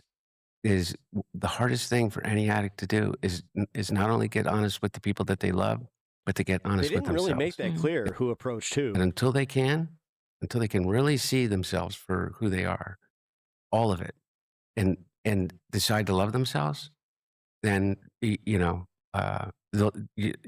cycle is just going to continue. It's just, at least in my experience, that's the truth. I think one of the That even, things. did I even answer your question? Yeah, well, I It want to sounds talk like a about friend of Candace set it up. Yeah. first time that you got introduced to it because that's Yeah. interesting. That was kind of what I know. I went gathered. into all the good Yeah, stuff. actually, do start with that. Like, So how, I would guess that it was actually Candace when she said yes. So technically, she's the one that instigated it. how did you actually get So, introduced? okay. First off, describe Yeah. for people who don't know Yeah. the difference between cocaine and crack, because Yeah. crack is Yeah. a lot more addictive. I wasn't expecting this to be where she goes with this interview, but So, just what is the difference? this is actually. I got a lot of Oh, heat man. for. No, it What was is fantastic. happening? What is happening? And she's actually kind of being fair. It was fantastic. I was like, well, he's Yeah. actually very educated Yeah. on this, and Well, it was it's important He's to me, like, yeah, I am. me to make the distinction that there's this idea that He just starts talking like he's. that there's this kind of a secret kind of special enhancement to powder cocaine that makes it into crack, and Whoa. you know you Ooh. Is this monetized? Okay. have to have some technical degree. Even watching something like this makes me go, ooh, I'm not sure if I want that on the transcript. Haley on his struggles with addiction, the gaslighting, Hunter Biden's paintings, political war strategies, Israel corruption, Hunter's thoughts on Kamala, the car accident, In order to be able to do that. And let's start All right. all the way at the beginning. Fun half kind of started early, technically, because this is. I think that I'm genetically through it. predisposed to be an alcoholic. I do believe that there is a genetic piece of it. I do believe that my brain works differently as an addict in terms of the way in which my synapses fire once they're introduced to the get dopamine that hit from and the serotonin increase that grandpa, occurs or because was of an it- introduction that of a was grandpa substance. on mother's side or something? I believe that I became acclimated and physiologically dependent upon that when I started to drink in earnest when I was in college, in which you can control. And I made it through Georgetown, and I went to Jesuit Volunteer Corps for a year, and it's kind of like domestic peace. Well, the JBC. I was JBC for a year after college, and then I went to Yale Law School. Was married, had my oldest daughter when I was a first year law student, and made it through all of that, and made it through my first years of employment, drinking probably more than everybody than most people do, but completely functional. And one day I woke up when I was 33 years old to my brother calling me and say, "This has got to stop. Like, you got to stop." And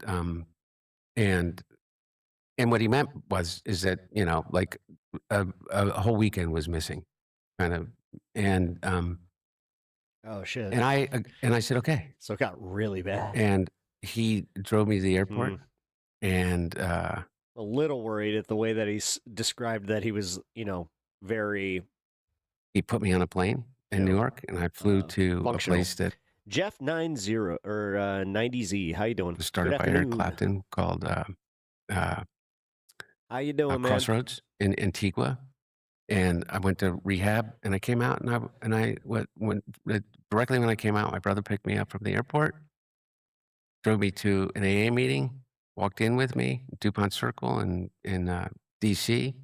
I met my sponsor at that first meeting that I ever went to, and I stayed clean and sober for about 7 years, and then I relapsed, and it was just such a mundane, stupid story. I was on a plane by myself. Everything was okay. Things were looking up. It was, normal life pressures, but it was all good. And that's the real insidious thing about addiction and alcoholism. It never goes away necessarily. There's always the answer that is being presented to you by the thing that you trust the most, which is your brain. Mm. And what it says is, if you don't want to feel this way, whatever the way is, or if you want to feel this way even more, I have the answer for you. And I was on a plane by myself, and I had a drink. Yeah, And that drink in 2010, 7 years almost of sobriety, Man, he's okay. So, my mom was very candid about her alcoholism and her addiction, and this is almost like exactly what she went through. Started a cycle of relapse and recovery, and relapse and recovery, in which it was really hard for me to be honest with the By people. the way, that she's love not the me, family member that I refer to. because I just she wanted was to never hide it. I that just wanted it to go bad. away, and I thought, okay, I'll get through this cycle, and I'll sleep it off this weekend, and that's it. I'm done. I just thought about this. My mom would actually make it to like the point where we would mention like maybe we need to like do an intervention, and then right back to AA she went. And that would last a week, and then it would last 3 months, and then I went back to rehab, and then it became then I came back and I started. I mean, talk about you talk about this all the time, Man, which I love addiction that you do. sucks. It's big pharma. You know what I mean? I had shingles, and so somebody prescribed me like 52 oxy, ridiculous, and I started that, and then I started drinking again. That's it. And the prescription ran out, and then the That's cycle the just biggest started to happen. factor that I've heard with a lot of people that are over the age of 50 that like start all of a sudden have addiction problems because they were prescribed something and they just couldn't get off. And but when my brother died, it all fell apart. Bo and I were, and I don't purport that our relationship was unique, or that his loss was greater than my loss of him was greater than anybody else's loss of their brother or someone that they deeply loved.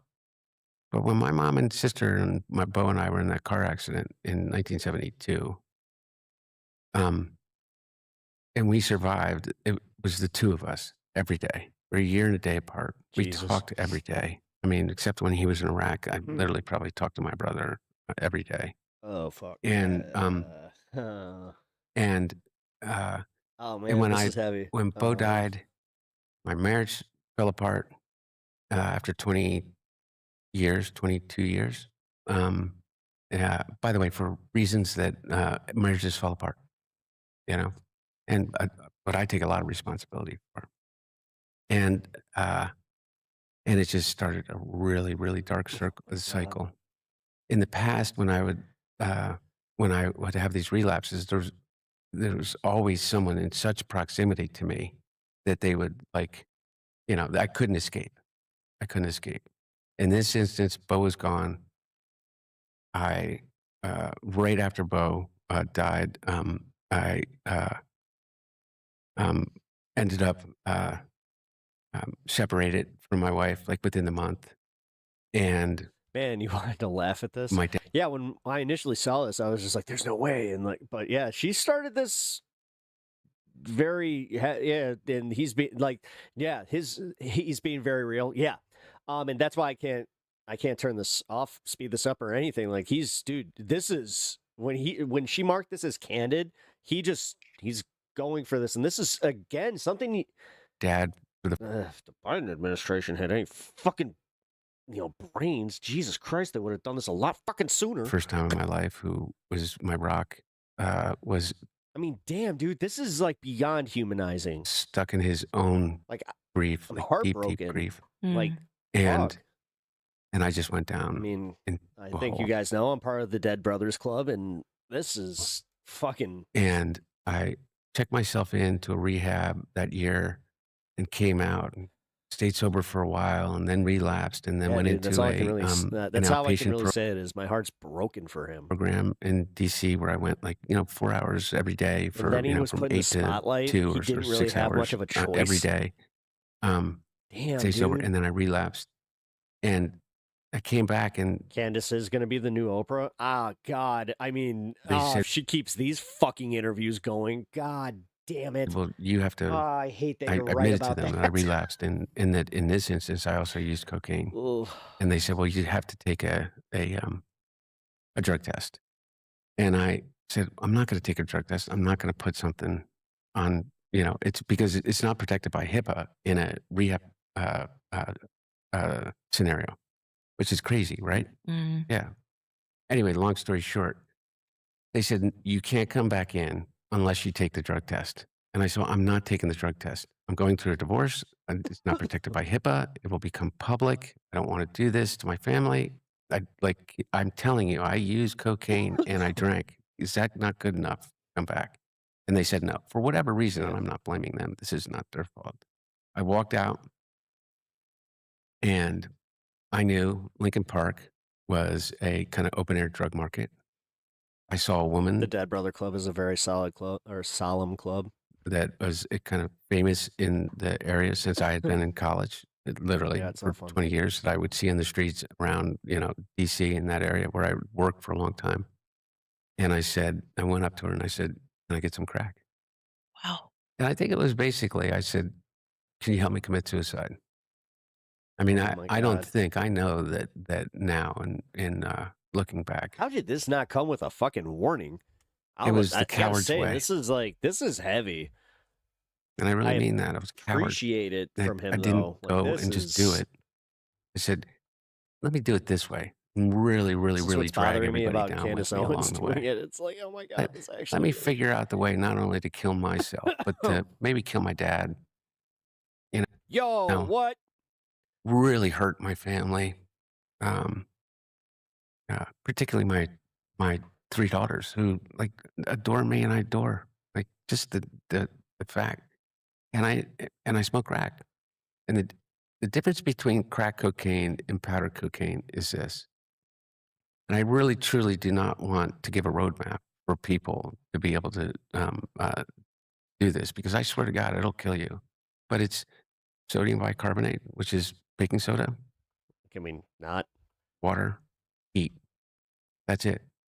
That's all. That is the entire difference of it, which allows it to be ingested through a smoking. And Jesus, he has kids?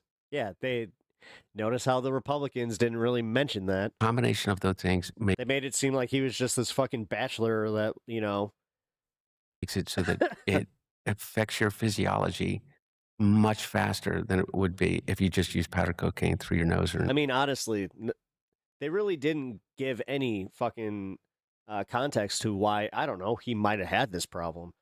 And can't humanize him at all. Any other form other than intravenously. And it also allows you to ingest more faster than you could possibly ever ingest by sniffing cocaine up your nose.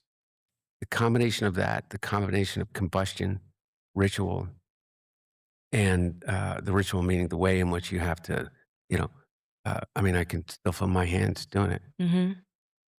Is, becomes this ritualistic thing with the combination of combustion, which is, and you learn, if you really study things about addiction, is these kind of key components of oral fixation and things like that. It just becomes that makes sense. The most ungodly addiction that you can possibly imagine, to the point where I was smoking crack.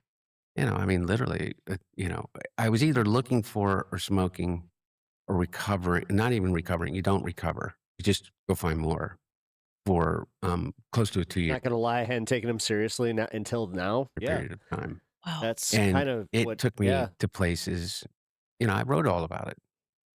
And I got made fun of about it. This is And, insane. people think that, when I wrote my book, clawing through the carpet to find crack cocaine and, Parmesan cheese and I know it's a real laugh line, but anybody that's ever been an addict like that, they don't laugh about it. It's devastating. Think that you were that person. Mm. You can see yourself doing it. Just devastating. And so what happens in addiction so often is people not only, they can't admit that. They can't even admit it to themselves. They just block it out. They get 30 days clean. It's kind of like when you lose your sense of self-worth. It's kind of true. It's just like a way to expedite They it. come out, they go back into the same exact situation that they were in before. And they think, I'm just not going to do it again. I'm just going to stay, I'm going to make it. I'm going to make it.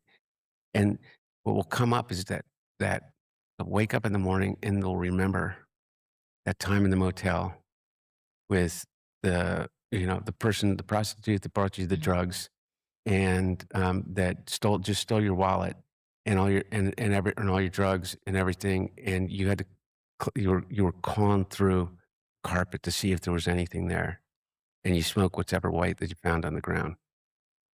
Like, it's the shame is thinking of yourself like that, regardless of who you are, regardless of where you came from, whether your dad's the president of the United States or it doesn't matter. And they don't admit that to themselves. They don't admit it to anyone around them. Don't ever say it. And you know what happens? They never lose it. And it sits like right here, like in the back of your head, and it pops up. And you just feel so disgusted with yourself that your brain immediately tells you, regardless of how far away you are from a drink or a drug, like, I know the way not to feel this way. I know exactly how to feel this way. You're going to die if you keep feeling this way. You need to take a drink. And that's always how it starts. I mean, alcohol is the most dangerous drug in the world, just by virtue of the amount of destruction and devastation that is that comes personally into the people around people that are alcoholics. And I don't find any difference between being an addict and an alcoholic. But that's where it starts. And that's where it started for me. That's my story. Until She didn't interrupt him once. I met Melissa and got clean and sober, and I've been almost 7 years now. All right, you. What the fuck? Guys, I'm actually like,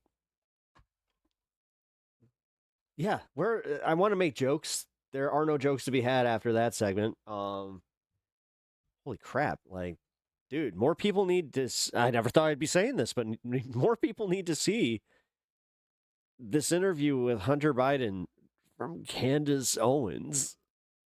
Because that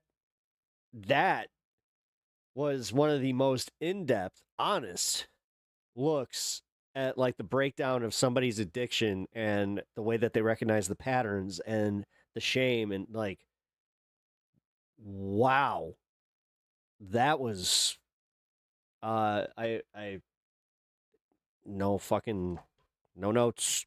That was Of what a politician's family is supposed to be. Yeah. And you obviously no notes, no negative. That was because I genuinely understand what those sorts of addictions. It's like real shit. But Candace effing Owens, yeah, right.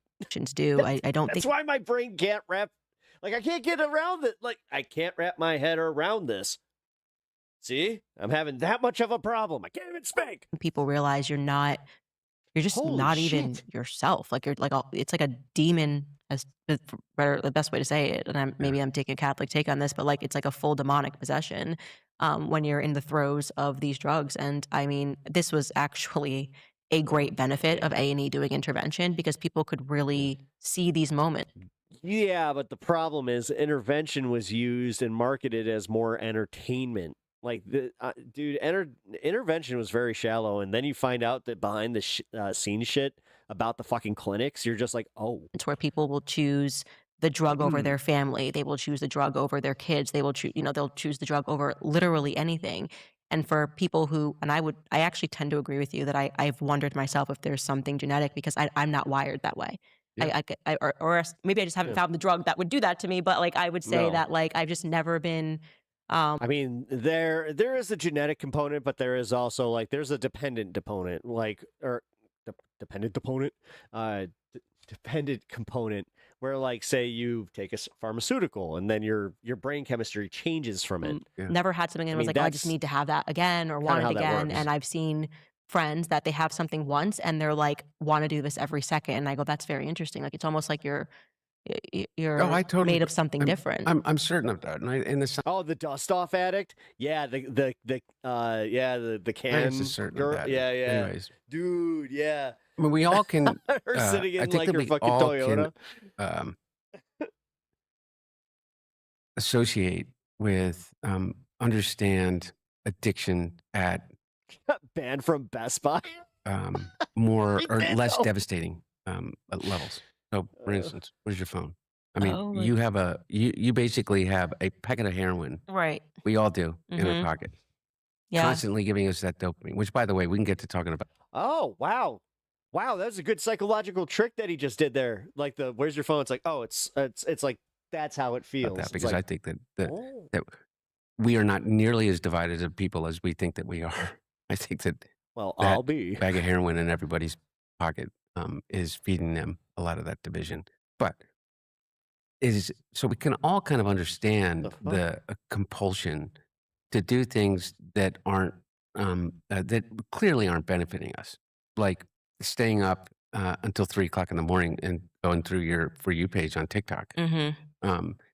Every mother, father, can watch their teenager do that and go, God, this is awful, and I'm going to take his phone away. And then they turn back to their phone and they they start going through their phone, like, I'm I am not any better.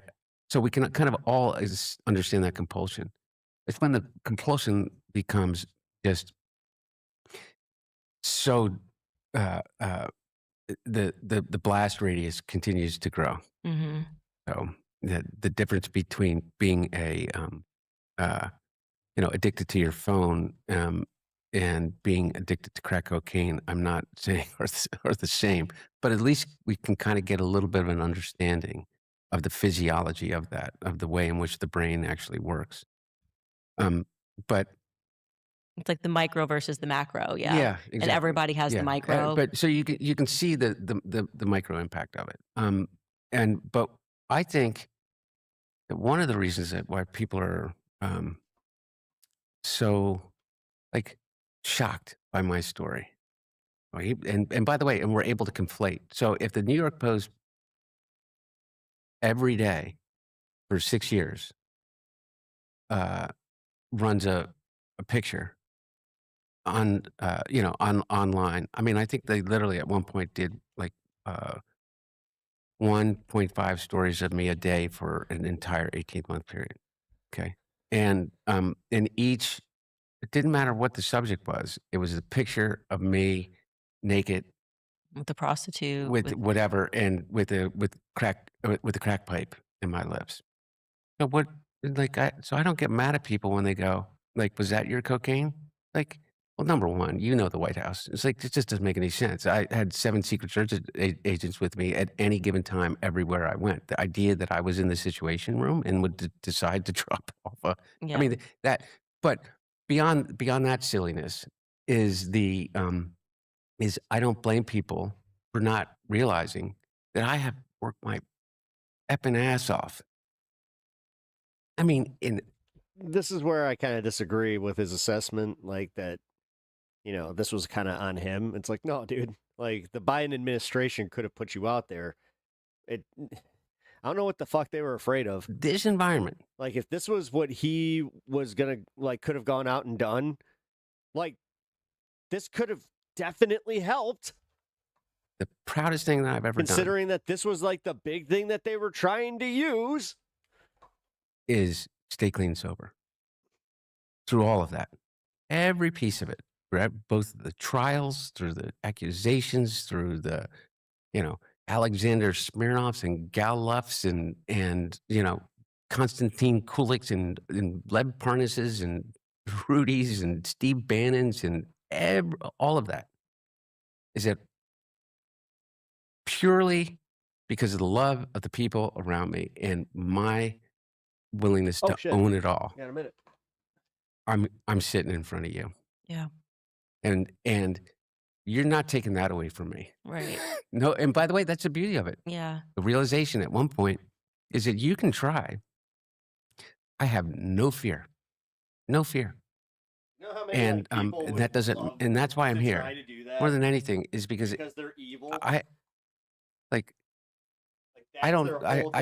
probably, I'm certain that we disagree on a lot of stuff, but there used to be a time, Candace, where you and I could sit down together and disagree about tax policy. Oh yeah, yeah, right, right, yeah, and disagree about, I'm gonna pause when we do this. The Catholic Church's view on abortion, All right, 10 or second pause, disagree guys, with, because I mean, we're whatever about the to subject may be, celebrate. and still be able to go have a meal together. All right, it's been 4-2-0 on the during the show here, so let's celebrate and then continue watching this.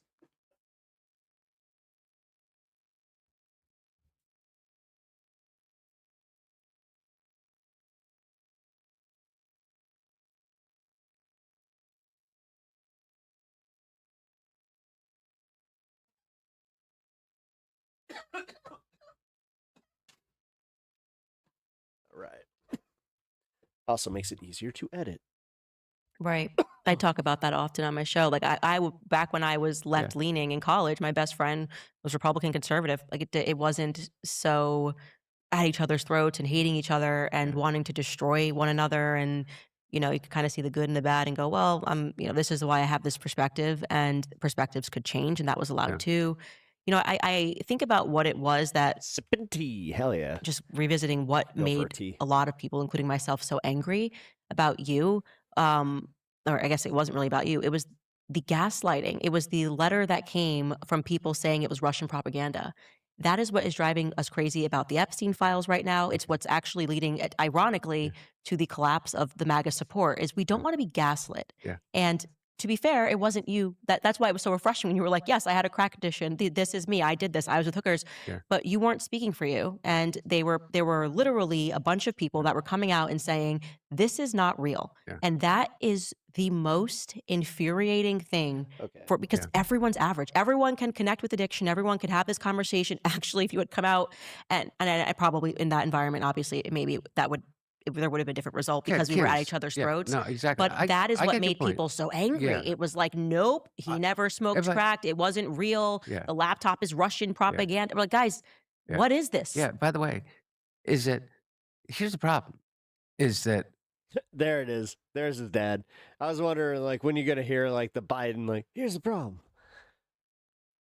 Steve Bannon saved, and Rudy Giuliani saved the quote unquote laptop, which by the way is bullshit. Like, if we can agree on that gaslighting, I will agree on the gaslighting of this, is that it was never a quote unquote laptop. Man, I don't know what happened there, but we apparently pissed someone off today. There was a hard drive. Okay. A little contingent just decided, like, yeah, we ain't fucking with this channel no more. Of stolen and hacked material, wherever it came from, whether it came from a Delaware repair shop or whether it came, like Lev Parna says, from Dmitry Firtash, who was trying to sell a hard drive of Hunter Biden's in Ukraine, that they were looking for before the laptop repair shop guy was ever the twinkle in the eye. Just go back. I don't know. And look at the record. Okay. So here's the thing. I started this fucking stream at with a certain amount, and You're absolutely right. Whatever. And and this is like the bitch about it. The freedom of being able to say this. It's like, just yeah, annoying. they should have let me go out and talk. Yeah. But it was 2 weeks before the campaign, and then and then the election was over. Steve Bannon, it goes on and with his buddy Gao, the Chinese billionaire that's now in prison, and that is like a Chinese spy or whatever. Where he got arrested on his boat and all that crap. Go listen to it. Go listen to the recorded conversation in which they say, like, the laptop, like, we got him. So we we collected all the salacious pictures and we put them out there. And then Rudy went out and stood on the steps of the Newcastle County Courthouse with Bernie Carrick and said, this contains child I posted in the mod chat. Exploitation, like pure, pure bullshit, just bullshit. So on both sides, you have this reaction, which I don't think was necessarily a coordinated reaction in the sense that, what do you do in 2 weeks? And so they come up with this and they say, and I don't get to go out and say, no, I was. But you know what I did? Is that come April, I write a book and I tell everybody I was addicted to crack. And here's my story. And here's what happened. And here is all of the rooms that no one would ever want to admit to being in, that I was in. And it was like a blip on the radar. because everybody was now fighting about whether there was kind of a suppressed story on Twitter and whether there was a this gaslighting from, you know. And by the way, I am not here to defend any of But those then it's people. part of like the political machine where they're like, we have 2 weeks to go to the election. Yeah. We're going to do this denial, you know, Yeah. because we can't afford this right now, essentially. Yeah. And so, and then we're going to table this, make it past these 2 Yeah. weeks. Yeah. And then by that time, first and foremost, by your the way, father yeah. won, Yeah. right? Yeah. So, you know, and so people are angry. They feel like the election's been stolen and that there was this entire collusion to cover a laptop, which if it was on the other side, they may have done too. This is what DC is. It's politics. But that is where I think the anger came from. Yeah. And it was just like, I get it. how dare you gaslight us? Yeah. And then people then start making you this focal point Yeah. of It never had like, anything to do with me. right. It was And, you kind know, of bigger than you at you that know, point. You know what the laptop proved? That you were a crackhead. There you go. That you By were the way, deep in the all throes this of other, crack all this addiction. other bullshit, you know, bribery and all these other things that they investigated up and down. Like I said, I'm kind of like upset where I'm like, what were they worried about here? Like In the Trump administration, with a Trump-appointed U.S. attorney, with the Trump-appointed U.S. attorney, that's the only U.S. attorney in the into a country to fucking stay wrestler on here, and just- continue to prosecute me, who then became special counsel after I got a plea deal because I paid my tax. Maiko Elm. Hello. This is late. And I paid them with penalties and interest, and You I can owned a barely see gun the for name, 11 I'm days. just like, While they Oh, yeah. say I was By the way, addicted, my chat froze and again, check that so box. fun times. That's it. Everybody has all the information. It's not like the Department of Justice has the my digital footprint in every text message, every email, and there's not a single one in which you find that would in any way supports the really serious accusations. Is it Mako? Yeah. Hello, Mako. Welcome to the channel. I appreciate having you here. Of enriching my There's a father, Miko. enriching himself somehow, or none of it. None of it's there. So I own whatever you want to call it. I get own that the right. laptop. Come, you know what? We can go through it together Mhm. if you're willing to like avert your eyes to the tragedy Mhm. of addiction. I mean, just the absolute tragedy of it. Yeah. But man, oh man, we have not. There is no space for that. And now there's a part of me that's just like, would he have like a different like back and forth if it was like a comedian where he's just like, guys, no, some of the shit that's on there.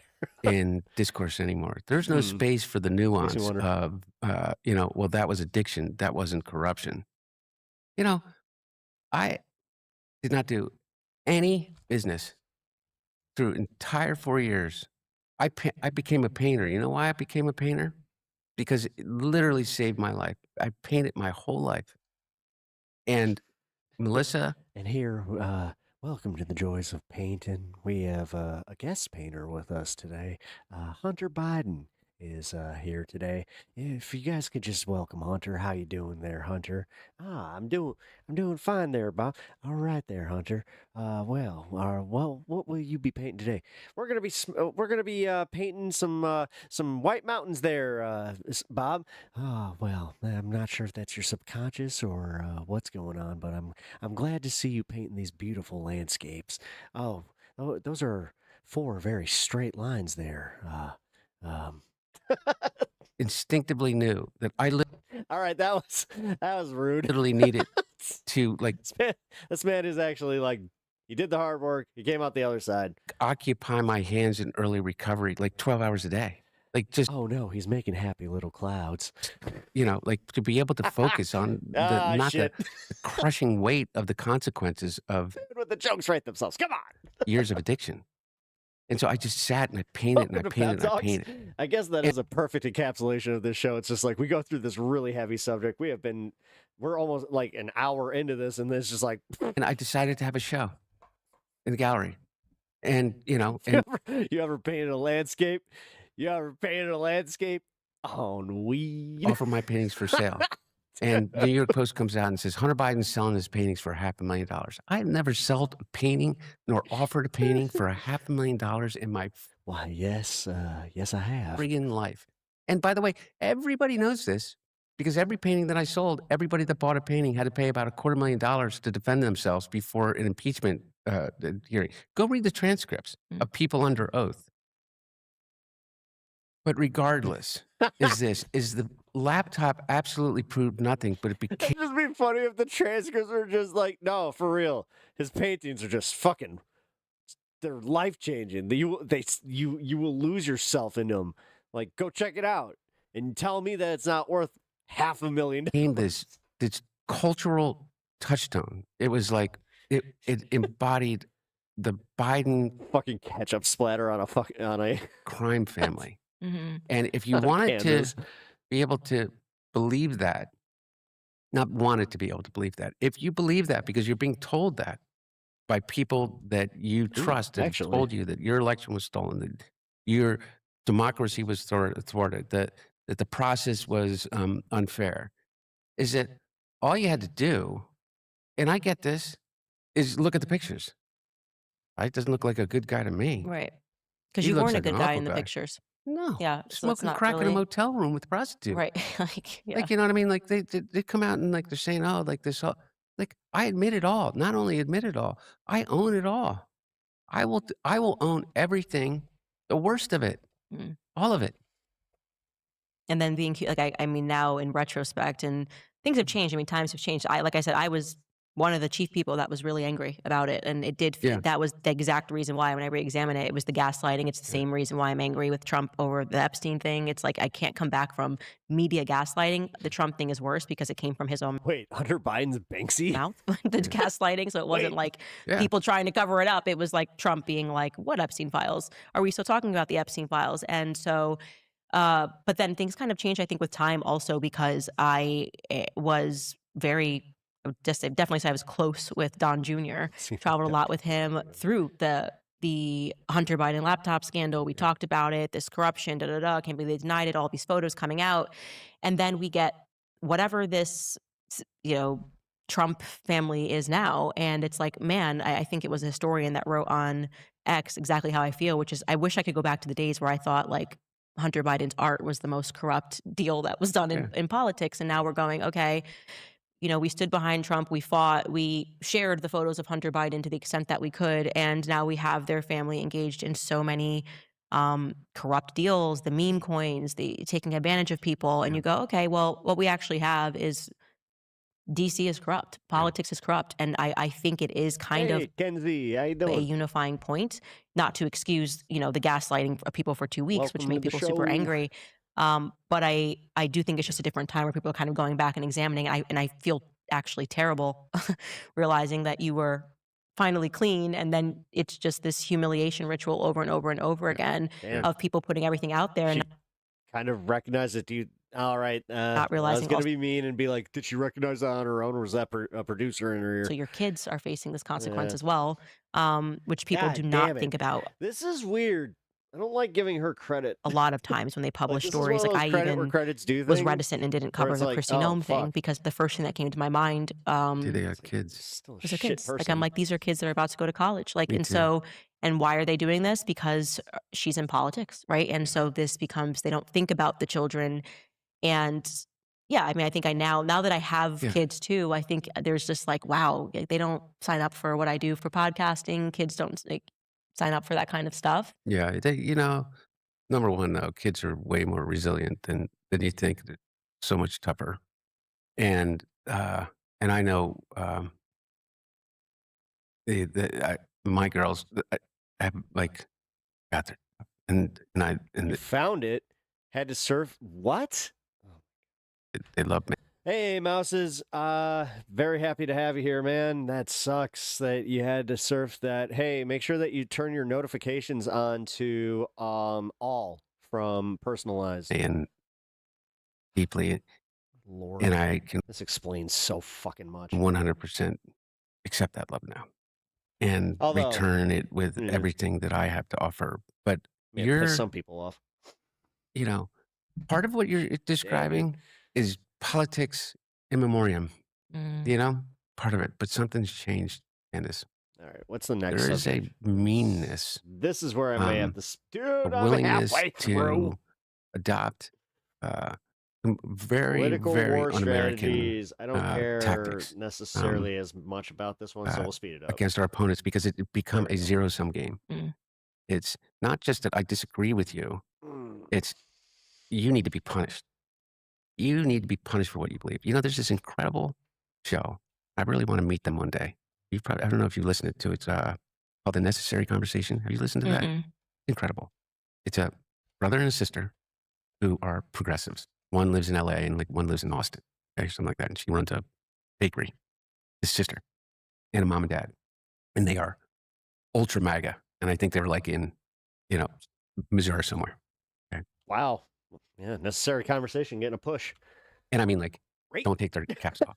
Man, Trump this world literally can do no wrong. He's playing 4D chess on the Epstein thing. I know he said no war in Iran, but he must have a reason for it. And macaroni shell can't dilemma. convince- like literally, but they have this conversation, Or dioramas. and they have real issues I need macaroni pictures with each other. Like the daughter gets really mad at the dad. Like, Dad, you were a jerk to us when we were kids. You made me. But then she has this conversation with her mom, who loves animals, and like taught her about empathy. And they would adopt all these animals, and they would you find out like her dad taught or coached all of their little league games, and she was a softball player. And if a kid couldn't like afford the uniform, dad would quietly go out and buy the uniform. And he's awful on this thing, by the way. he's and like in terms of the way that he speaks and speaks to them, and he's like tough, and I don't give a shit, and drop a bomb on them, kind of thing. Mm-hmm. But it's so informative. Is that before? That's a normal family. Mm-hmm. That's a thing. Oh, you Before thought, you and I Sunday could meet today was Sunday based on at your a notifications. restaurant in Georgetown, and your husband and my wife, and we could have dinner together, and like with Tucker. I knew Tucker. You know what I mean? And like you could have dinner together, and think that what Tucker was saying was crazy. I don't agree with, and I don't agree with half the stuff. But you know what it didn't mean? It didn't mean that I thought that he should be tried for treason and executed. And that's what happened to me. And I mean that not figuratively. I mean it literally. That's what people were saying. And that's what people of real importance were saying. Those were the words that were coming out of the mouths. And I'm paraphrasing of people like Steve Bannon and people like Rudy Giuliani, people of authority.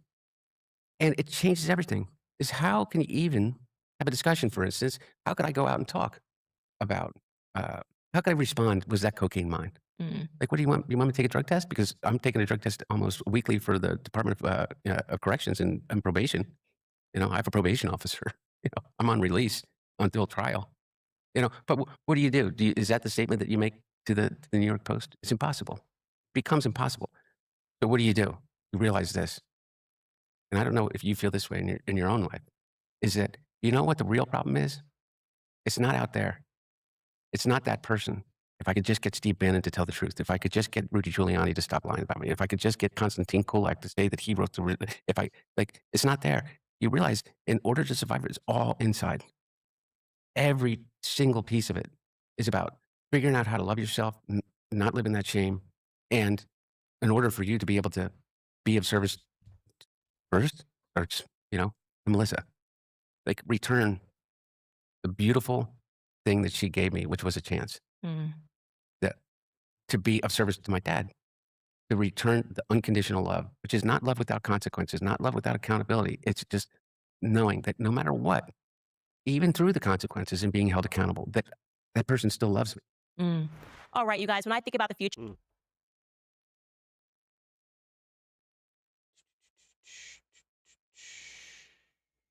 Did they continue with this?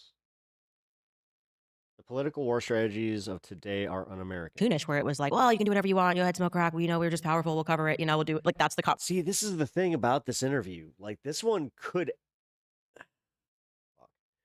This actually could, like, change her mind, I guess. All right.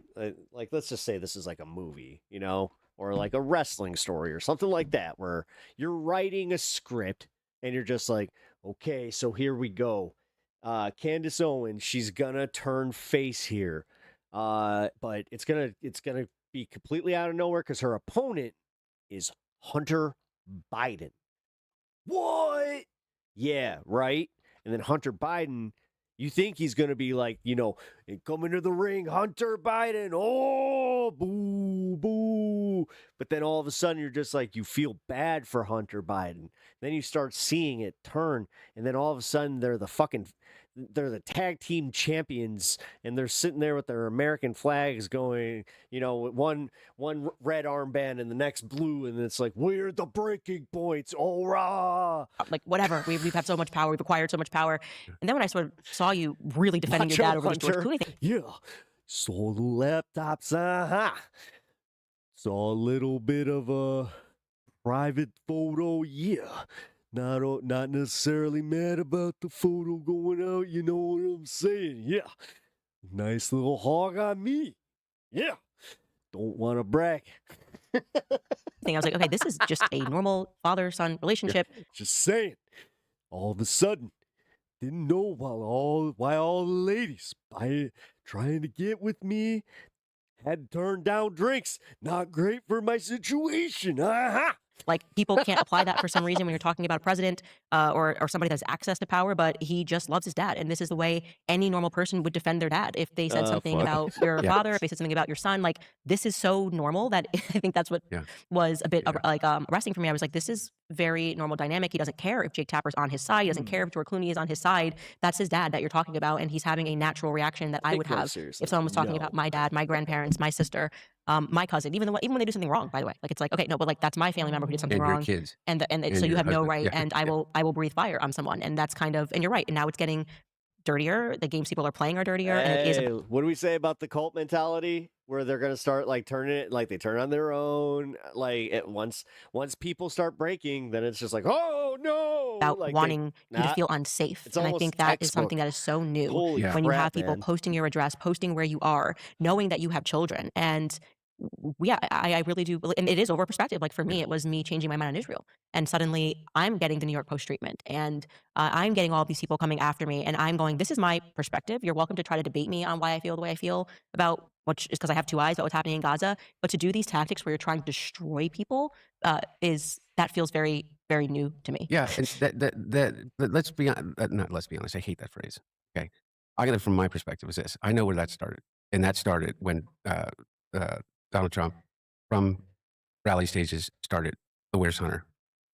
or yell "Where's Hunter?" call and response crowds, and then they printed T-shirts, and then they made hats, and then they made mugs of "Where's Hunter?" mugs, and then they showed up my door. I didn't have any security. I didn't have anybody. I can't afford that in my life, particularly at oh my god, that time. And they literally showed up at my door with bullhorns and mega hats. Sorry, I just thought of all the times that I've listened to a David Pakman like end bumper where he's just like, at davidpakman.com you can get hats and mugs. Hats and on the direct, that might just be a me joke, the way that they got whatever. there is the New York Post published on the front page on its cover an aerial view of my home with the address, and then in the thing said, and if you stand here at this, on this part of the street, you can see, and there are floor-to-ceiling windows, and and so they showed up. Wow. And Melissa was what, 6 months pregnant at the time. She got in the car because she was alone at the time, and sped off, and they followed her, and they ran her off the road. She panicked, and then she got and they did it again, and they surrounded What's her. Candace's? Oh, That's Hunter new, Biden man. has a YouTube channel? Get the fuck out of here. What? Like, similar to you, is it like before I sat down, I heard where you live, what the level of security that you have or didn't have, and what your perimeter of your property is like. How the hell do I know that? And how is that even remotely safe? Because you have people who now you basically spoke your truth, and they decided that you cannot exist, and so therefore, I don't know what's going to happen, but for some reason, I think it's appropriate for me to say. Tell you what Candace's address is, who lives there, and the level of security Yeah, she Tim has. Pool doing that was one of the most, it was so obvious what he was doing. My dad said to me, "Is I have to stop saying the F word." But it was like, seriously, that to me was like, it's a declaration of war. Like, they know What leftist could have done this interview? I don't know. This is, dude, like, no joke. I don't know. I don't.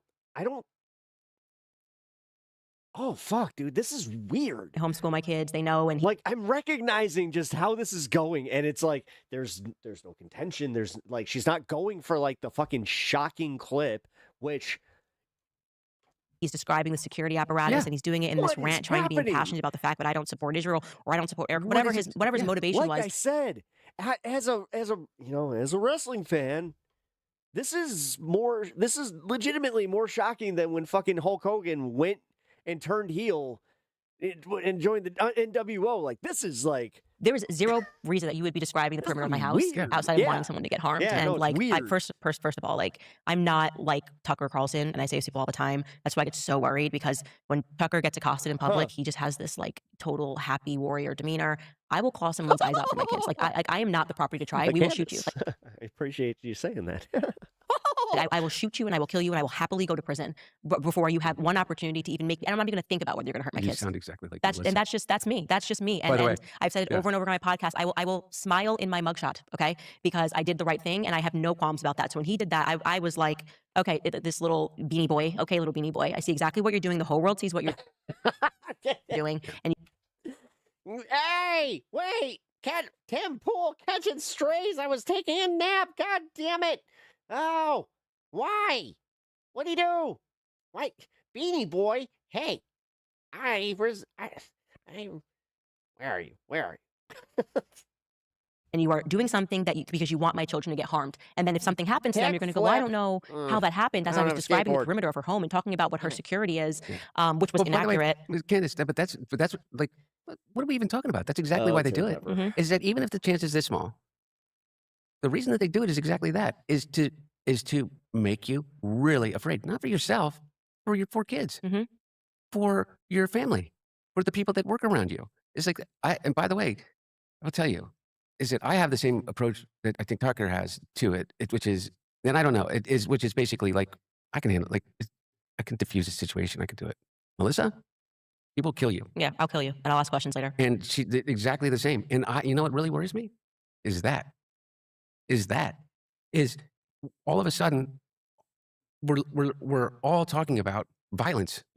Like, you're talking about violence. Violence is defense, but now you're talking about the violence. And then they kind of like go, oh, you're gaslighting us. This is bullshit. You're fine. I wasn't expecting Hunter Biden to actually be this good of a fucking talker either. Like, this is, I think, part of it, like, where I have not lost my attention in this interview. Really rich, and you this really and that. You can take care of yourself. It's like bullshit. Outside of just me trying Did you to see what just happened to my best friend? Yeah. Like, I mean, we Like, just what are watched you talking Charlie about? get, and he had a Yeah. full security This is apparatus. really- We still don't know what happened to Charlie Kirk. There's zero interest. That's another thing that just completely, for me, was like done with Trump whatsoever. Like, I mean, there's just no way for someone. Hey, Matt, what's up? If only Donald smiled in his mugshot, maybe my park pass would have been worth using. Who came from the inside and okay, got another chat to hit up. I bid up. watched the work All right. that Charlie I bid you adieu. did to get these people I elected. do. Don Jr. was like a brother to Charlie, literally like a brother to him. Yeah. And to see the Trump brothers, to see Donald Trump himself, Kash Patel, who Charlie pushed for him to lead the FBI, had him on his podcast. JD Vance, like, came out of nowhere. Charlie was like not sleeping to make that happen. And to see all of these people. Thanks, dude. Have zero interest in Thanks for the that. obvious holes in the story. Even if ultimately the holes get filled and there's a picture that makes sense, which I put that at a 0% chance. But let's just, the fact that they have zero interest and they're just accepting the narrative, like what this has done to me, and I've said this, I'm just done with politics. I'm just done with politics because I can't even begin to comprehend it. And again, that element of gaslighting that's happening here, where they're pretending that the people who are noticing that none of this is making sense are the crazy ones, and everyone else who's like, no, turn the chapter a week later, it's all solved, and this is how it went down, and none of it makes sense, but just accepts this slop. It is the most infuriating thing, and it's just fully removed the scales in my eyes, and I've stopped with this left versus right, Democrat versus Republican. I'm like, this is sheer evil versus good. By the way, this is like sheer evil. But by the way, for real, exactly. I'm exactly. It is good versus evil. Yeah. They have torn the mask off of this. Notice how they don't say up or down because they're in a different class. I said to you before, is that I pray to God. Can't take my shtick that yet. By the end of this, that you think of me as a friend, because if anything ever happened to me, man. I want you. You and Melissa team up. Like, oh my God. It's not happening And with by the way, Charlie Kirk. and the criticism of you for asking the questions for someone who was like a brother to you, it's like, what the F are you talking about? Yeah. That's What the are you talking gaslighting. about? It's And like, by the how way, dare you here, care? coming from someone who you've attacked and you've politically, you've had all of your criticism, which I have no problem with, and we disagree on so many things. But I listen to you and I go, right on. Like Epstein, like, you want to figure out why they don't want to let the release all the Epstein files? All you got to do is literally look at a picture of Trump standing on his stage at his inauguration and look behind him. Yeah. I mean, it's like every single person. Hey, 5 Alarm, what up, man? He's protecting his donors without question. Just watched that interview a couple hours ago. Hope you're doing well. I'm doing I'm doing good.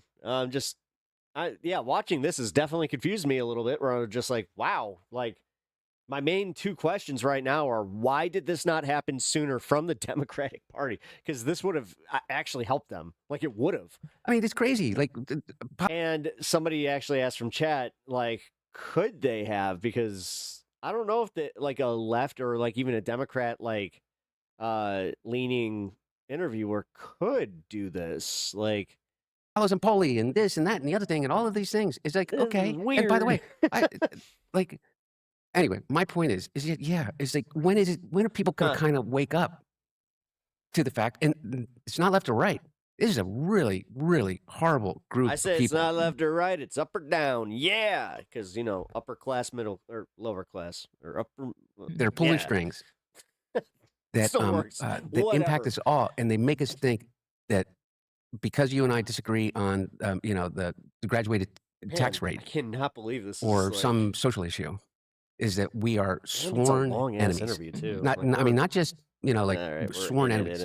That I deserve Israel violence. corruption. And I can see them, and it does seem like both sides have woken up without question. My audience is now split, and I still say what I believe. I haven't changed my position on abortion. I'm Catholic. I have, there's nothing that has changed. I think they're just hearing me for the first time, and I do think there was something about the Charlie Kirk assassination that everyone just sort of looked up.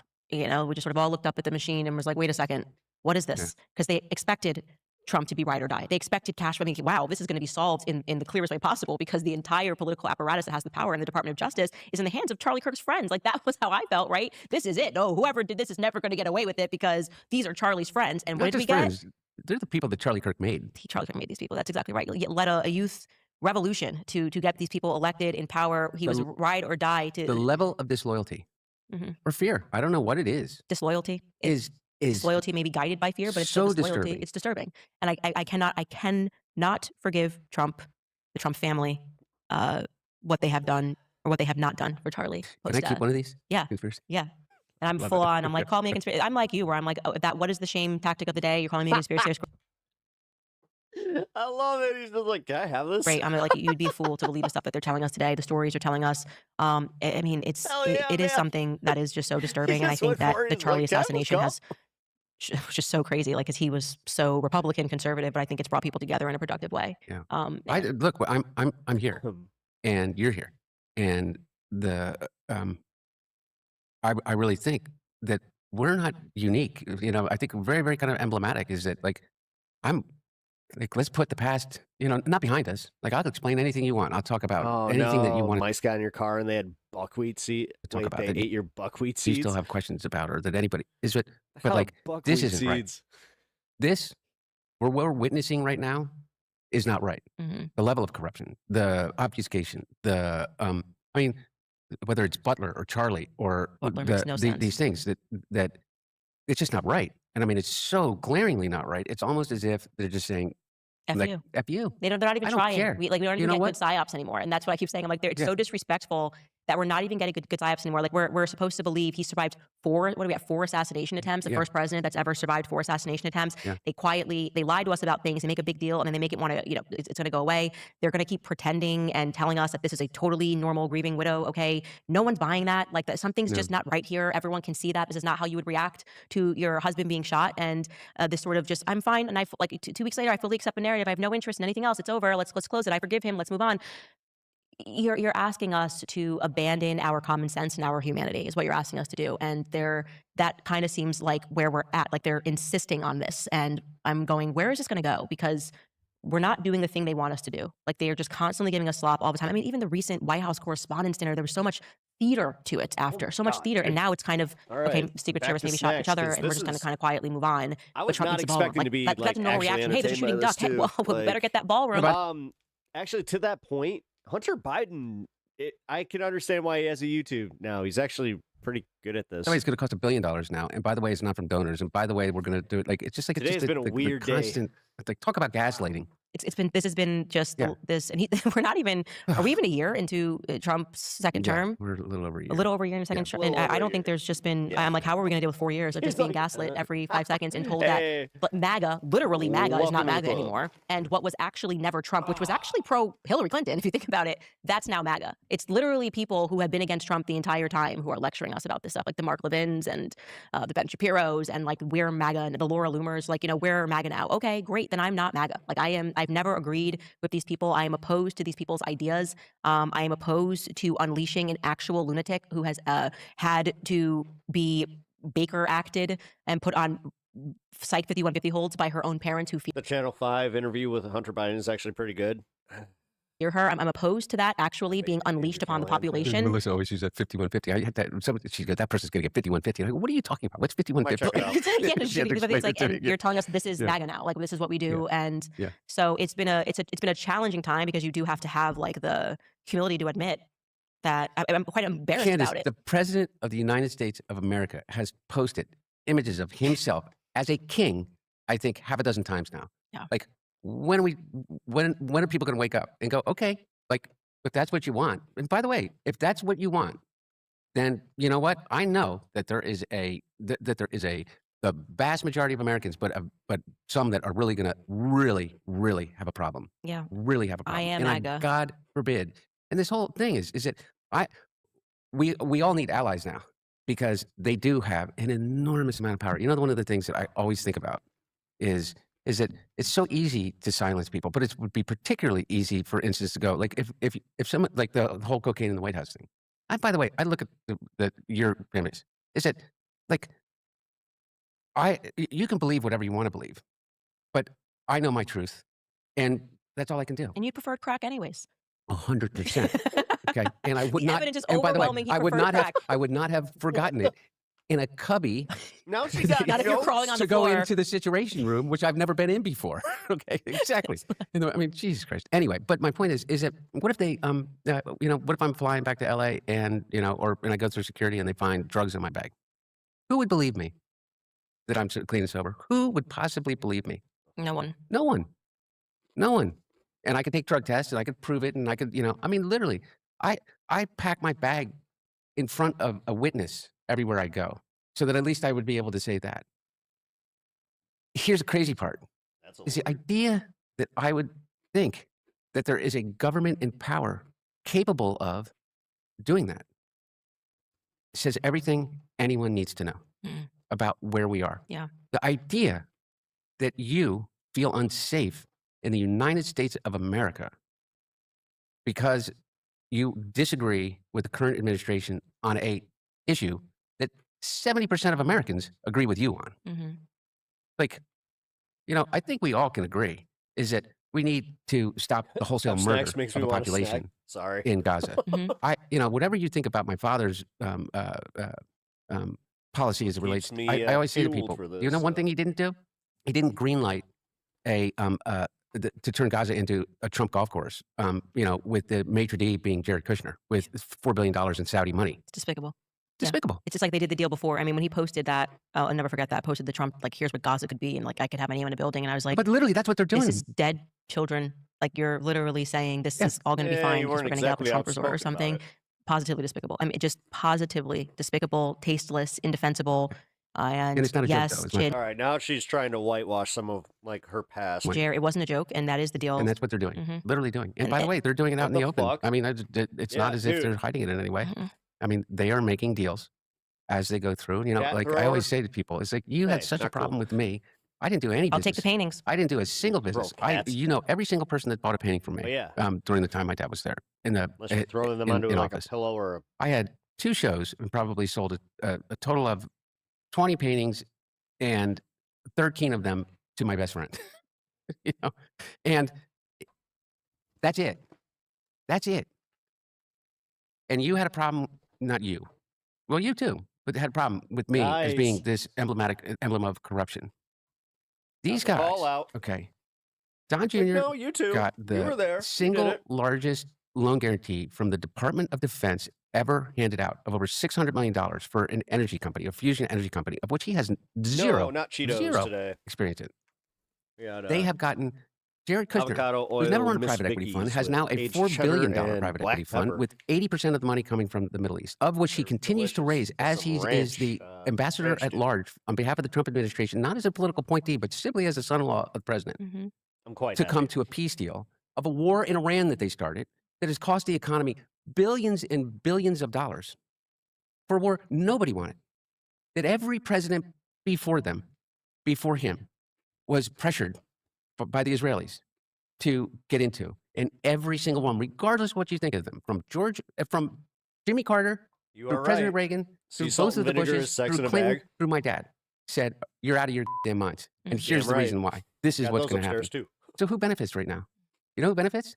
The people that are making trades of billions of dollars on market manipulation that occur. Insider we all know trading has it's been- literally out in the open. But who's gonna, you know, who's No, gonna? you do will not anything get a about it? disagreement out of me. Like, I am so far off the Trump train. He's posting. No, no. By me the way, and I'm not even on saying Trump. it. Like, for the, it's for the embarrassing. purposes of, like, But it yeah. is embarrassing. It is embarrassing because we got behind him as the answer to corruption. We thought he was going to be this outsider. You know, he's going to go to D.C. He's going to drain the swamp, and then he became the Loch Ness monster. You know, and so it's like I don't know what it is about that swamp, but you get swimming in it, and it's like people do this. And yes, it has been for Israel. Not to say that Trump wasn't pro-Israel. Most presidents actually are pro-Israel when they go in there, and if they go anti-Israel, they kind of end up dead. But it's or they sort of get kicked out. If you want to talk about Nixon and the scandal of Watergate, which I've revisited and did think that that had a lot more to do with his shifting viewpoints, but that wasn't the issue. Like, I was pro-Israel, generally speaking, not very educated about the topic. It's this level of corruption that you're talking about when you are willing to let real Americans be harmed, their day-to-day lives be harmed. They're suffering at the gas pump. Their groceries are expensive. All at the so that you could further enrich. How much more money does the Trump family need? I mean, like, literally, how much more money do you need like that you're going to allow this to happen? Don't you just want to have now the legacy of being a good president? I mean, this is Yeah, well, I was saying to you about like the cryptocurrency thing. I think there's incredible promise in cryptocurrency. I believe in the meme token. I'll do something one day to create a community, and there's really good reasons to do it. There's really interesting ways, and I know people can disagree. I just happen to be kind of like a crypto guy. I mean, just because of my understanding. I think it is incredible freedom in a world in which we've been controlled by banks. So if you have the same problem that I have with big pharma Red banks flag. and the Fed and these like where does money come from kind of thing, is it like I truly believe in what Satoshi, kind of the manifesto of Bitcoin. But that's just me, regardless. My point is that they had such an opportunity. They had such an I was about opportunity. to say, I'll give you Hunter this. about to rug. I want you to look at the Like, wait a minute. conspiracy theories. Go look up Gal Luft and Alexander Smirnov. Oh my They're the God, two Brandon Coyne. principal indivibrials that He rug made pulls a the bunch of MAGA. only That'd be claim funny. that people hung their hat in Congress and elsewhere as it relates to my dad and corruption, bribery and stuff like that.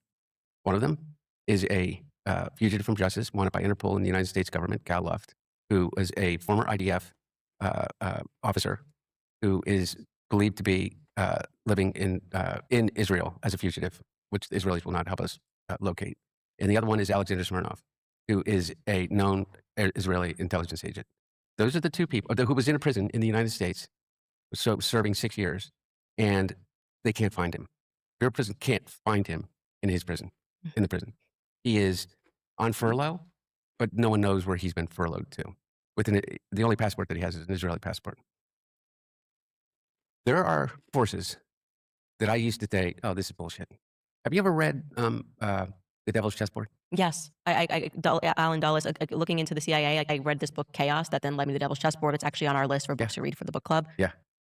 Yeah. Oh fuck, she's doing Oprah book club. It'll knock you. Chaos, There it is. CIA, the Manson I read stuff. That that. was the one that knocked me, and I was like, Yeah. "What That the was one heck of the most is our successful government? things What is that you going had. on?" Chessboard, and Yeah. you My mom realize was part of the book club. that- You loved that Anyway. shit. What the She CIA got is capable O of, and I think it's all a magazine and conspiracy. everything. And I think that's what they're fearful of, is that people mom have could not awakened to that. afford O So when they're kind magazine. of trying to throw red meat now, which you see them doing, the left, the right, it's just not landing the same anymore because No, we just realize that there is a By the way, devil's that's chessboard. why I have, in terms of the left, like, you think I'm going to defend the DC elite of the left?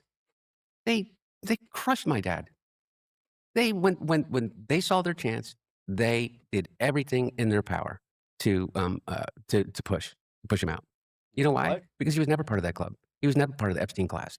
He lived in Delaware. Everybody that you can think whatever you want about my dad is that literally my dad never bought a stock or a bond because he made a commitment in 1972 when I'd go with the term spies. he was 30 years old after Watergate. I don't know about that one. That one's like an old 1950s term for black people. Never to own a stock or a bond. And he did. Yeah, that's not. My dad was the poorest person ever to enter the presidency and the poorest I know person, that not you poorest, I mean, definitely he did had not money, he'd written like a you book, didn't do he'd done that. well, So but he had the least amount of wealth entering the presidency in modern years since 1900 than anybody. And when he was in the United States Senate, he was not only the poorest man in the Senate, not poor again, he made over $170,000 in average over the course of 45 years, but not just the Senate, but 535 members of Congress. He was never a part of that club. And that's what I wish, like, you knew. That's what I wish they knew. And I am not here in any way to defend, the DC elites of my own party. I think that they're just as complicit in all this bullshit. No, without question, like the Nancy Pelosi's. What's your opinion on Kamala then? Did you like her? Look, like you didn't. You definitely no, didn't. you know what I did, and I don't want to say anything. I didn't know the vice president that well. Okay. Okay, that was a I little mean, weird. And she was always nice to me personally, and so that was my, weird. Like the but I whole, didn't like- have the other thing that people think that I was like living at the White House. I literally didn't leave my home because it was really hard to leave. I stayed, in the hill that I lived on until the fires came. That's where I was. I was with Bo and Melissa, and trying to make it through, and not trying to make it through, thriving, making it through what would otherwise have seemed like a horrible, horrible life from any outsider's perspective. So I'm not dodging the question, but I don't want to shit on the vice president because I have no reason to necessarily. No, she did nothing personal to you. She was nice to you. Never did anything personal to me. I Yeah. think that she is, so Kind I of really don't know. machine stuff. Yeah, exactly. And I don't, in terms of all of that stuff, I'm, I think I'm tough enough to realize that, that's part of, like, when you get to politics at that level, people kind of, I think, have this misperception of me is that for 50 years I was a crack addict and I was that picture. Mhm. I mean, I went to Yale Law School. I served in the Clinton administration. I was chairman of the board of the U.S. UN World Food Program, which is the largest humanitarian organization in the world. I served on 16 boards before I ever joined the board of Burisma or anything. Now it's I kinda- taught at Georgetown I was, taught at the master's Okay. program at the School of Food Service for going 4 on years. here? I actually didn't know that. Yeah. And That was something that surprised me too. Not to be rude, but I thought you were dumb. Yeah. Because I don't know, maybe because Meghan McCain was on The View for too long or something, and I was like, here we go, just like rich political kids. Like, I mean, she's just so dumb, and yet she's just always here, be like they're fair, just giving her we kinda stuff, said and so the I think same there's thing. also that perception where it's their Yeah. By the rich way, kids I don't always- work, aren't smart, yeah, and yeah. so I was kind of expecting you Yeah. to be sort of a Meghan McCain, Yeah. and then when I watched it, I was like, oh wait, he actually has brain cells, which is by the way remarkable that you didn't kill them all off when you were on crack. Yeah, I told you before. I think they got pickled all the vodka. Or something like that. So I was like, this is Preservation. interesting. Yeah. He's not Yeah. a total idiot. Yeah. So there are the stereotypes of rich kids who So- just keep getting okay. handed all of these So awards in life. I say to everybody is that if there's ever anybody in the history of America that benefits from low expectations, it's me. Is it? People are like, oh my God, like you aren't. You're not a dumb. complete moron. did it. You haven't pulled out your crack pipe yet, which Yeah. is really crazy. But that gives you an idea, by the I way, mean- of the level to which I was muted because they didn't want. And you Oh, he's talking you have about it. to subvert yourself to a machine to a certain degree, and like it wasn't up to me if I wanted to go out. Yeah, but those consultants were wrong. And like rail at the machine or rail at, go on. It's not the machine, dude. You literally got railroaded by like 4 people that were very like Fox News pilled, apparently. And argue with Jake Tapper, Because they it would harm your posted dad. that Yeah, shit, because apparently. Like, then I become even more otherwise, of this. why? But you give up your voice in that way, This guy's a and it's really incredibly good emasculating. communicator. And particularly when the And it's the portrait kind of, that is being painted of you as I can't reiterate enough, man, how much this is kind of wild to me, where it's just like, holy shit, he could have really helped that campaign. He's a great communicator. Like, we are, what, an hour and 23 into an hour and 49-minute interview, and he has just nailed this. Except for that one little bit where he like did the full face rub because she brought up Kamala, and he was just like, I mean, a ne'er-do-well that never did anything in their life. Like you want to talk about experience? Go look at my goddamn resume. I have 10 times more experience in 10 times more things. And I know I am 10 times more well-read than either one of the Trump boys, regardless of what you think about them. Now, you know what I can't do? Is that I'm not a great shot. Shots fired. And I don't know anything about real estate. Mm-hmm. And I don't know Oh anything my about God. making money. And that's why I'm about, a few $1 million in I like debt. that theory And that I don't. Trump just doesn't I- like his kids because they're ugly. And I need to change that one around in some way at the age of 56. But the portrait that was painted on me has given me this incredible gift. He said, I can walk into your house, into your studio, and I guarantee the Mind people blown. afterwards are going to go, I still think he's but my God, he's not. You know what? Like, can you believe it? He didn't go do lines in the bathroom. No, that was Wow, my her reaction. studio. So it is the home studio. Actually, when I watched Andrew Callahan, I was like, wow, he's actually thought through his addiction. He's talking about the ritual. Like, this guy's not an idiot. And you're right. I guess you do benefit from having exceedingly low expectations. Exactly. But it was sort of like you said the first time you spoke. And of course, you did sort of have to be quiet because Yes, why otherwise you not? would have definitely hurt your father. And there's a machine that's kind of bigger than you that you have to By the submit way, yourself the rage to. was there. You could tell that I even went back. My dad just said, honey, that was really beautiful parts of it. Do you have to use the F word that much? It's like coming from you. Yeah. Which the thing about my dad though is he at least from the different generation, he never talked to us that way ever. Like even around my mom. Dude, you're telling me that Uncle Joe had a little bit of a foul mouth that we could have got? Oh man. Or, but anyway, so I'm trying to this guy over here curb the F word for my mom and dad. All right, you it guys. just goes for the worst ones. No, I'm not doing it. I'm not doing that bit. All right, let's go here. For home loans. How old were you, by the way, when your mother died in the car accident? Just about 3. I was a month away from 3. Bo was a month away from 4. My sister Caspy was about 18 months, and who my oldest daughter's named after, Naomi, and yeah. Do you have any memory of her? Yeah,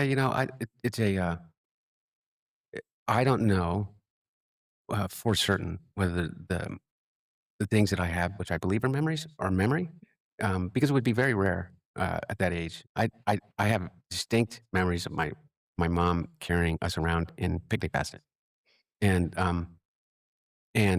I even have a it's the shit distinct that you memory remember. of the car, not the accident, but of the car. Mm. But I don't know if it's because I've been, so steeped in stories. The beautiful part, Man. like everything. Wow. Have you ever read any of the Gnostic Gospels? No. You really should, because I know you're.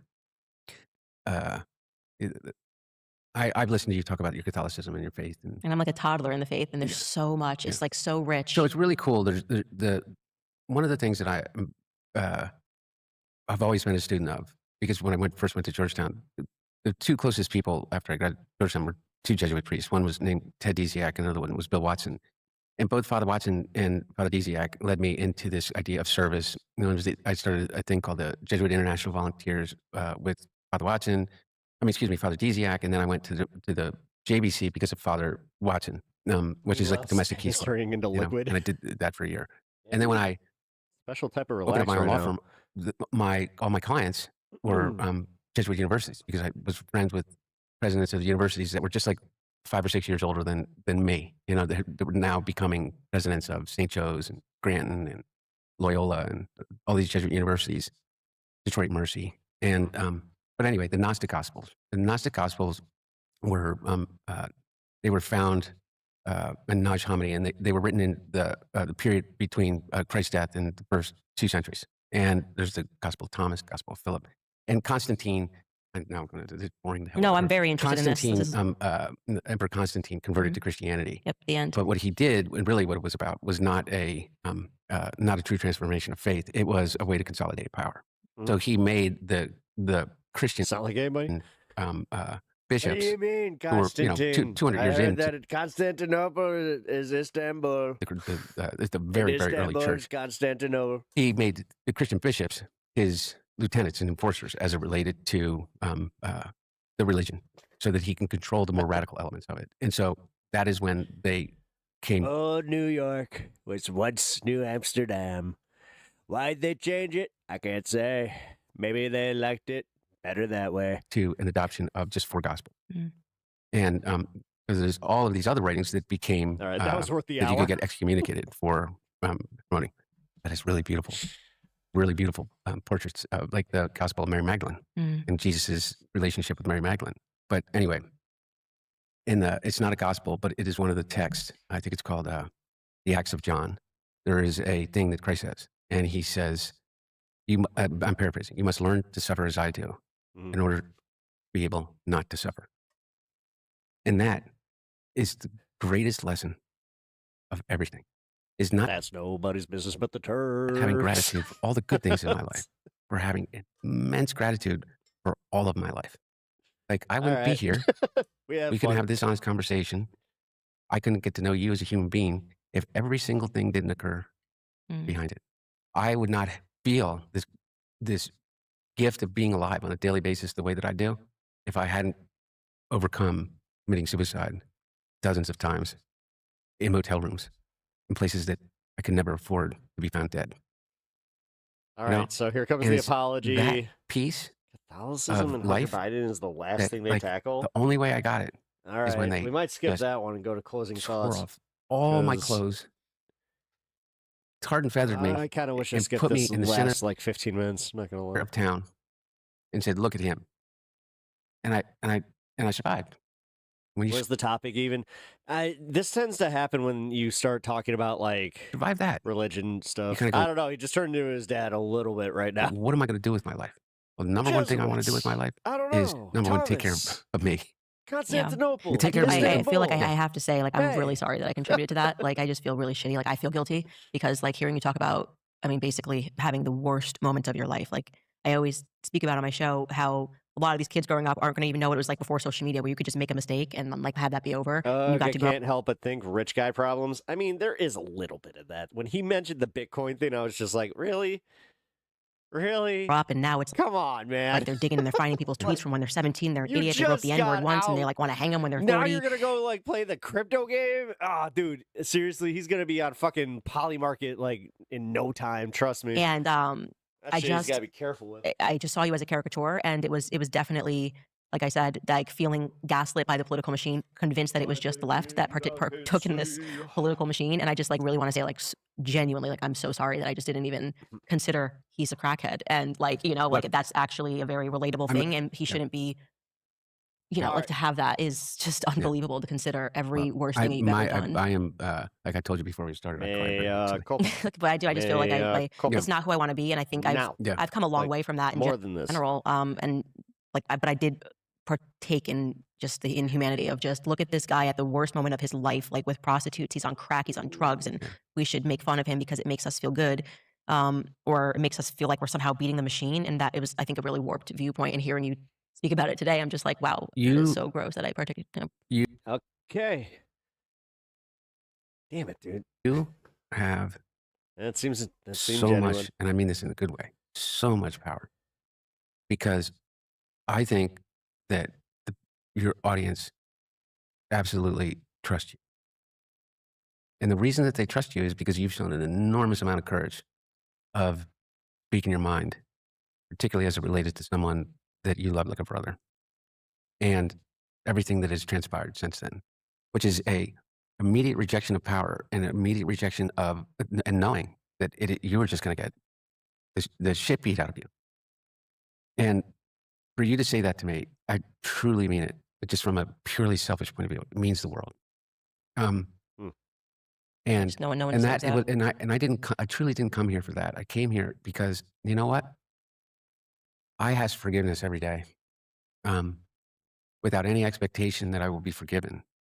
But I know the people that I hurt, and you know, and I still do, and I'm not even remotely perfect, and I still screw up, and you know, but God, if we could have this conversation and genuinely, authentically believe that, like, I think just opens the door for and a few other people, without being, you know, with all humility, like maybe, you know, maybe a few other people. And there is a freedom in it too. Like there's a freedom that your worst moments of just like, yeah, there's nothing total. else. What are you gonna say? Yeah, you know what I mean. like, Like you got me butt naked up with Yeah. with a crack pipe. So Yeah, I mean, I exactly. survived it, and so Yeah. you have it, and Yeah. it allows you to kind of return Yeah. to who you are. Because Oh, his eyes are tearing addiction up. is. Yeah. I wouldn't wish it. I always say, like, you know, people growing up and seeing what it's done to families, and seeing a lot of stuff when I was younger, like really made me like, again, I'm like, wow, I can't even imagine. Imagine if you could talk about it. Imagine if you could have openly talked about it, and the person that you were confronting or doing it is like, were able to say, like this is, you know, like we got to do something about this. Come on, everybody, let's do something about it. I want to start an aftercare program for people for free, because the biggest thing that happens is people go to detox and they go to recovery center or rehab, and they get out after 30 days and they got nowhere to go. And so one of the things that I'm trying to do is start a free aftercare program. And there's a couple. There's one in Kentucky that is a really beautiful model, but if I could do that, I work with an organization called Boston Universal. I'm the development director there, and they do tenants' rights and homeless prevention. Like I know what we all can agree on. We can all agree on that. The people can't afford to pay the rent and need to be able to figure out a way to stay in their houses before it becomes a mother with 3 kids that are homeless. Mm. We know where that leads. But these kinds of things is what I want to use. What I'm doing. But I want to do that. I also want to make a living. I swear to God, if this episode ends up with her like spewing like for socialist policies, I'm gonna lose my shit just because it's like what in the fucking Twilight Zone? I also want to be able to pay my debt. I also want to be able to do the things that I have. I also still want to make art. I Don't started. worry there, Hunter. Just remember that there's always time for you to be an artist. Finally, and like, you know what? I'm going to put all my art on my website, and people can come look at it. If they want to buy it, they can buy it. And because I don't really believe art becomes art until you share it with somebody. Until there's an observer of it. So I can sit in my No. studio, which is my garage. As an artist, no. You can look at it, recognize it, and appreciate your own stuff, but the annoying part about being an artist is that you're always going to look at it and be like, oh, I could do this a little bit better. But I want to do all of those things, and I want to be able to do the fact that he goes right to selling his paintings is like, shut up. And I want to be able to talk to you. You know what I mean? I want to be able to talk to the people. I want to talk to that family, necessary conversation, and say to the mom, the stories your daughter I'm tells gonna laugh if he does magic eyes. you about the way that It's a sailboat. It's a scooter. you adopted animals. It really moves me. The fact that you think I'm the spawn of Oh no! Have you looked at his art? Oh, is it bad? the devil. Can we maybe have a discussion about it? Right. Yeah, it's a caricature, and I have a caricature of me that's been built up for years. So I That's the first should have been thing more that empathetic comes to up it, is honestly. Hunter But I Biden's think art. when you're in it, you kind of don't really know that you're in it. I think. Well, not only in it, is that you're in it to win it. And once everything is put in a political lens and What the fuck? life or death, and if we lose this election, this is over. And now I will tell you this is that we've never had somebody The that guy fucking stuck in the upside down. is Jesus. both staying longer than they're supposed to. But regardless, is that I think that we all have a tendency to look at the time that we live in and say that it's worse than ever, absolutely worse. And the fact of the matter is if you, It's not awful. Well, yeah, it's got some. your history. Oh, yeah. Is it HDMI? This is a cycle. Thank you for following. There will always be really bad people. We will always be disappointed in the end with leadership. We will I'll show it here in a always minute. have corruption. It doesn't mean that we need to accept it. It doesn't mean that we don't need to fight against it. It doesn't mean that sometimes really good people make the wrong choice. But what it does mean is that I have absolute hope. I really, truly still believe in America, even with all of all of its faults. I mean, even after reading The Devil's Chessboard, you read that and you go What is and that's this? not about Democrats and that's not about Republicans. And if you go back and you go back to Reconstruction, you go back to Andrew Johnson, and you go back to the fact that the United States of America has not been truly the United States of America until The Rise and Fall of WCWs is a great documentary. It's one of the best. 1964 at best. And this whole thing. Where can you even watch that now? I still really believe in I know it's not on the Peacock illusion or any of that anymore. And the thing that makes me so mad is they have completely torn away that illusion, and people feel hopeless. They feel like there's no chance of changing it. Okay, they gave this guy the reins to do it, and he was the one who's going to blow everything up and make it better for everybody. And they're kind of like, wait a second, what happened to Charlie? Wait a second, why are we at war again? Yeah. I think this is actually the most important question, and I will make this my final question I want to ask you. But I'm really interested. Really think you should go to confession. There's just something about, for me. Ladies and gentlemen, Hunter Biden, never thought this conversation would happen, and it just, stranger things have happened, and this has truly been one of the most powerful discussions that we've ever had. Huh. Well, I'm going to click this and put this on the list for tomorrow, but yeah, that was very surprising. Okay. do a quick wrap up here on that specific segment. I'm not going anywhere. Okay, so it genuinely seems like she was kind of shocked that he wanted to talk to her. And then I feel there's two things here. I feel like Candace Owens is doing the pivot. This is where the genuine, like her being genuine or not kind of comes into question. And then you have the fact that, like, the big question is, why did they not use him in the Biden campaign? Because, man, that would have made a difference. What up, Ghost Dog? How you doing? Thank you for being here, man. Good to see you.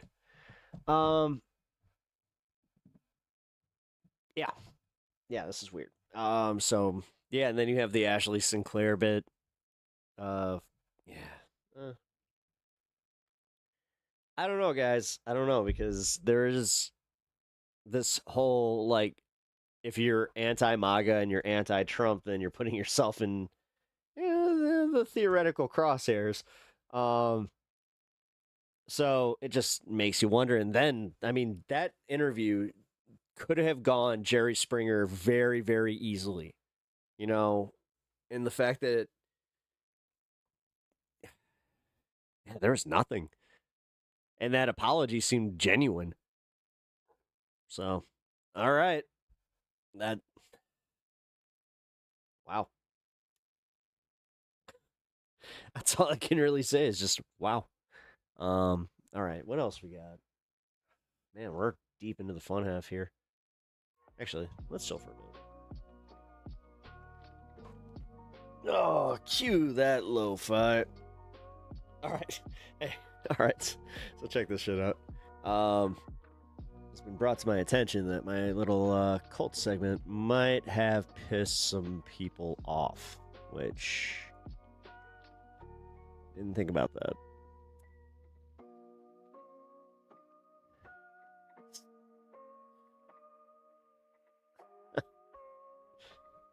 Right. Y'all are being funny in Discord tonight. By the way, if you are enjoying the show and have not already joined the Discord, consider doing so. We invite you into the server.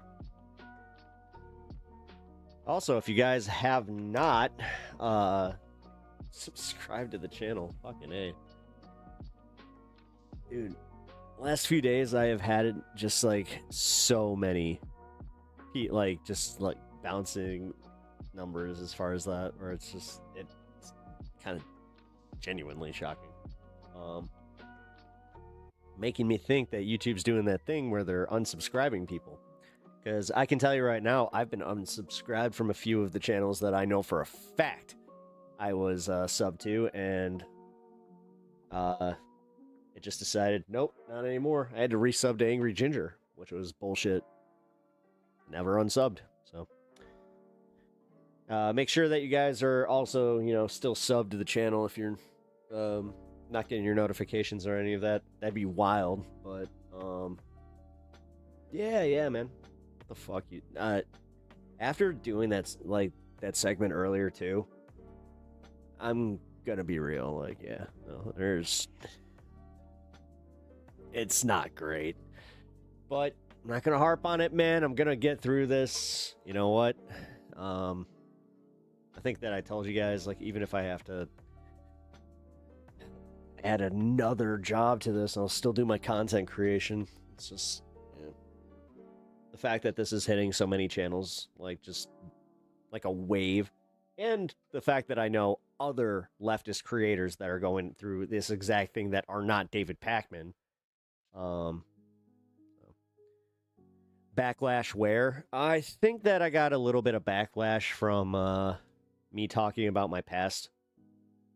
You think you should finally subscribe? I swear to God, if you haven't yet, that's insane. But, yeah, no, I have gotten some pushback from people where they're just like, oh, I enjoy your content and I enjoy watching you, but your anti-religious stuff is, you know, a problem. And that actually makes sense. You know what? Because we watched that Holy Kool-Aid thing and I did the Noah's Ark bit. Oh, fuck. Yeah, you know what? That's what it is. Shit. Oh, I guess there goes that theory that it was YouTube. They can suck it. It's all right. Your past goes hand in hand with politics. Oh, absolutely. I mean, you're not honestly. The whole they can suck it thing. They can. You know, DX had it right.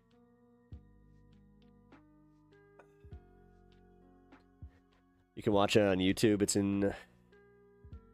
Oh, cool. Thank you for that. Okay, I'm definitely checking out that segment. Does anybody have a timestamp on when I was talking about that? I'm pretty sure it's within the first 2 hours. So, yeah. I think it was hour 2 to like 3.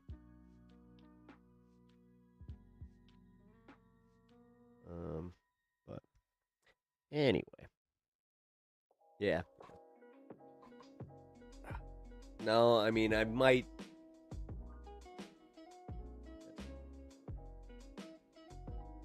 No, I have to be kind of strategic about this one, actually, because I was literally toying with clipping that, releasing that as part of the broader conversation about me being in my cult, which I don't know why so many people don't like it when they're like, yeah, so you were just an evangelical Christian that had a little bit of extremist views. It's like, yes.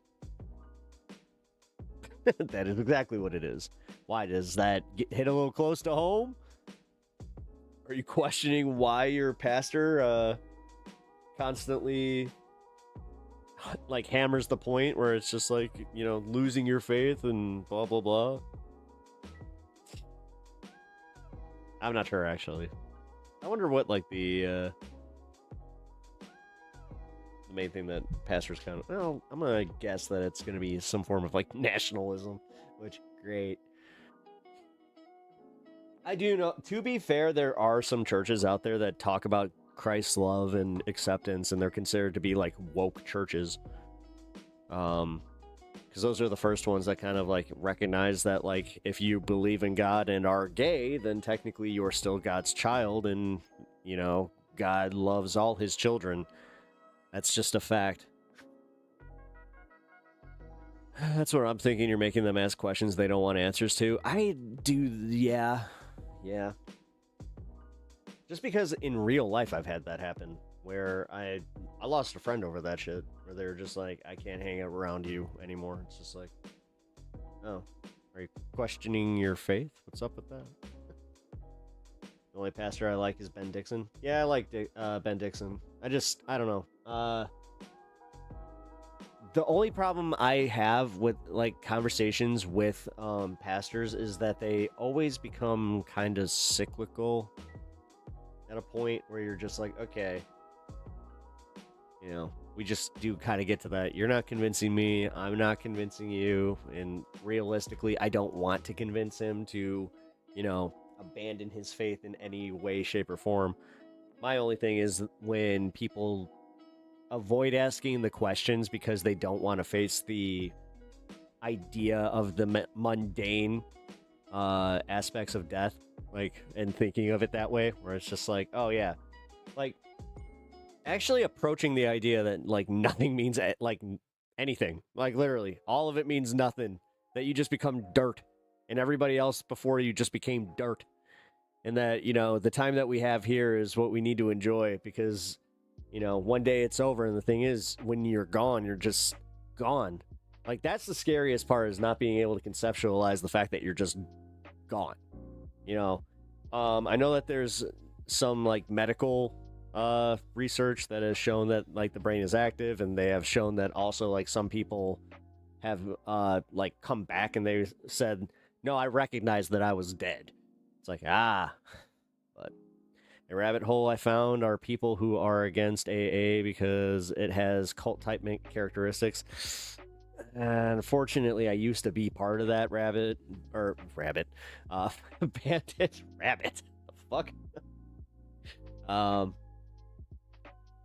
But yeah, it's mostly because, like, my dad, like, he talks about the higher power aspect of that a lot, and then my mom, the shame that came with, like, taking the coin away, and like how it was like a big fucking, they make a big deal about it, and they have a whole procession, like, and it's just like, again, it adds to this layer of shame where it's just like, oh, okay, it's almost like she was disappointing the coin and not like people in her life. That's how I think about it, but I also think that it's very important to have those kinds of support groups. I hate that it's been essentially monopolized by groups that tend to lead you to other power structures. Like, it's almost like they do this soft power thing where it's just like you have to give up to a higher power. Like, the big one that I remember is when I went to a meeting with my dad, and he was talking like the guy that the head of the meeting or whatever was talking specifically about like needing, a higher power, but it doesn't need to be the Lord, or it doesn't need to be like he kept saying, like, it doesn't need to be the Christian God or whatever God. He's like, it could be that chair right there. Like, it was this empty chair. He's like, that could be your higher power. I was just like, so I have to answer to a chair? I was just like, wait, what? And like, I remember talking with my dad, like, on the way out, because this was for him. Like, it was more of a, my dad trying to do that thing where he's just like, is this what you want to become? I'm like, I don't drink. Like, just to preface this, by the way, true story. I had two friends stay at my place, right? And they brought like a few bottles, of some fun. I didn't drink. So it was just my two friends getting just shit-faced in my in my basement. They didn't get caught because they took off. But my dad, like, one of these idiots forgot like to throw them away, and he just like kept them out like near my dresser. And like my dad, he like opened my bedroom door and just went, "Oh shit." So, okay, we need to have a conversation. And he, to this day, does not believe that those were my friend's bottles. They were. Those fucking assholes. I'm still mad about it. Because all these years later, I still have to fucking be like, no! I didn't start drinking until I was 24. Fuck. Like, of all the things, it's like, dude, yes, the other stuff, okay. Yeah, like, but, sure, Pep. I see. This is what I get for sharing. I'm sure the dog ate your homework, too. Yar. This is the reason I cannot drink Rolling Rock to this day. It's because my friend left all those fucking bottles of Rolling Rock. Actually, any green bottled beer, I'll just be like, nope. Too close. But yeah, that's the reason that my dad took me to an AA meeting. I was just like, oh, I don't belong here, but okay. I'll sit here and go through it. NA helped me get sober, and it's kind of culty. I'm glad that it was out there, but I also see problems with it. I just celebrated 12 years sober. Nice, congratulations on the 21st, but not at a meeting or anything anymore. Nice. See, that's what I've always... I had the big problem with this with my mom, where she would always be like, by the grace of God, and like, I always had a problem because it's like she didn't recognize her power in it. She didn't recognize the fact that she was the one who did it. It's like, why are you giving all this credit to Sky Daddy when he didn't do shit for you? Like, and this is why I hate the fact that I come at it with this really poor attitude. You could argue, like, to Christians, where it's just like, no, I mean, what has he done? Like, the worst is when they're just like, oh, he put me through all these tests. It's just like, that sounds like a dick. Like, that, what a dick. The fuck? I don't know. But then again, hey, 100% Pep, it was her strength, not some magic. Yep.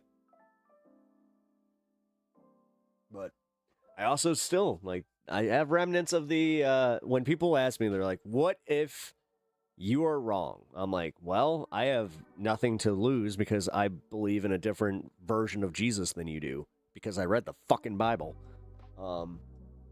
Yeah, despite what any Christian will tell you or what any Christian believes, there isn't like this whole get out of jail free card. You can't just go like, you know, I accept the Lord and Savior into my life, made it. You know, that's not how it works. Like, you can't live your life being a piece of shit, then like have that as your backup plan. You know, he kind of lays it out there, plain and simple, where it's just like, if you do not live by, you know, his teachings and like try to live a godly life, which a lot of these people knowingly do not live a godly life. But then they get to that existential point, you know, where they're just about to hit death. I mean, look at Trump going through this shit. All of a sudden, he gets a little bit more religious. But yeah, realistically, man, I think that the fucking, oh shit, the religion, oh my god. Sorry. Spaced out there because all of a sudden everything went black on here again. Fuck. Come on. God damn it. Sorry guys, I can't see any of your chats. I'm gonna have to bring up.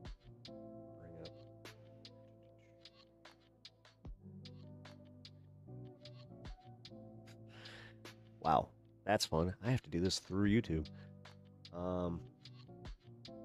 Yeah, if I've missed any of your guys' chats here in a minute, I think the last one I got was from Natch. Alright, here we go. It's over here. It's the only honest way to go about it. If it's the old lady like your grandmother, if you still have one, or a little kid with Santa Claus, then let it be. Otherwise, speak reality. Well, I mean, my mom died, like, you know, she died a believer. And like I was saying about, before I got so really interrupted by my chat crapping out on me, that Jesus does not really have that, like, whole, fuck, did it happen again? You know what, screw it. I'm gonna just move on from this chat. There we go. I have to look over here for my chat now. Sorry, guys. All right.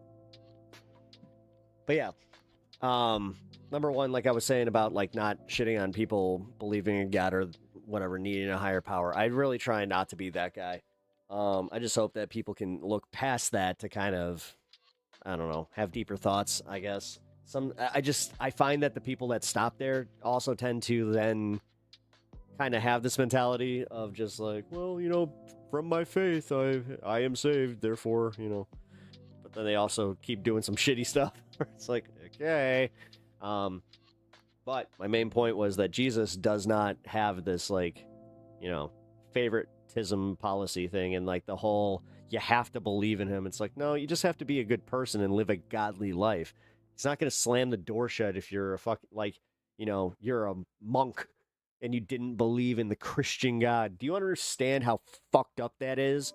That is the most human thing ever. Is this whole taking admission, like fucking tickets. No, you don't have your ticket to go to heaven. Sure. Whatever. Oh shit, you found the vertical feed. Okay, dude, I knew that was a problem tonight.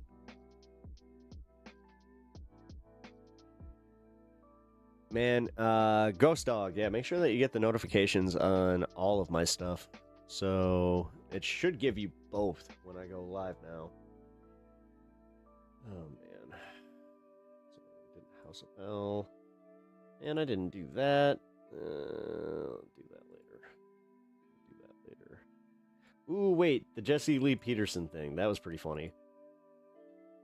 You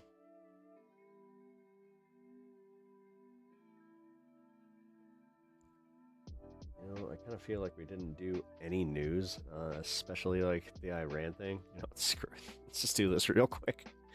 I'm actually kind of... Wait, is there an update on this? I just realized I've been live for a while. Is this from yesterday? Let's see. U.S. carries out self-defense strike. Ah, fuck it. All right, everybody. The United States just struck Iran once again, and do not let this administration gaslight you about the sequence of events that took place tonight. For months and months, this administration has been saying we are on the verge of a deal, that Iran no longer has missile capability, and that we've destroyed their entire military. Well, the United States is now claiming that we had to strike them in quote-unquote self-defense strikes. Now, I put that in quotes because it's not believable. There is not a shred of evidence pointing towards what did they do? That which we will touch upon in 1 minute. But last night, Marco Rubio was bragging about how we were on tonight the verge of a deal, how things were looking good. J.D. Vance also staked his political career, put it on the line, said a deal was looking good. Donald Trump earlier today, in a moment of hubris, as always, claimed that we were going to precondition a deal on a bunch of countries joining the Abraham Accords and recognizing Israel and protecting Israel. So he was really cocky this morning that we were on the verge of a deal and basically asked for an impossibility. No, I mean, did this happen tonight? Yes, this just happened. A lot of these countries literally just happened an hour ago. Countries will only join the Abraham Accords if we all also 2 hours ago. Sorry to slip. Recognize Palestine as a state and give them sovereignty, which is absolutely a fair swap and needs to happen immediately. But either way, in all of this hubris, we then learn that the United States began to strike Iran. You know, I'm gonna walk you through all of this in a very digestible manner. If you appreciate these videos and the narrative breaking that we do against this administration and these liars in power, make sure you drop a like to help boost the truth. It really goes a long way. And subscribe below. All right.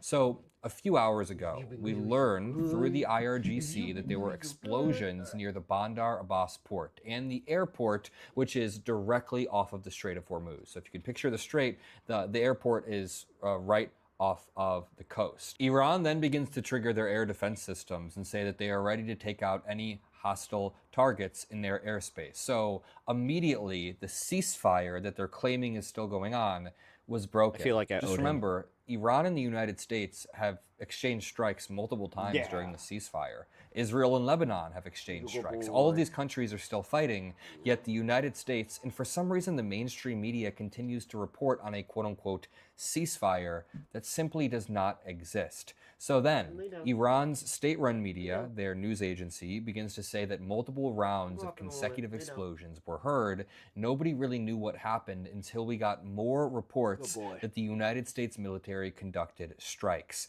Now, I do not want to feed into this administration narrative that these were self-defense strikes because that's inherently contradictory. He tacoed his taco? I know! The narrative that this administration pushes that there are no weapons in Iran anymore. They basically say Iran has been defanged from their missiles, from their navy, from their air force, from their defense systems. How many times have you guys watched me go on to CNN or other shows and debate these MAGA stooges who claim that Iran is basically on their knees? Why would we then need to commit self-defense strikes? Even Marco Rubio was saying last night that things were going well. But while I precondition that, while I say that, let me just show you very quickly how CNN is reporting on this. They're basically saying U.S. targets Iranian missile launch sites and boats in, quote, self-defense strike. So they are putting it in quotes to make sure that people know this is the administration saying that.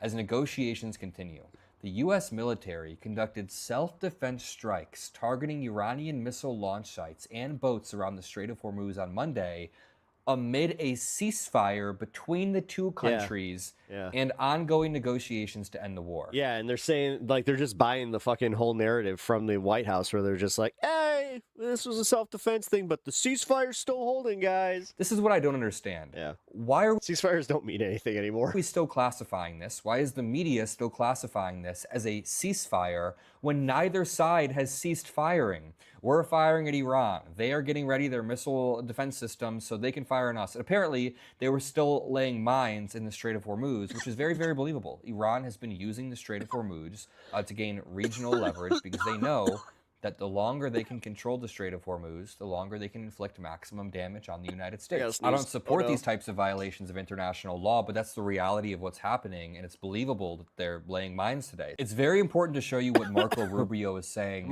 just last night about the war. He seemed rather bullish on a deal, and now that seems to be off the table. We're basically back to square one. Both sides are firing at each other. Take a listen to this. Cheers. Be news later today. I don't have news for you at this very moment, but there might be some news a little later. Today there may not be. I hope there will be, but I'm not sure yet.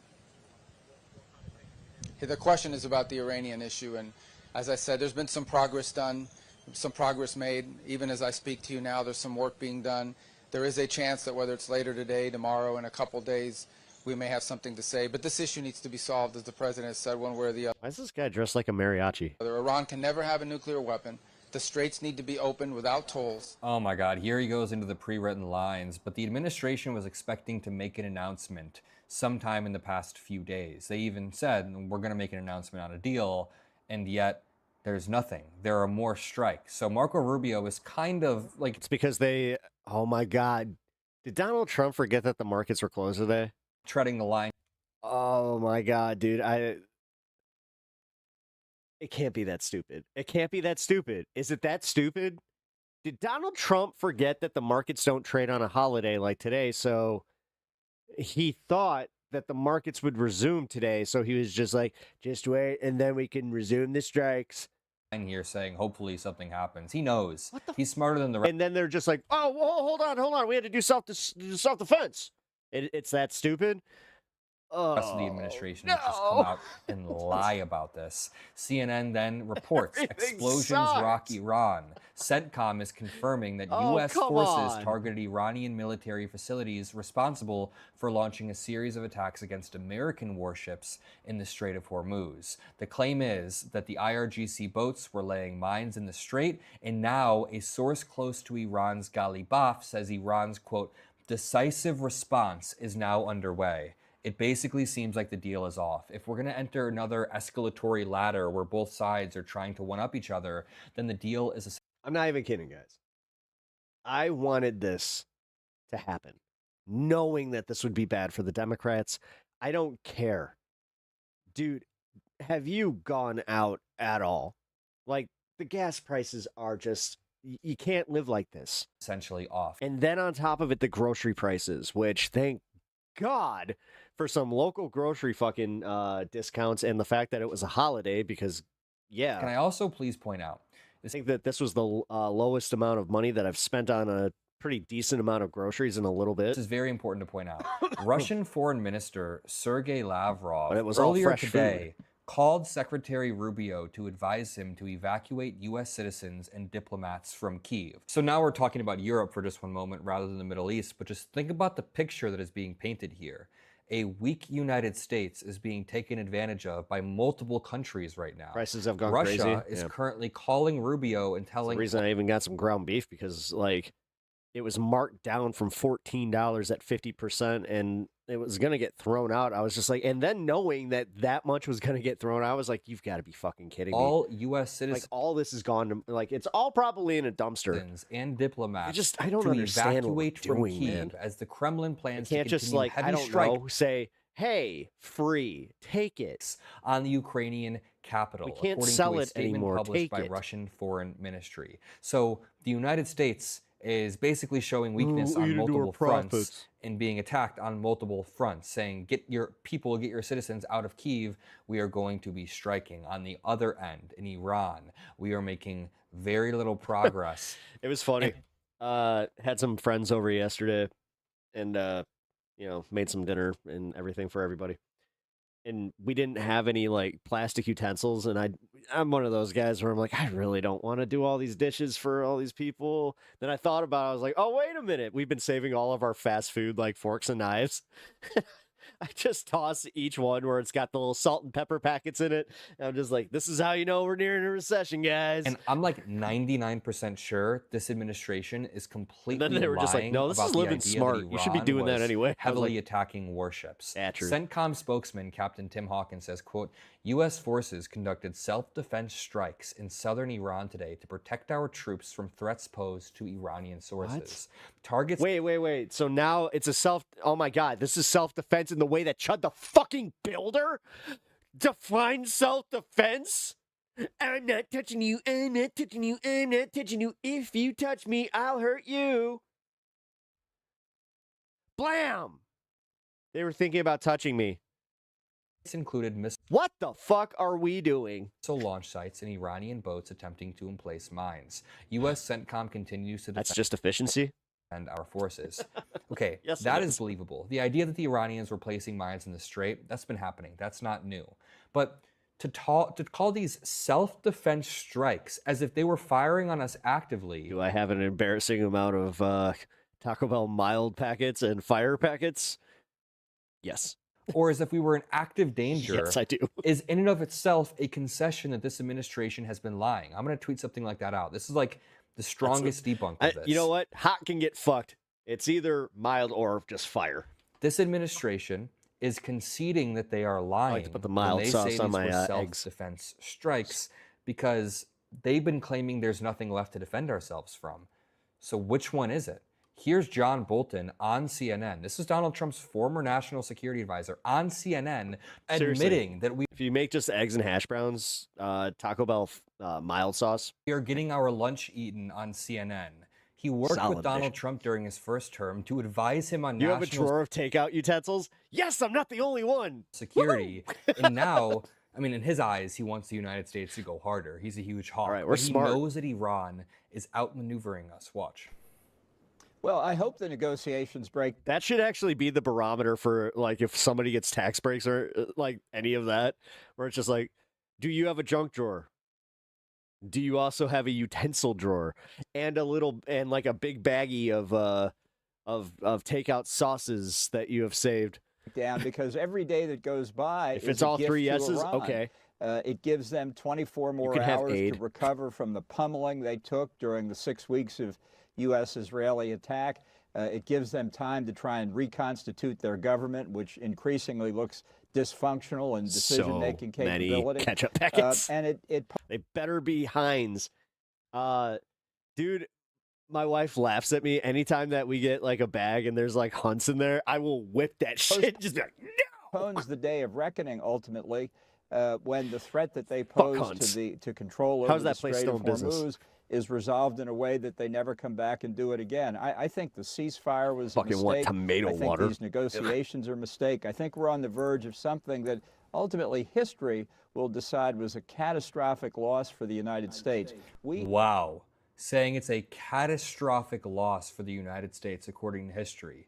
He's taking a little bit of a different framing that Hunts is for what? Oh, I am here because I he see where you're going with that. I'll see you next Tuesdays. wants us to go harder. I think this entire thing is such a mess that Donald Trump immediately needs to find an off-ramp that doesn't totally screw over the United States. But at this very moment, Iran has gained regional control due to their control of the Strait, can continue to gain money over time and will likely... Seriously, like, I know we're joking here and we're just having a laugh and a good guffaw, but I am... who is keeping Hunts in business? Like, why? We all know who the superior ketchup maker is. We get it. And honestly, let them add that little bit of sugar. It's okay. Everything in moderation.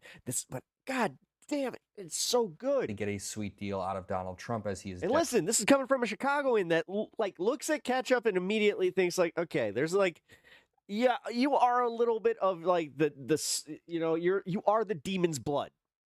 But I will not deny some French fries or some, potato products with some ketchup. desperate to find. I don't know why I said it so weird, but whatever. Lord have mercy. I hope that nobody else gets hurt. I hope that the strikes stop. But this is what happens when you have a lunatic president in a cabinet that does not know what they are doing. I see two pathways from here. Pollo Comparo? Pathway or Comparo? One is a dramatic escalation. Is it comparable? In which the I mean, I get the chill. Like, I'm going to be real with y'all.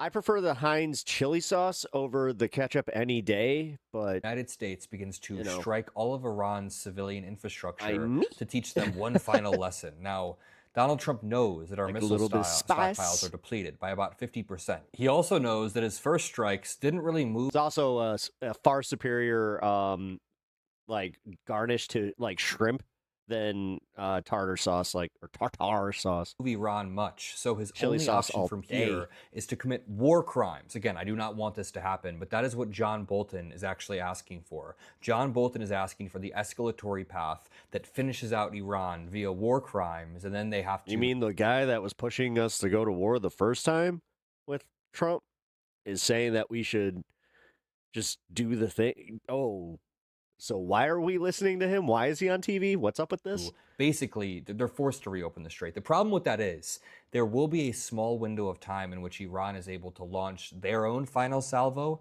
not against the United States, but against all of the energy infrastructure the United States relies on, and that would spike gas prices to like $10. Ooh, Heinz plus Tapatio? So Iran has Trump checkmated Right, I'll try that. in that regard.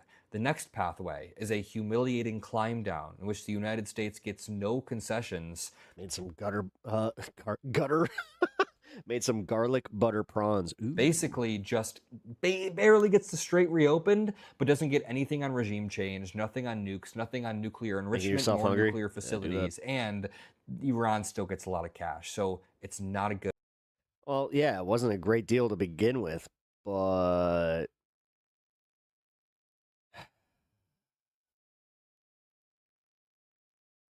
There's a part of me that really wants to play this. No. I can't. I don't want to save that. All right, we need a little bit more context. Let's see what the news is saying about this. I think BBC... Yeah, BBC probably has something about this, right? Oh, wait. Whoa. What is going on here?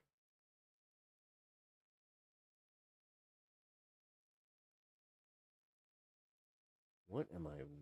What the fuck? So I guess the protest turned into a car meet.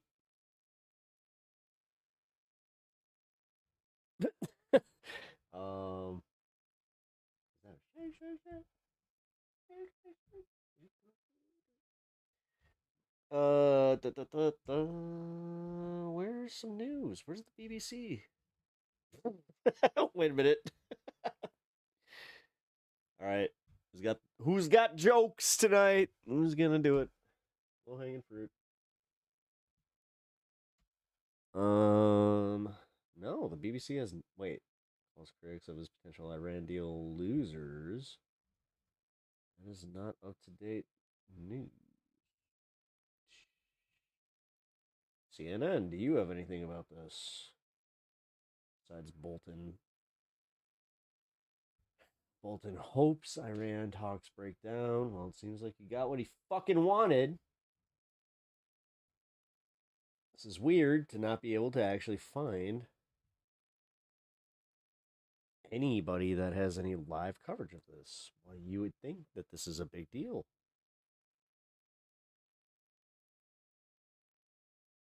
You would think this is a huge deal. What the fuck? Seriously? There are no live news channels right now covering this. Severe weather upends Memorial Day travel. Millions on the move for record holiday travel. We're talking about holiday travel, but not this? What?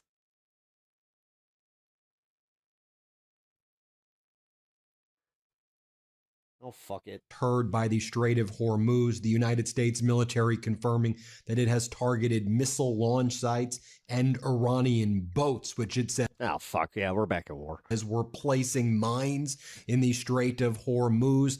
How will this impact the negotiations that have been taking place between Iran, the United States, with Pakistan as the mediator? Here's what we learned just went down. So multiple massive explosions were heard across. Why do I have to go to Adam fucking Mockler and Midas Touch for this? Across the Strait of Hormuz. Dude, and this is the, like... Hormuz coastal cities of Bandar Abbas, Sarik, Jask, and a military base with reported hits around these areas. At first, the cause was unknown. This was reported by Fars and Tasnim. Tasnim, which is Iran's local media, talked about how sources are hearing 3 massive explosions around Bandar Abbas.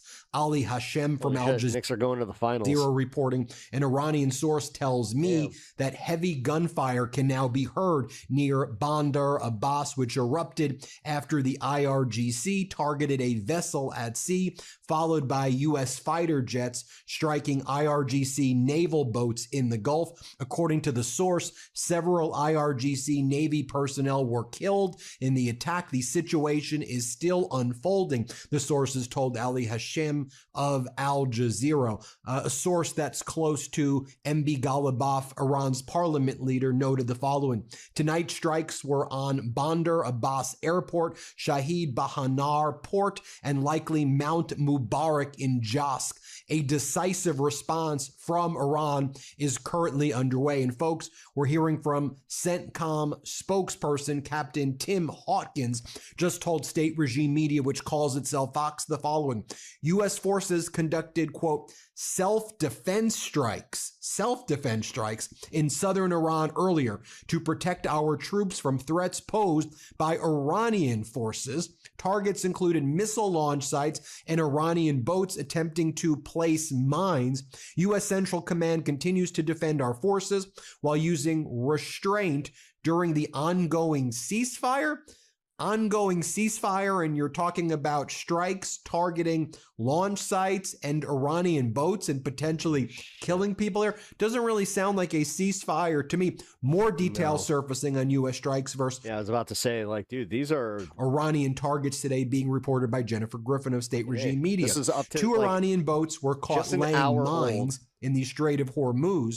Senior U.S. officials are telling Fox, their regime media. The U.S. military... Agree, it is crazy that Midas Touch News does have accurate, timely news. I know. Terry eliminated both IRGC vessels and also struck at a surface-to-air missile site in Bandar Abbas that was targeting U.S. warplanes. These were defensive strikes. CENTCOM noticed again or mentioned again. Defensive strikes while you seem to be offensively striking. Okay. They do not indicate ceasefire is over, according to 2 well-placed sources. Also, Jennifer Griffin writes, I am told the U.S. strikes are over for now. Again, these were defensive in nature, not offensive, they keep on saying, and not an effort to break the ceasefire. The U.S. military says it reacted when they saw 2 IRGC boats laying mines, and then also saw a surface-to-air missile site targeting its warplanes. Let's talk about what else we're seeing as well. This is how Clash Report says. U.S. or joint U.S.-Israeli jets struck 2 IRGC Navy speedboats off Larak Island in the Strait of Hormuz, killing at least 4 Iranian personnel. The strike occurred roughly 48 hours before the report surfaced. This is a new report that we're seeing right now. Iranian media were under pressure not to establish the story to avoid disrupting ongoing negotiations. That's what's being reported there. Then Donald Trump reported this. The enriched uranium nuclear dust will either be immediately turned over to the United States to be brought home and destroyed, or preferably in conjunction and in coordination with the Islamic Republic of Iran, destroyed in place or at another acceptable location with the Atomic Energy Commission or its equivalent being witness to this process and event. Thank you for your attention to this matter, DJT. Barak Ravid over at another state regime media propaganda outlet, Axios, which just is basically Trump's stenographer. Here's how Axios is saying it. This is important. This post by Donald Trump, they claim, it appears there is some flexibility here in the American position regarding the ways to eliminate the stockpile of enriched uranium and a certain rapprochement with the Iranian position. And there was also a rumor that Qatar was going to be giving. I'm a historian and have 2 tours in Iraq. You want to talk about history, not just this embarrassing skirmish you currently have in the Middle East? Sure. A $12 billion loan to Iran instead of the United States giving Iran $12 billion in terms of sanction relief immediately before Iran agrees to open the Strait of Hormuz. Well, the advisor to the Prime Minister of Qatar, Dr. Mahid Al-Ansari, the spokesperson for Qatar, says the following. The reports suggesting Qatar offered $12 billion to Iran to secure a deal are simply not true and are being circulated by parties attempting to sabotage. So pause it and we will talk. Let me finish this. The deal and undermine ongoing diplomatic efforts towards regional You have sinned and de-escalation and stability. Qatar's diplomatic role in coordination with regional partners is well established. I just want to get established and publicly documented, and such narratives are nothing more than desperate attempts to tarnish Qatar's reputation as a trusted international peace facilitator. Reading between the lines there, it seems that Qatar is suggesting that Israel is spreading these rumors, or it's coming from people within the Trump regime who want to try to undermine the So they're going to blame Israel on this, right? Ongoing framework of the deal that was reached 48 hours ago between Donald Trump, a Pakistani mediator, and Man, I messed up. I have multiple keyboards. English is my second language. No problem. Iran, which Donald Trump seemed to go back on when Donald Trump said he will only enter into a deal with Iran if Arab nations agree to join the Abraham Accords and open up a peace treaty with Israel, which Arab nations like Saudi Arabia, Qatar, and Pakistan say under no circumstance will they do that until Israel permanently recognizes Palestine and a two-state solution. But Donald Trump seemed to suggest that it's amazing how much we allow the people in power to just lie and play in our faces like this. It's because people don't.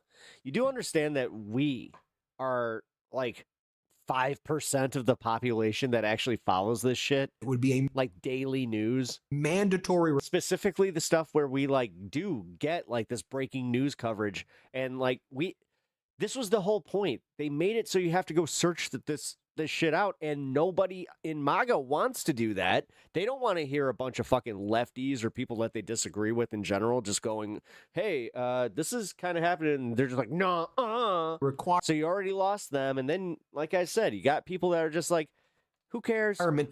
That Arab, but then we're sitting here just pulling our hair out going like, the gas is expensive. Like when you hear them say the gas is expensive, why? And you're just like, who cares? Nations agree to the Abraham Accords with Israel and I do like that saying that, like, okay, you don't care about politics. Alliances with Israel if the United States was to enter into. Oh, you don't fuck with politics, but politics fucks with you. A peace agreement with Iran. We also heard from Ali Hashem, again from Al Jazeera, who says, an Iranian official source tells me Tehran has warned Washington that any Israel attacks on Beirut or the southern suburbs would seriously jeopardize ongoing efforts to end the war and could derail the diplomatic track altogether, because that followed Netanyahu, Israel's prime minister, and defense minister Katz holding talks earlier today where they say they will be expanding military operations in southern Lebanon. Israel's Channel 14 is reporting that. Drop site with a good summary here. Netanyahu did a video message about this, saying the IDF has prepared broad strike plans targeting buildings and infrastructure that it claims is being used by Hezbollah. And this news comes amid what the Israeli outlet describes as a particularly difficult month in the northern sector, with 11 Israeli soldiers killed, mostly by explosive FPV drones. And then the Trump regime leaked to Barack Ravid through, quote, senior U.S. officials that the Trump regime would support an escalation of Israeli military involvement in Lebanon when Iran had said that any ceasefire or permanent security guarantee must cover Lebanon as well and must cover Iranian proxy groups like Hezbollah. And so, in other words, you have a lot going on here, and you have the United States military strikes near the Strait of Hormuz But then them saying that the ceasefire is still active and that negotiations are still ongoing. 48 hours ago, it seemed we were moving closer to a potential peace. And now Iran is just going like, what? No. Peace agreement. Although whenever they come very close to reaching peace. Is it to move the markets or like what? What are they doing? Agreements the same way we saw. This is why I have a problem with the whole like, oh, the Illuminati, like they are, you know, he's truly like the head of the Illuminati. It's like, okay, was the Illuminati just like a whole bunch of bad businessmen like just doing like, hey, we're just gonna rob the country blind and that's it? Man, that was a little bit better or like at least more interesting than that. Saw when Oman's foreign minister negotiated a peace agreement. Just weird. We saw Pakistan do the same. That's and often then on when top of it, did you see like the whole thing where they told Pakistan where it's just like, hey, by the way, we're putting this thing in where like Israel, you guys wouldn't be able to really attack them, and like, you know, like we're gonna kind of install them as kind of like a like maybe like a police force in the Middle East, and they were just like, fuck no. Trump and Netanyahu do their invasions at that point in time. Now let me show you what Iran's foreign ministry spokesperson said when asked, why are you not responding to these U.S. media? With all of these media reports, why aren't you responding to everything Trump says? Play this clip. Why you are not responding to the U.S. media reports? I believe we have more important works to do than responding to the U.S. president's posts or the other malicious media campaigns, including caricatures posted on the social platforms. We have works that are more important than responding to these trivial issues. We are working in order to arrive at the best solutions to maintain and safeguard the interest of our countries. At the same time, we are responding. We are not responding to each and every comment. We are a cultured, educated, and developed people. At the same time, we respond to the enemy's aggression accordingly, as was the habit in the past. And here's what Donald Trump's former national security advisor said moments ago. I mean, the fact that this only happened an hour ago, is it because they think that everybody's like, you know, pooped from vacation and now everybody's in bed? John Bolton, Trump's former national security advisor. Let's play it. He thinks everybody. Like I said, what's this move? Like, what is this about? Is this about the markets? Because I don't see how this like affects that in any good way. He wants to make a deal on just about anything. That's not what these people are into. And Unless they can everybody... see that Trump is so palpably desperate to have a deal that he can declare to be a victory and that lowers prices of gasoline. And they're playing him on that. They're stretching him out. They're buying time. All of that works in their advantage. Now, with all of this taking place, Trump focused on building a UFC stadium in front of the White House. You can see construction crews busy setting up the new UFC stage on the White House South Lawn, as Andrew Leiden reports. And then here's a video. I'll show you the B-roll right here. Libby Dean reports about the structure for UFC fight being pieced together on the White House South Lawn, just making an utter mockery of our country while this purported peace agreement is blowing up quite literally and figuratively. That's the update for now. Hit subscribe. Let's get to 7 million subscribers. Thanks everybody for watching. Hit subscribe. Double check that you're subscribed. Love this video? Support independent. Dale, you don't have to like do the weird bot like information thing. You can just chill. We're cool. We're in agreement here. 7 million. Yeah, they're close to 7 million. Yay! Yeah, guys, if you have not already subbed to the channel and you are enjoying the content, please consider doing so. Check out the rest of the show, man. Like, we hang, we have a good time here. All right. I really wish that this is the one part that I gotta stop caring. I really do. I gotta stop caring about this again. A little harder than you'd think. All right. Dale, we meet again. You guys have met in another chat, or you have met here before? The Atlantic slave trade was a bitch and a half. Agree. Alright, sorry, I'm bouncing around. Yeah. You know what? I'm gonna fix my chat now. You met him in another chat? I always think that's interesting when you guys kind of find each other from other chats. There we go. Got my chat back. Woohoo!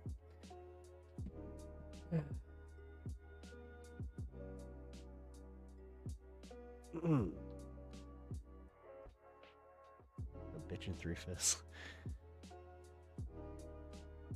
Alright, guys, let's do something a little more fun this time. I mean, I would like to give more updates on what's going on.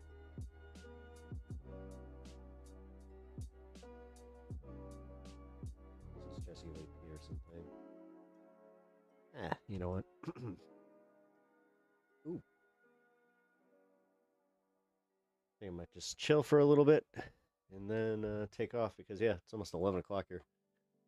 Yeah, I should probably end at 6 hours, 30 minutes. Why not? And you can honestly say this is truthful. What? It's gonna be slurry flurry. No, I gotta get rested, you know.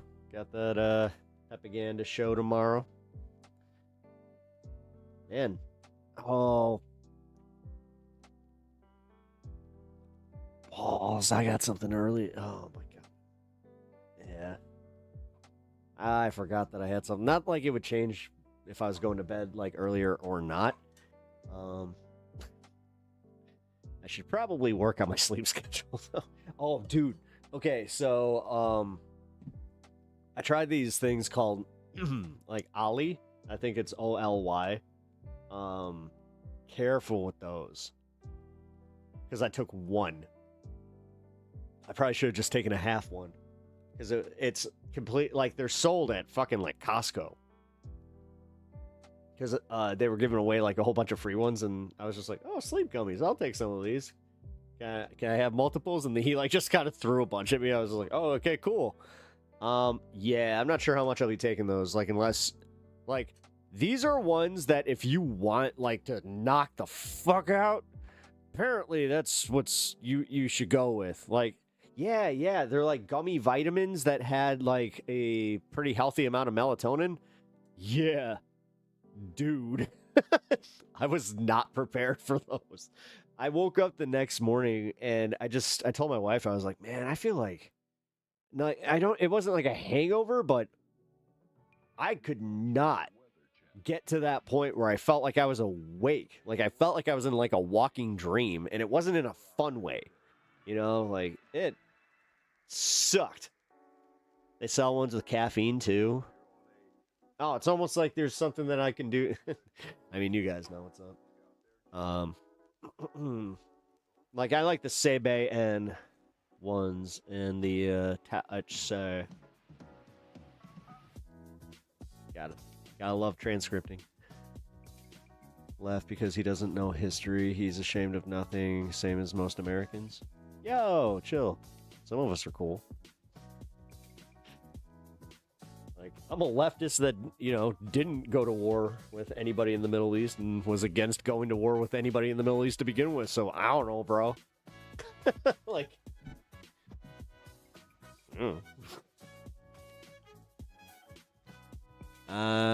this is why I kind of try to say to people, don't do that thing where you just generalize so much that you forget that there are people in other countries in general that, they might think a lot more like you. So, and then also be careful. Yeah. Wait, I mean, Tylenol PM is. Wait, people actually take that just as a sleep what? Oh, I only take that when I'm sick and I can't sleep. And I'm not I take the other Tylenol stuff too. Even though it's not great. No, I like these ones. I think they're called Pixies. They're these about this big. Got them. All right. The Hat Man. The Hat Man.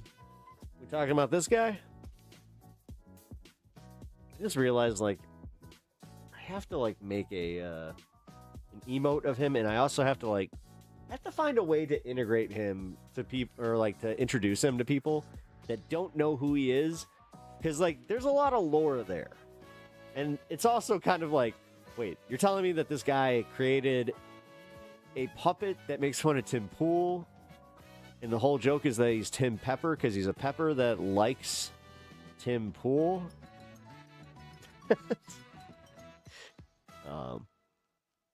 This is my one of my favorite songs on my soundtrack.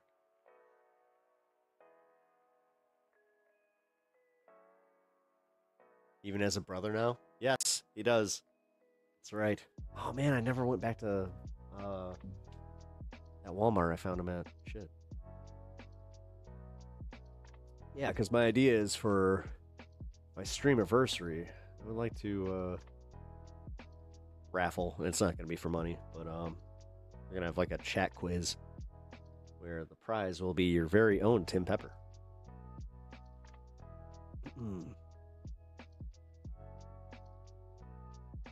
Sleep aids use the same stuff, but charge way more.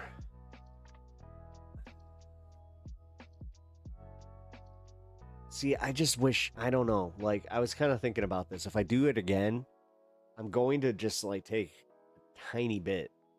I think half of that could have done it, which, dude, I am not one to ever be hey, give me half of the dose that you as far as recommended.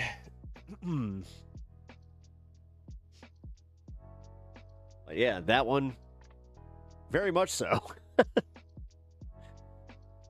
There are two things that I would do that with. It's that one and the straight melatonin ones. Yeah. I don't know how people take that shit every fucking night. That's crazy. I don't understand how these people wake up. Because fuck, I'll tell you right now, I had that as a big problem. Where I was just holy shit. Number one, yeah, I could not, it was the longest I've slept in a long time, and I did not feel, that's what really bugged me, is I didn't feel refreshed. What tribe are you in? Human life or money? Well, they put me in the blue category, but, some of the people in the blue category throw me out and say, no, he's not, he's in the purple category, and then you got the reds that tell me that I'm a fucking, a lib, leftist, radical, blah, blah, blah, blah, blah. I'm a dude who has the radical ideas that, we should just treat people with respect and not, kind of mind your own business. Let people live and let live, and then, give some people some health care. Health care is great. Soldier Boy's just being a dick. Soldier Boy.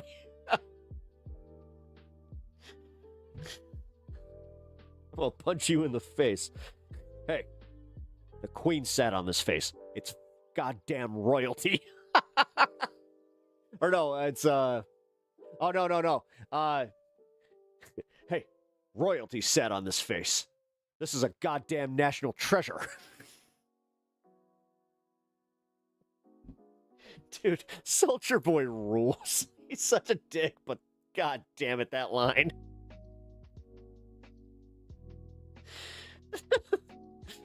Oh, fuck. That was seriously probably the best line out of the boys. I had to rewind that a few times where I was just like, oh my god. The way that Jensen Ackles delivers it is just fucking so good. Soldier Boys, yeah, he does have some of the best lines. He really does.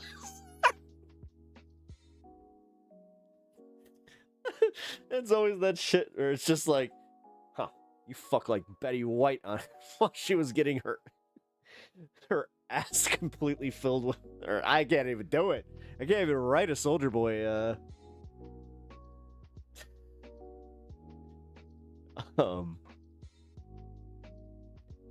don't like how melatonin makes me feel. Yeah. The Restless, yeah, well, shit. See, Soldier Boy actually has some of those lines. You finish that in your head. Nice. Uh-oh, I've had too much of an impact. Oh no. Oh, Stan. I just realized that my Stan cam is not on. There we go. Oh god, guys. Well, now we're just in full-on overtime. Let's see, what do we got tomorrow? I might have to talk a little bit about that Hunter Biden thing. Man, I have so many clips too. Shit. And then, oh shit. That's right, I have a debate thing. Crap. Yeah, somebody convinced me to join this debate. Let's see. What's this scheduled for? Give me a second. You guys are Find Out Live with me.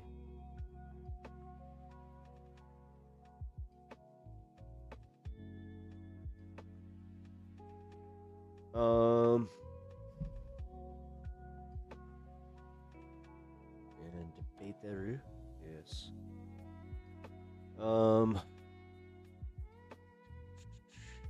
Yeah, it doesn't look like he has given me a date yet. Great. Well, either way. I hope this works out because it seems like we have some people trying to do like the leftist debate space where, yeah, I mean, leftist debate moderators, we haven't had somebody do that really since Dylan Burns, so yeah. Hopefully this goes well.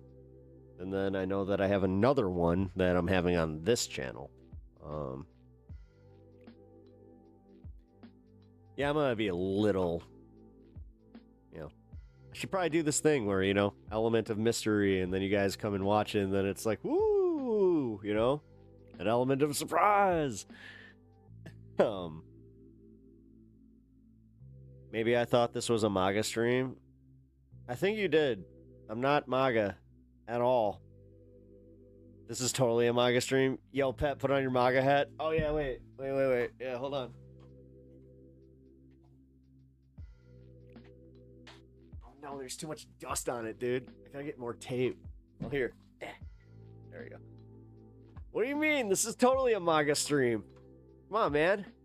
You're not, 100%, feeling that this is a MAGA stream?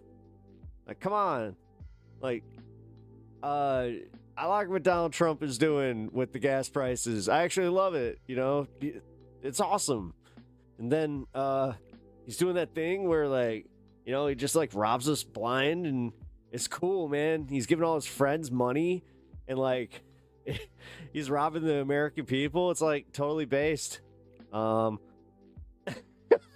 Yeah, man, I'm totally MAGA. Oh, wait. Ahem.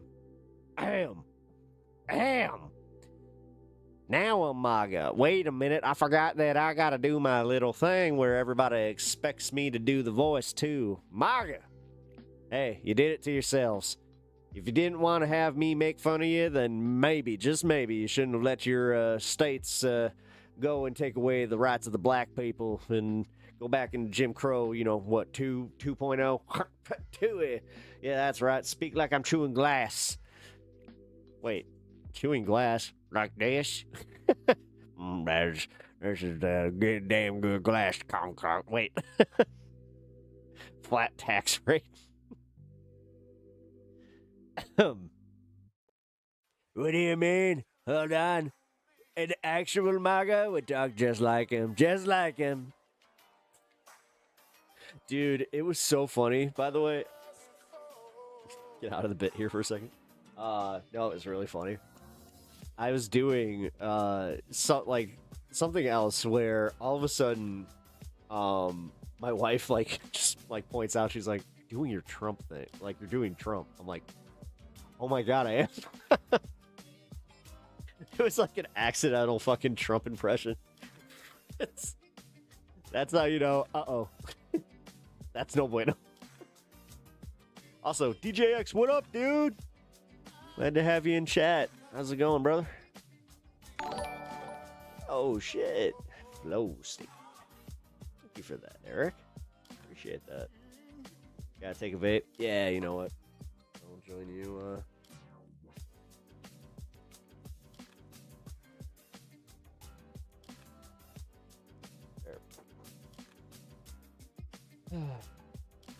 Oh.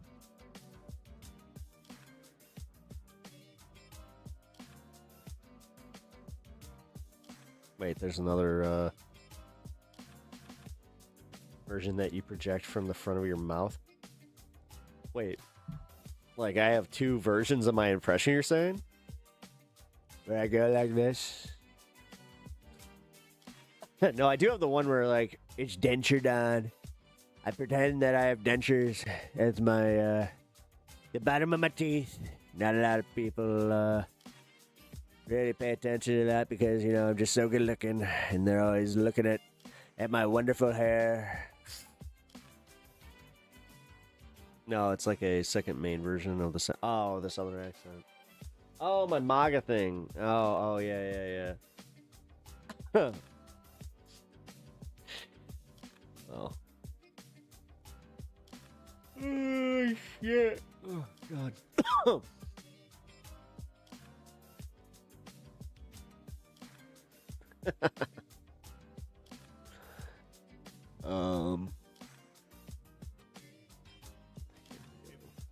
The difference between like Alabama and Georgia.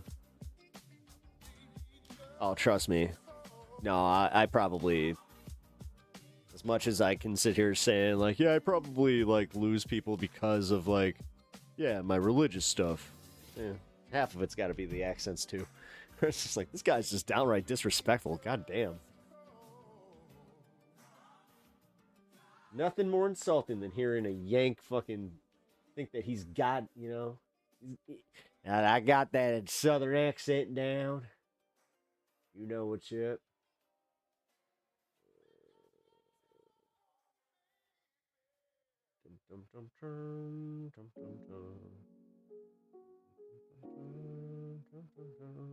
But kind of proves my point here. Who are the people that are most viciously against this deal going through?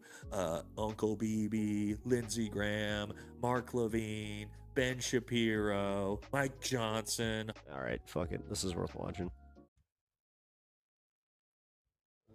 When was this released? 8 hours ago? Oh, no, it's not. Never mind. Sorry, guys. I thought that this was new news.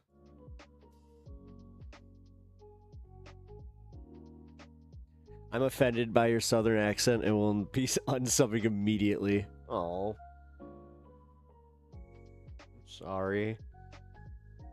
How do I do it respectfully? Oh, God.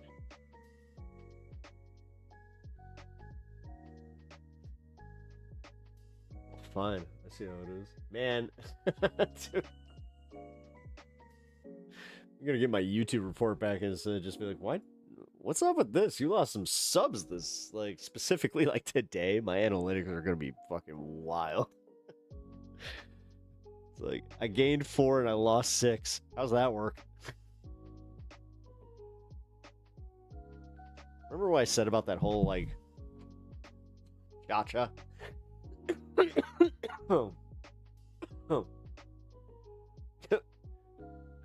Alright, that's, I mean, God.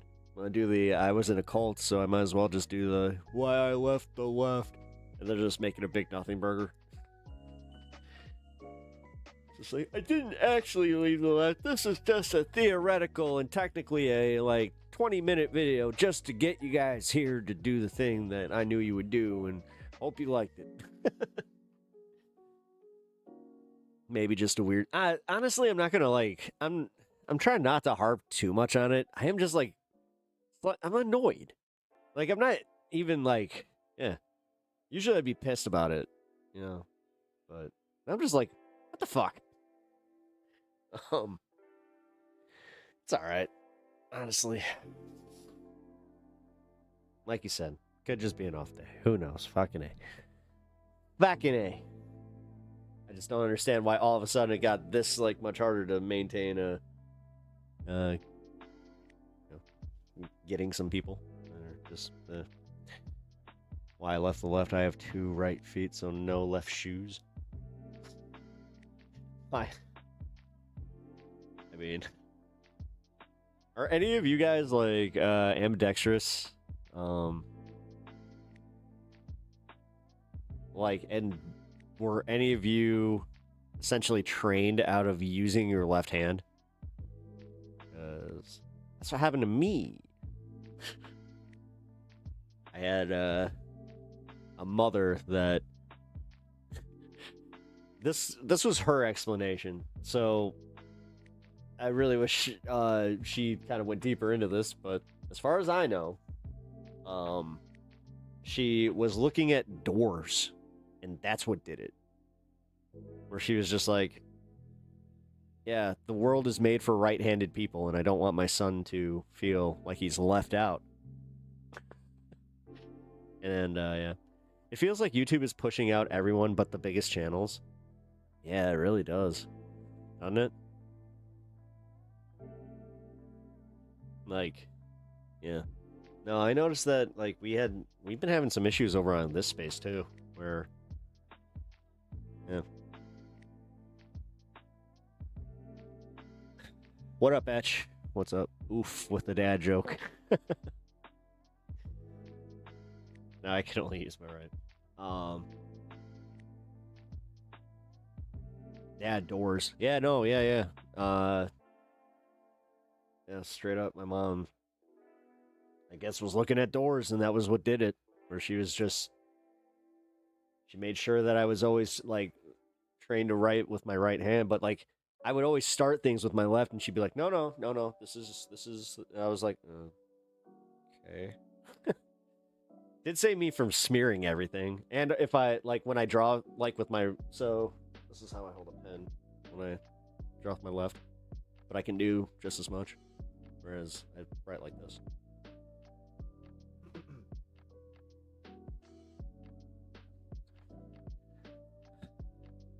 It's weird.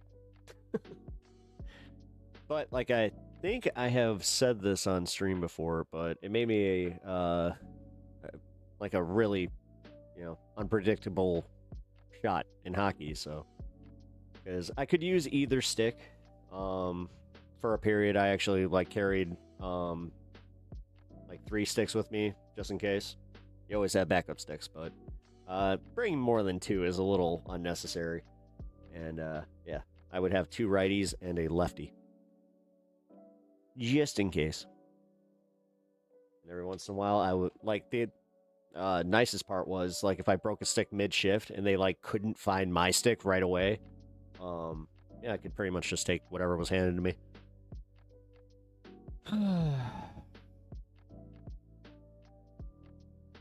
Wait, my grandma went through that, and she always hesitated, even when she was 80. She would naturally go for her left and think she would have that moment to correct herself. Oh, see, it wasn't about God or anything like that. It was just my mom, trying to make my life a little bit easier, I guess. Oh, shit. You finished the Macho Man theme song? Hell, dude. Okay, can't wait to do it. I'm going to debut that hopefully tomorrow. I will wear the bandana for that one. I will wear a bandana, the sunglasses. I will do a full bit. Because, yeah, having my own pomp and circumstance, which I find that kind of funny that you didn't know what pomp and circumstance was. You got a good cut of it. Hell yeah, man. Dude, fire. I can't wait. I'm like giddy now. Oh, man. But yeah, Tinkerbell, yeah. Back to your point about like them pushing out like smaller channels. Yeah. And I mean, when you say smaller channel, we're talking channels that have, just under 1 million, all the way to people like me that, like, dude. Oh boy. And like House of L was saying, it's kind of crazy that they're, pretty blatant about this. But realistically, I hope that this is short term. I hope that the analytics, improve. I mean, I can only do whatever I'm doing here, and I can keep growing, so. It looks like YouTube want TV numbers or you're out. Well, that's stupid. Honestly, they make most of their money from smaller creators. I mean, dude, realistically, the fact that I do these marathon streams here, like, oh, you know what it is? I think I know. Now let's see. Better than TV numbers? Dude, I do. So with an average of 12, like even, I'm actually doing better than some TV channels were doing. Believe it or not. I mean, shit, I get more views than like some of the Godzilla film, like 24-hour channels. So that's good. I mean, honestly, do you understand like that people that get like 1 to 2 people that are not like their like a relative or something like that to watch them are doing numbers that are statistically more than your average like gaming streamer or like any of that. So, well, I have Catzilla. I do have Catzilla. Although I got Stanzilla back there. He's been such a good boy. I think you get more views in this space. I do. I kind of wish that wasn't the case. I mean, it's cool, I guess, but not really. I'm actually more upset that like I have like that's kind of also where I noticed this where this space is definitely getting affected by this. Excuse me. I wish the algo would pick up this space. I have a few ideas that might help. Like I really think that some of the bigger creators could really help us get out there. Like we have a few like mentions, like Hasan mentioned us once, which is awesome, but it's not exactly like a full-scale promotion, and he didn't even, I don't think he linked us, which was not great. Like, yeah, we need some game shows. Yeah. Well, yeah, we do need more programming, although we have good syndicated, like the syndicated blocks we have are really good, and on top of it, we have people doing exclusive like pre-recorded content. Pop culture trivia. Yeah, we should do that, actually. I mean, that's what I love about this space, is the fact that it's not all, politics, but the fact that we, like, kind of We do also make it about like politics because we do market ourselves as like a leftist stream. I don't know. I'm not sure if that hurts us or not, but do you know who Blakely is? All right, that's one of those ones like I feel like it's a YouTube channel, right? What kind of content do they? I feel like I'm pretty sure I've seen their stuff.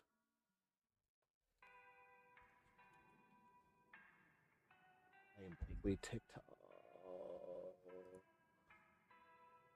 Yeah. Yes. I do know I am Blakely. Yeah, what about her? Oh, on iHip? Oh, cool.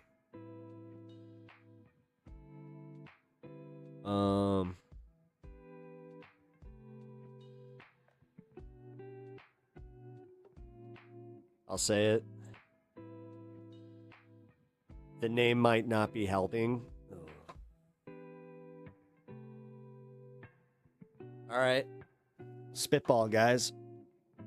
What do you think? Like, DJX, what do you think? In theory, if we had to, like, rebrand this space, what... Shit. Because the thing is, we got a lot of work already put into that, man. We got, like, the graphics. We got everybody that's already, like, signed up for it. Damn, it's already 11:20. Fuck.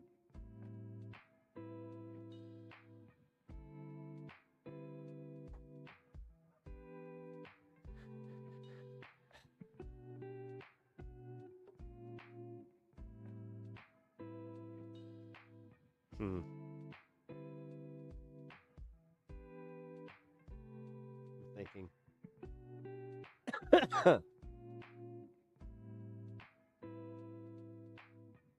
Become the pep talker. I actually think that this space was like, the thing is, I like this space. I like, yeah, because it's like you say it by accident.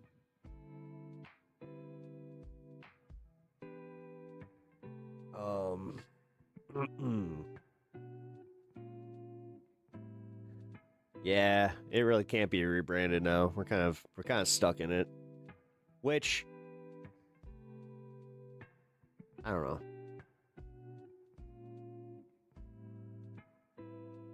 I think that we need to realistically, like I was saying, get some of the bigger guys to really just like maybe do like a promo video for us. Like, I'm talking 10 seconds, 15 seconds where we just have a solid clip of them saying, go watch this space. You know, that we can also just be like, you know, this is not AI, you know, and have it like on their channel or like have them tweet it out. They need some non-political content too. Yeah. I've been saying that. That's why I've been trying to kind of like make propaganda not political content.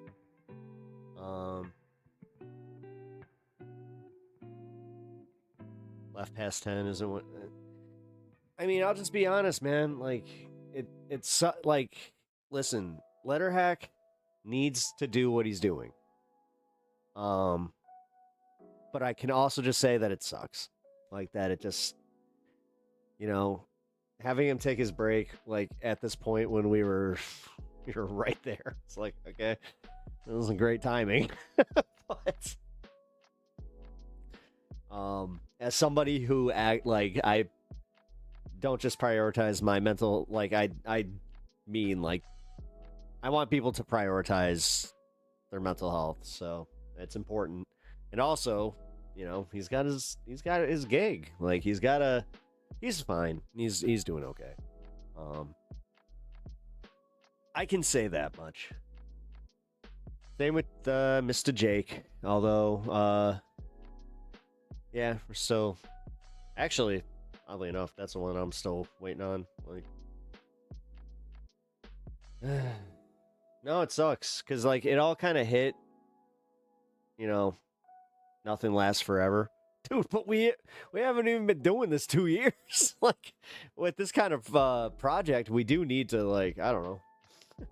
I'm gonna just say this much, like, Alex has fucking stepped up like a motherfucker. You know what I need out of more leftist creators? What's that? What is that? I mean, shit, guys. Fucking algo really starts taking a dip. Linking the content you show. Ooh. Yeah, I'm not as good at that as I could be. I should be doing it for every single video. And I remember, like, probably every other video. Yeah, it could be this Alex space. Dude, he's been putting in the work. He's been putting in the hours. I mean, the fact that we have so much syndicated content, but, like,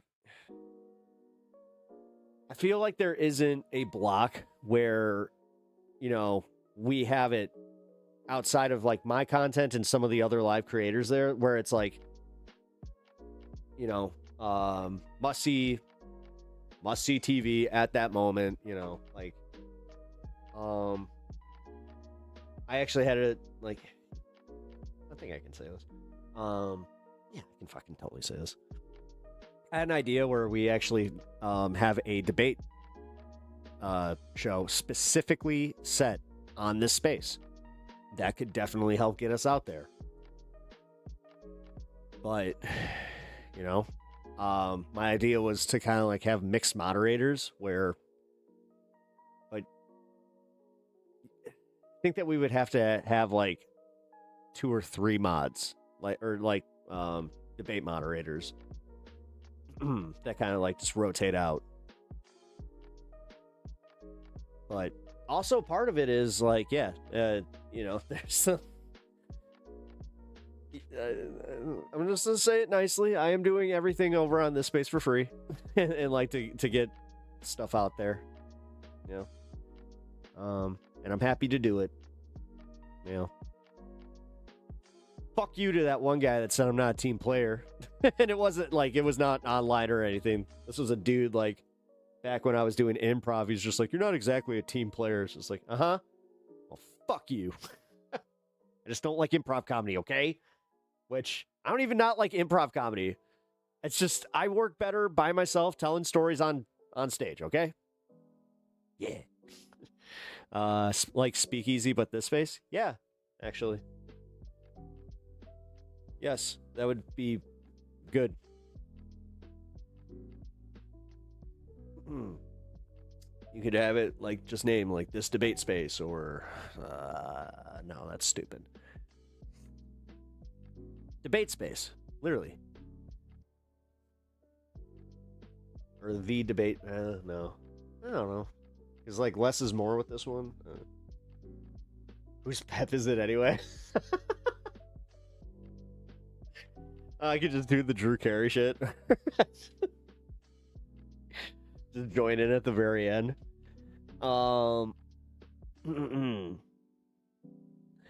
Debate this space.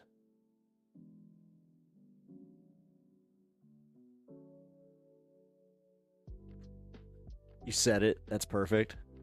Less is more. That's what I thought. Yeah. No. Like, as I said, just like this debate space. So, who would be debating? So yeah. So my. Oh man, yeah. But having a call in, we already talked about that. We have to figure this out because this is part of the content. We have to figure out a way to get people to call in. So maybe have a dedicated Discord just to that show, and then we can access the audio through that. The Thunderdome? Nah, that's over. That's overdone. That's overdone. Now, we could go classy with it, just call it the Coliseum.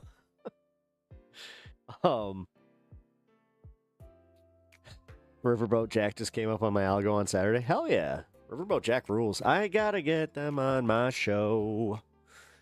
I am very bad at this. Dude, I was supposed to read, because, like, they're cool as shit, and they were just like, yeah, just reach out whenever you want to. I gotta get better at them.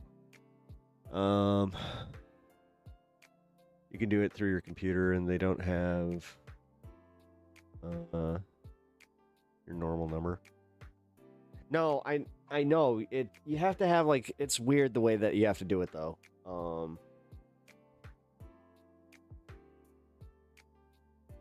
Because also we have to figure out like who the. Oh, hold on. Because if it's just the audio, that would work. If it was piped in through the producer. All right, no, I'll talk to the producer of this space about this. Producer Nick. No, I appreciate you guys spitballing this with me. Because honestly, why not? Debate. Oh, we could call it the squared circle.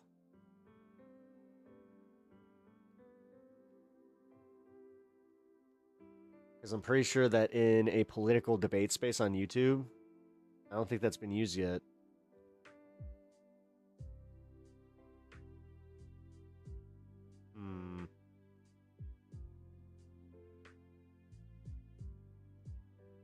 The left hook. Ooh. No, because you do want to actually, like, you want to keep the space technically nonpartisan. Like, this is the bitch of it, man. Like, I just want to be able to do this and admit, like, where it's just like, okay, yeah, this is our bias. Yes, like, it's essentially to give us a little a one-up on some of this shit where we're not constantly sending leftists into the fucking lion's den. Every once in a while, they're going to have to come and fucking meet us on common ground. Or at least an even ground. That is Watchot. He does this? Oh. Well, I mean, I know there are, like, spaces that do this, but, I don't know, man, I'm spitballing. We kind of had a meeting about this, but squared circle, left hook, both good names.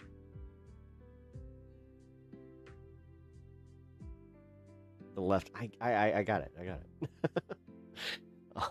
It's not that I don't like it. It's just, yeah.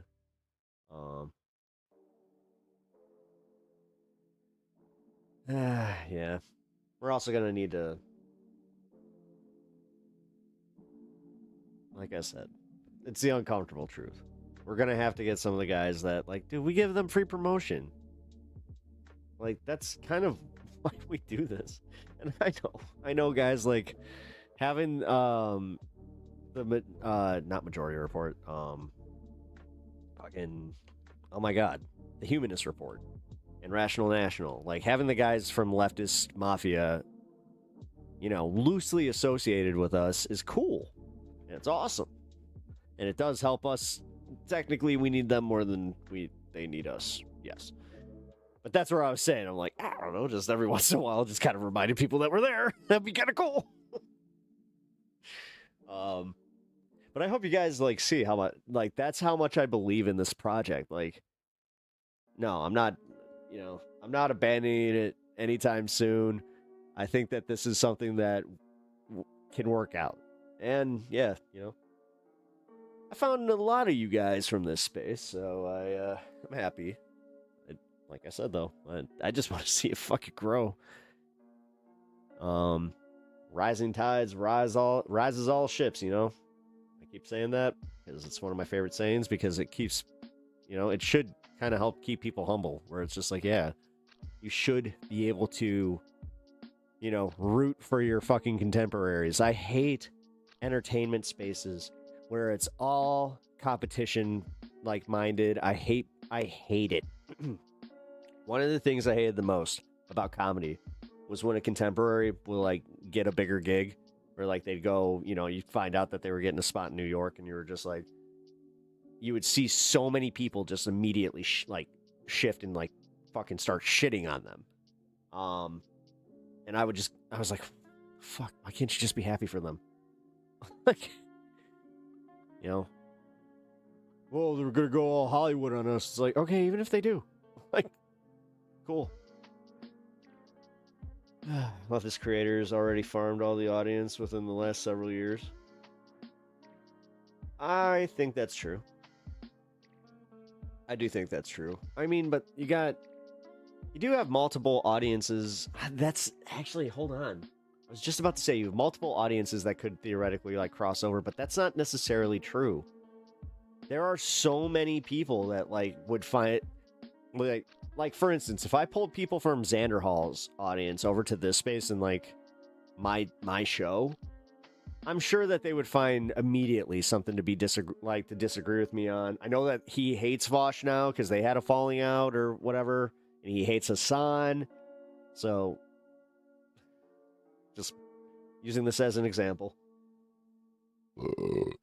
Getting in the game early. Know what I mean? Oh, yeah. I mean, there's nothing wrong with it. You should be competing by helping each other be the best versions of themselves. Yes. Oh, Xander would diss on you so much. Yeah, I know he would. Yeah, I know. Probably call me a fucking bunch of mean names, and I would just be like, bro, what the fuck is wrong with you? Oh, man. That'd be kind of funny, though. I don't know. Getting roasted by Zan. Let's see what's the best he's got. Nah, he would. I think his audience would actually be pretty. Which is weird, because technically it's like, dude, you should be able to just like a dude where it's like, hey, you know, we like similar things, man. He likes gaming, I like gaming, anime, fucking, you know, smoking a little bit, but. Put Kyle Kalinske in today's social media scene. There's no way he would break 1 million subscribers these days. Shit, I think you're right. Pep debate clavicular on course. You heard it here, folks. Pep likes dudes. Oh yeah.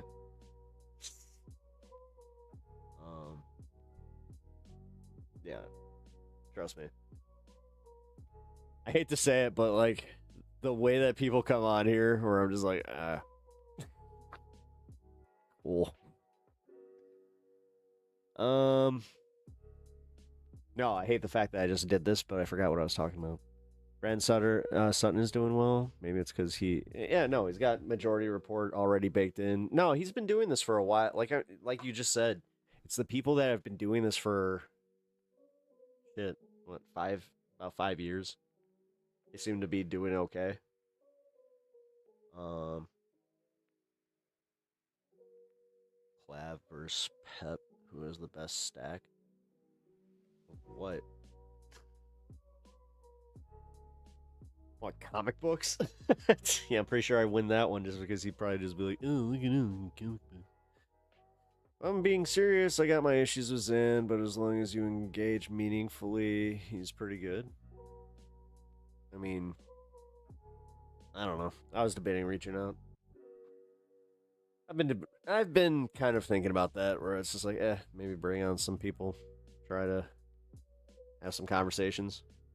You don't know who Xander Hall is? Xander Hall is a leftist creator from. He was like the little brother of BreadTube, where, you know, he's got a respectable sized audience. He does pretty decent numbers for like a smaller streamer. And I say smaller, in air quotes, because he's way bigger than I am.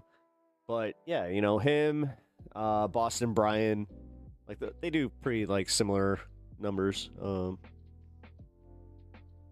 yeah. Overall, good kid, but he's kind of a shithead in some areas, but yeah. Libby BreadTuber. Oh yeah, did he go full Libby? I don't know. I haven't watched his content in a long time. Whatever.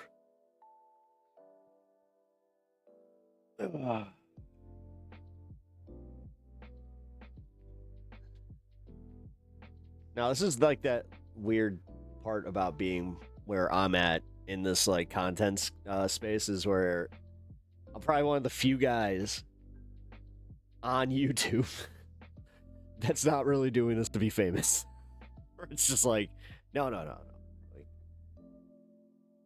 I still don't know. Like, this is where I feel delusional, where it's just like, oh, if I reach this level of fame, would I accept it, or would I just be like, nope? It's like to disappear for a little bit, let it cool off, and be like, oh, all right, I'm back. That got a little much.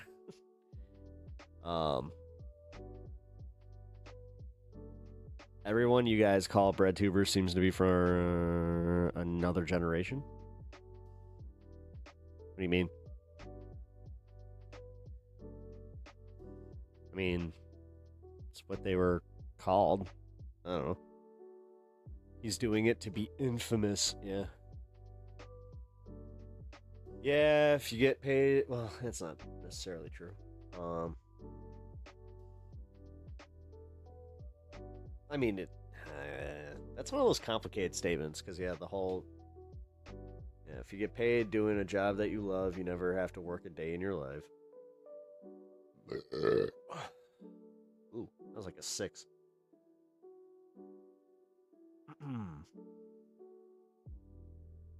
Wait, I just learned not to talk about it. All my thoughts on aliens and the Mothman I keep to myself. Yeah, I get a kick out of some of Brand's content. I used to listen to C2C all the time. You're into those kind of stories. Oh, that's right, though. Brandon does, like, different types of, like, conspiracy tube shit. You know, that would help. Honestly, that would help. I've been thinking about, like, expanding, like, what I talk about. The problem is I, number one, don't know how to register that. So, like, if I'm talking about that, can I register as entertainment? I don't know. I'm already kind of, like, wrestling with that. Yeah, by the way, did that whole thing where I was like, yeah, you know what? I'm gonna register the stream as an entertainment stream today because we're talking about like some entertainment. Yeah, don't do that again.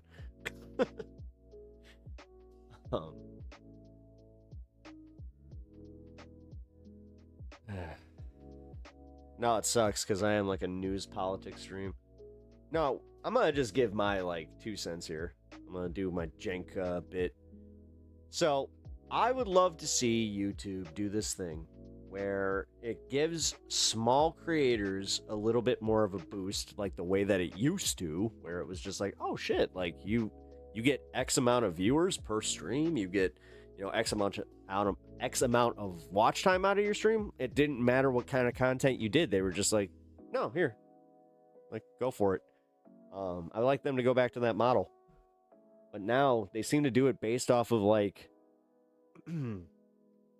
categories that people look up in shorts, which actually uses the fucking category button. Can we be fucking real here?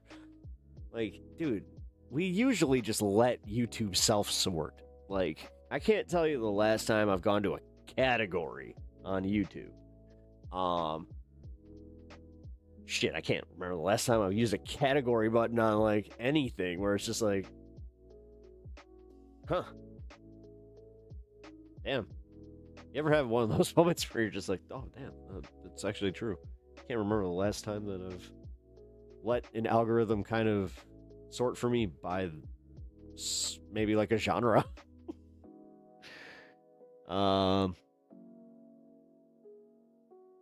Shut up, Randy. No one cares. We're not even talking about that.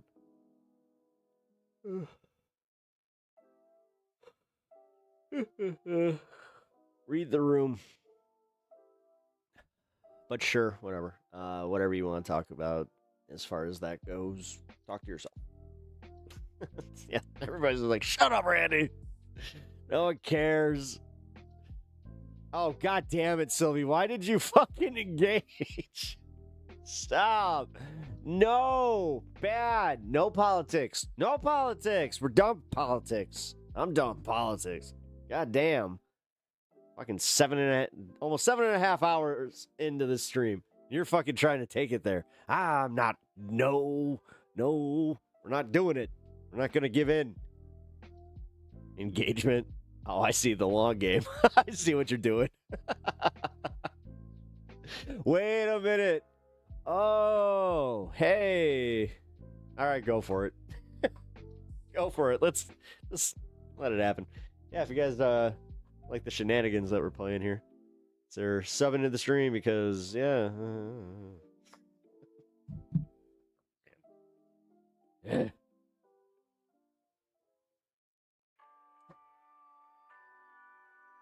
I would be lying if I said I wasn't bummed. They haven't responded, so yeah. Wait, did like Shut Up Randy actually work? Where it's just like, Sylvie is a gladiator. Yeah, no shit. Just ready to go, and like, especially later. I've noticed that like later in the streams you are, you know, more ready for that. But oh shit, what time is it? Oh, it's almost midnight. I suppose I should probably try and go get some sleep. You know what? I'll hang till 7:20. Then I'll take off. She said the match. I get more access to the stream later in the day. Oh, that makes sense. So yeah. Oh, that's cool. Usually just listening. Okay. Hey, I gotta give you guys credit. You guys, most of y'all stick around for majority of stream, which is... I mean, dude, I do these marathons, which... Okay, check this shit. I'll end stream here. It was a pretty funny conversation. So, I was talking to Alex, and we were talking about, like, doing marathon streams, and he said something pretty funny where he was just like, yeah, man, like, I feel like when I do these 4-hour streams, like, I feel like I'm really accomplishing something there, and then I look and you're, like, you're pushing 8 to 9, and I was like, oh, well, it's not a competition. And honestly, sometimes it's like, I feel like I'm just, you know, I go too long, and he's just like, oh yeah, that's the that's the thing I ever do once a year. Is just like, yeah, just go too long, you know. Just, it's pretty funny. Oh man, you finally made it over to this chat. A little late, but it's okay. Glad you guys appreciate that. I gotta say, nah, dude, Alex is rad. He is a fucking rad dude. Of all the things that have like come from this space, you know, Alex is definitely like, I'm proud of him, man. Like I've seen him pretty much from the start. Like, just he put his heart into this shit because he started like right after I did. And yeah, like he's, I think, or did he start like right like before me? I know we started like right around the same time. But yeah, man, he's super chill. Yeah, no, he's a fucking, we vibe, man. We vibe. Although it's funny, we also figured out that we totally disagree on like pretty much everything as far as like movie endings and like our opinions on show endings and shit. Like there, more times than not, we're talking about something and all of a sudden it's just like, I disagree. It's just, oh, all right. By the way, if you're ever looking into another streaming software, vMix Studio. Oh shit. You like Alex? Awesome. We like Alex here on PepTalks. He's a awesome contributor, honestly, and like I said, he's holding it down on this space. Like, I'm glad that like he started doing like all the live content on Thursdays, and bringing Hank on. Like, you know, Hank's a solid dude.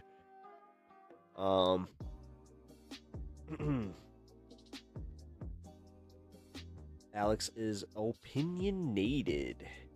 All that. Yeah, so am I.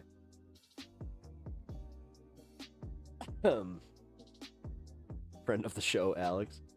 Well, I think that I said this, like, oh no, like,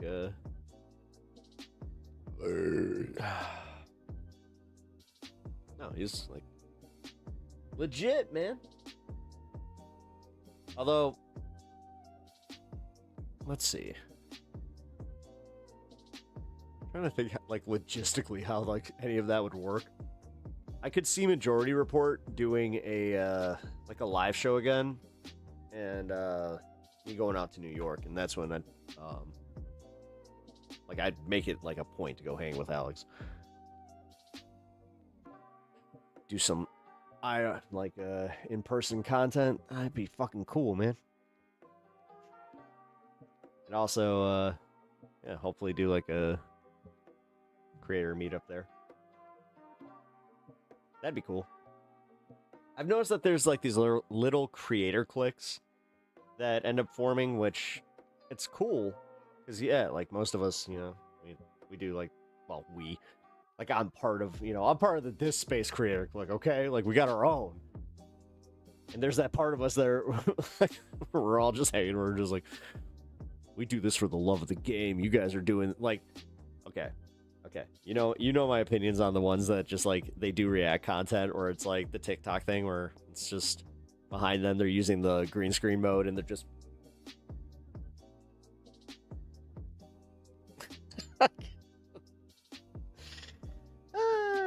it's fucking ooh. There's a special cringe factor to that. Like I really, dude, every time I see that shit, or I'm just like, why? And why is this the stuff that hits? Like, god damn it. Like every time. You know, Jolly Good Ginger is guilty of that shit. I like him. Like he's a good dude.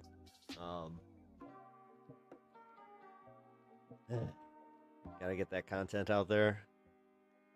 Slow effort, but it spreads. Yeah.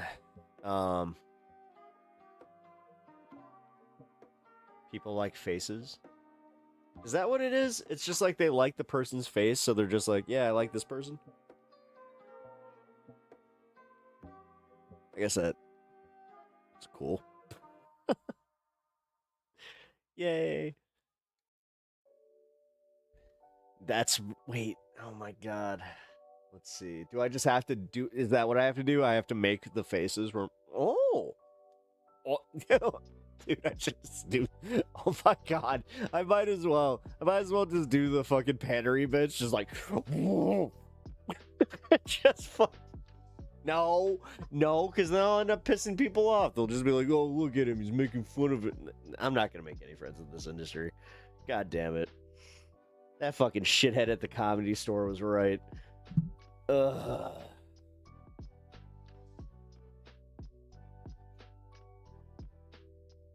I really hate the fact that I have that in me, where it's just like, I wish I cared more. I need to. Because I only care when it's just like I accidentally burned a bridge. Which, surprise, I have done that.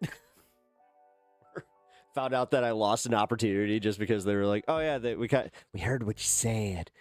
It's like, oh. Sorry. I hate when I be watching a video at the and notice that there was a dude staring at me in the corner. Scares the shit out of me. You're just like, ah, what's this little box? Ah, no. Yeah. Also, that's very much I don't know. Whatever. I got my opinions. I do it as a bit. It's working already.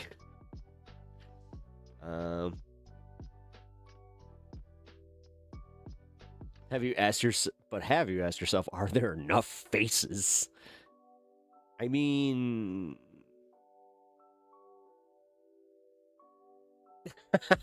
on-screen mood chart. Pep feels like burning down the world. Sad, satirical. All all right. It's not bad. Although, come on, pepper scale, mild, hot, spicy, like, it's almost like, but no, you know what? No, it's overplayed, obviously. No, I like that. That's a good one. I do like that. I don't burn bridges. I let them decay over time, and then it gets awkward. Oh, shit. All right. That's kind of funny. I'm not passive-aggressive enough. Passive-aggressive is still aggressive, so... If I'm getting blamed, we're all... we're all getting going. Oh, yeah, you need my email. Oh, it's at PepTalks TV. At gmail.com. Any of you guys can email me there.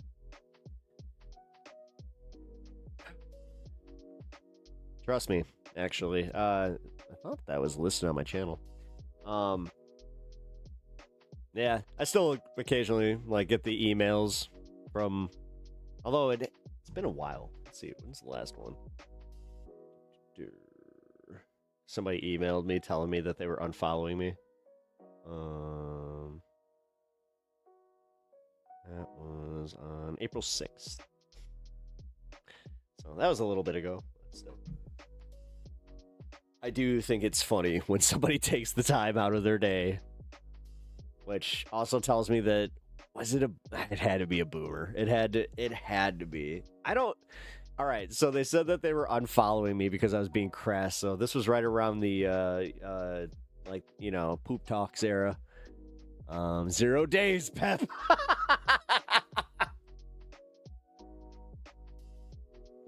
God damn it, Mouses. You figured it out. You're just like, 0 days. He's about to... Yes. It was, because of the poop talks. And I'm sure, fucking... Dude, you know how many times I've had to ask myself this one? Like, sometimes where it's just like, okay, what was it? Was it the, racist, Winnie the Pooh? Was it the poop knife? Two different types of poo, poop joke. Hey, was it that?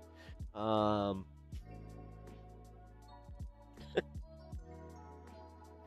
don't know.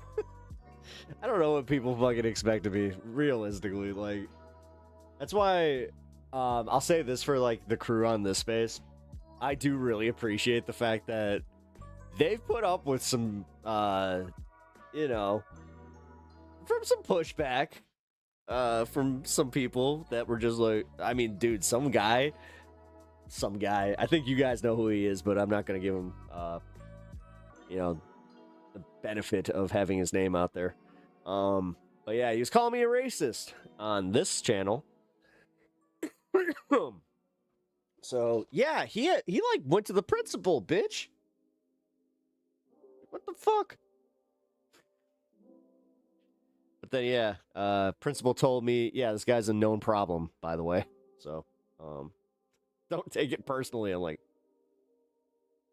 all right. Terre Haute. No, it wasn't Terre Haute, Bob. And he wouldn't clearly explain it. Yep. Yeah. No, he sucks. I've seen him in other chats pop up, and then he blocked me, funny enough. Whatever, man. You know who you're talking about. They're usually chill. I know. That's what was so weird to me. Like, every interaction I had with them was like in a, God, I think that I interacted with them mostly in the Surfs chat, but yeah, dude. No, he sucks. Like, he called me racist, then fucking didn't clearly explain himself. I asked him if he was drunk. That was another one where I'm like, are you just, drunk? Is this, a thing? Yeah. That was shit. But, whatever, man. People gotta feel how they feel. This is the bitch about being a people pleaser and doing this. I will say that much. Because I do have a little bit of that in me. You were supporting, yeah, dude. It was that stream, yeah, where I was talking about supporting Simmons, and he called me a racist for not supporting Cat Abu and Abu Ghazaleh, and yeah, that was fucked. That was so fucked. I'm still a little bit upset about that because, again, how wrong can you be? And then to go behind my back and just like try. Seriously, dude. It's like you tried to get me fired from fucking this space. Like, what? Okay. Whatever, man. But like I said about the other creators kind of having my back on that one, man, that was cool. You know, I've come to really enjoy like what we're doing there. I hope they come back along with Gold, who got grossed out. The mood ring vibes are not all in sync with the world. It's like a chill stream. Come on. Excuse me. Some people don't care, man. Well, I mean, somebody said that Alex was opinionated. Well, did you know that I'm a bit opinionated myself? Wait, what was that? Like, I slipped into a English accent, like at the end there. It was almost like going little bit of Scottish. Did you know that I was actually part of the Ventura the Ventura McLeod clan? God damn it. This is what happens when you try to like work on bits, but then it's just like, no. Don't even try. Although I did just learn you gotta put your teeth out when you're talking about Jesse Ventura. You gotta put your teeth out. You gotta kind of talk like you're extending your bottom jaw. Like, did you know that when I was the governor of Minnesota, that I passed a fitness test because I was also part of the Navy SEALs?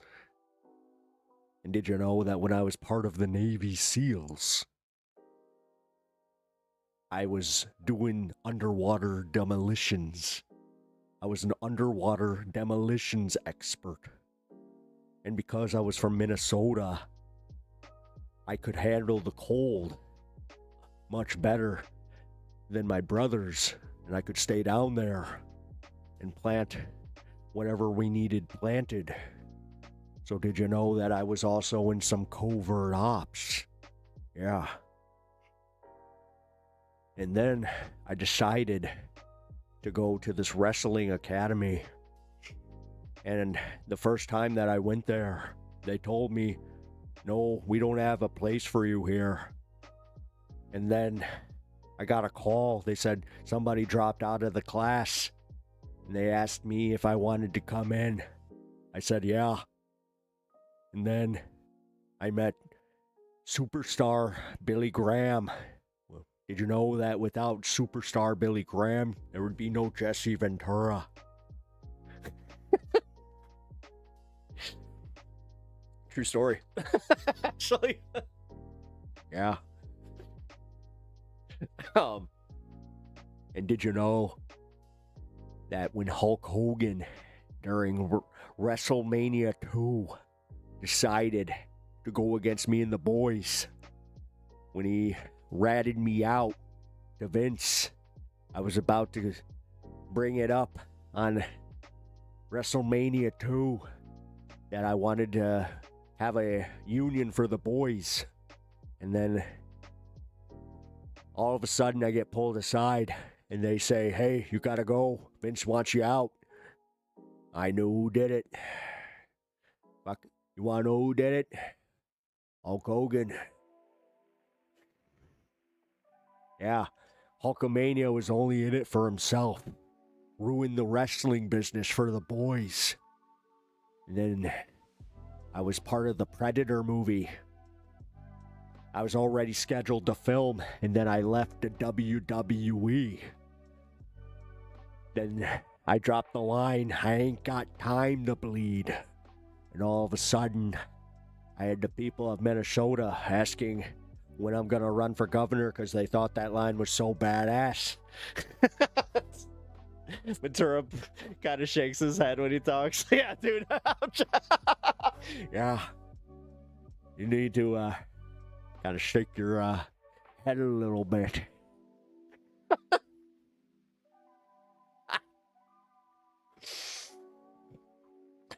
And did you know that I was one of the ones talking about the space lasers before Marjorie Taylor Greene? She had to make it weird and made it. She added the Jewish in there. There were no Jews involved.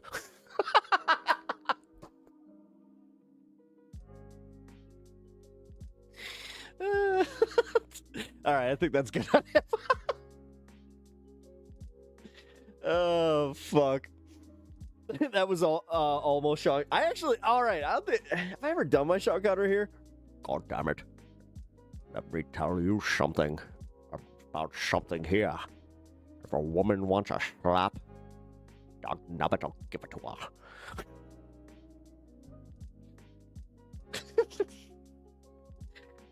And then you can find me during your hunt for Red October.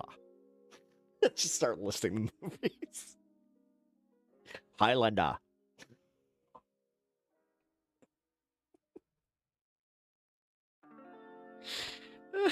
We're breaking into the Rock. Ow. It's almost like you're the man now, dog. One of my favorite bits that me and my friend, actually my friend, I gotta give him credit on this one. One of my friends, we were stoned as fuck. We were at Burger King. And he's like, for some reason, we were just like stuck in impression mode. We get to Burger King, and he's just like, "Excuse me, I would like a mushroom and swish burger." It's just like, dude. Hold the mayo. Thank you. The fucking, he's just like, what better way to? I was like, dude, for some reason that was the perfect order for him.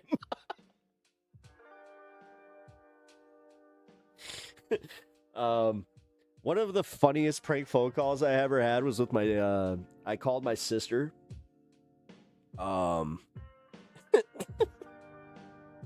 And me and my buddy, we were doing like this back and forth with Arnold Schwarzenegger. And he's like, yeah, I need you to do something for me. You need to answer one question. Who is your daddy and what does he do? And like, she's like, huh? What? So like, she kind of caught on, but like, this is before like we were, this is when texting actually cost money. She calls me and she's just like, was that you? I was just like, it's my buddy. And she's just like, tell him he's an idiot. But he was bummed, so he's just like, fine, I'll call my work. He worked at Meijer, which is a grocery store in the Midwest. And so he calls Meijer and he's just like, hello, I need to ask you a few questions. And like, I don't do the best Arnold, trust me. Like, he does a much better one, but I need to convey how funny this fucking, this back and forth was. Because, like, the guy's like, yeah. And he's just like, do you have cot pushes? Yes. Well, I have some bad news for you. I work over at the Lowe's next door. And we have some of your cots in our cot parks. And I have to tell you right now that this is a big problem because you are union and we are non-union. And when he said that shit, all of a sudden the guy's like, I gotta get my manager. And me and my buddy would just start fucking laughing our asses off, just like, oh god. So we kept the bit going and he's just like, let me tell you something. We can't have you bringing your cots over to us because your cots, when we push your cots, we are doing overtime. And then you are causing us to have major issues with our union. It was fucking hilarious. And the guy, it took him like 5 minutes to kind of finally catch on, or he's just like, So you work for, wait, you said you work for Lowe's. Yes. I work at the paint department. It's like, but I was on cots duty, and then I realized that all these cots said Meyer. And then I'm like,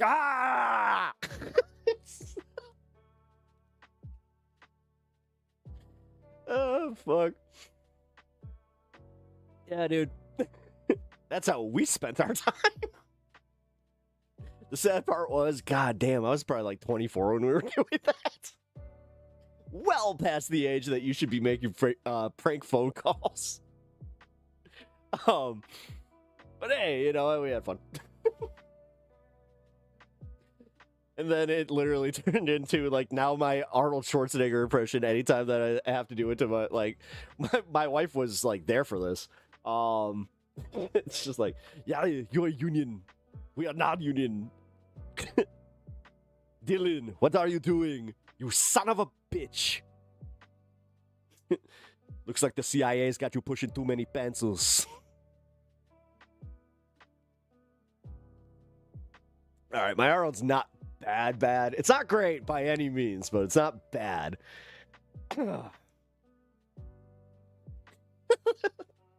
What is the barbaric called? A Schwarzenegger. Wait, a Schwarzen German. Yeah, you get it. It's because I'm Austrian and I'm not German. People think that the Germans are fairies. Letter Hack had a hilarious prank bit when he got his colonoscopy. What, really? Yeah, dude, I miss. Yeah, the Hack is. He's gotta figure his stuff out, man. And at least, like, if he can just bring it back for like a week, or like just make it exclusive. Like, if he wants to make his stuff exclusive to this space, like, I as a fan, but mostly as like a pal, like I miss like having him around. Seriously, he's the first person out. Actually, he's the second person. I gotta give credit where credit's due. Angry Ginger was the first person to take a chance on me, so I really owe him a lot. And then yeah, Letterhack is he actually like was the big one. Like, dude, I still think I told you guys this, but he was one of the people that, like, when I was building this channel, I was kind of like, yeah, I should probably like try to get at least like a hold of this guy. Like, he seems like, you know, he cares about leftist content creation. We made him deliver a pizza across the street, and we watched him and laughed.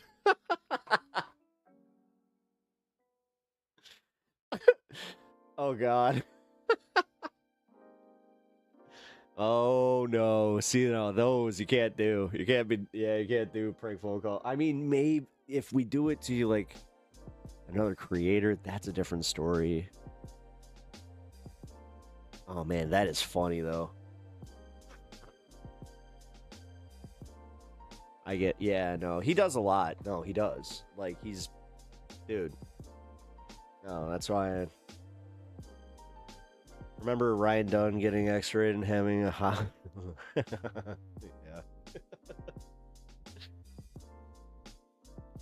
Yeah. Yes, I do. Yeah, I'm gonna see Jackass forever, because Jackass 3D, dude, I took some fun guy, you know what and dude, seeing it in 3D, and the start where it's like they shoot the dildo out of the cannon. It's wow. I absolutely lost my shit. You found Andrea on your own, and from there I found the letter hack and Sandy. Oh, nice. Damn, that was like 5 years ago? Shit. Damn. So you kind of... Wait, are you saying that you're like the glue that has brought this space together. Hey, that's pretty bitchin'. Gotta say, that's pretty cool. Something to be proud of.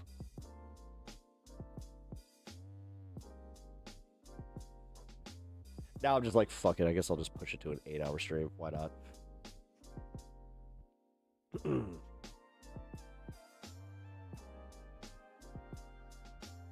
Yeah, I think the Jesse Ventura impression, by the way, got a little bit better.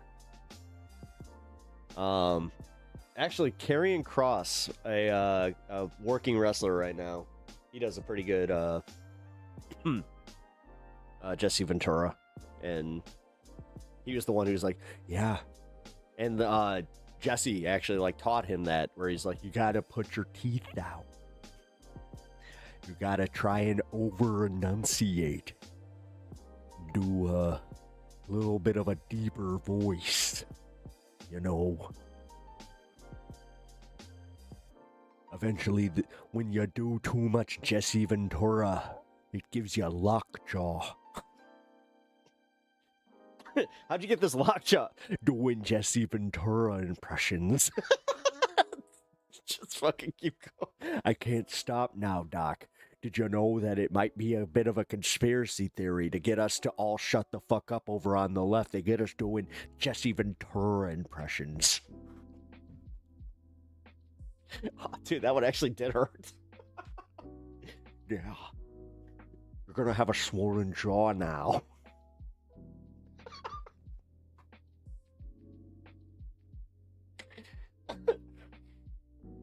Oh, fuck. Huh.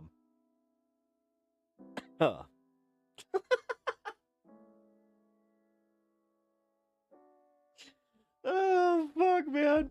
What are... my favorite bits? Yeah, and did you know that I moved to the Baja, where, yeah, that's where I was introduced to Baja tacos. Yeah, they used to call them by a different name over in Japan, where, for a long time, you could only catch fish that were, you know, bottom feeders. So we had to, you know, take the worst parts of fish and put them into something. So they deep fried them, put them in tempura. So then they cut up the tempura shrimp and put them into tacos. And then they brought them back over to the Baja, where I figured out to use a little bit of cilantro and a little bit of, you know, curry flour. And they made a little bit of Baja tacos. And I opened up a little restaurant over in the Baja. It's where I spend most of my summers away, or my winters away from Minnesota, because it gets too damn cold for my knees.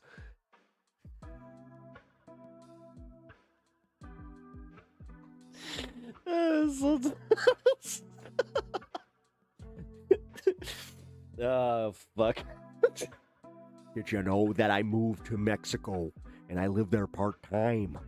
So when I'm down there, I have to go down and I can just disappear. Sometimes my generator goes out and then I have to read by candlelight. And I don't have any problem with it. It's only when the indoor plumbing goes out.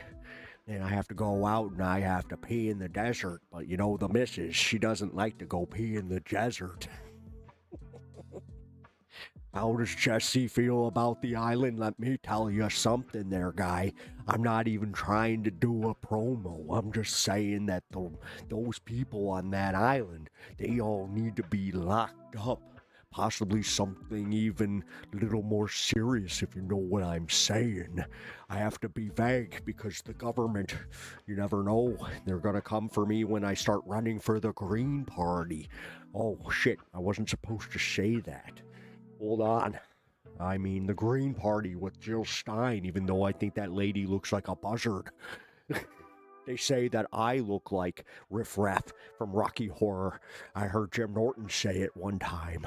And then, no, I don't. Jill Stein, Jill Stein actually looks like Rocky Horror here from the Rocky Horror Picture Show. Looking bird-looking bitch.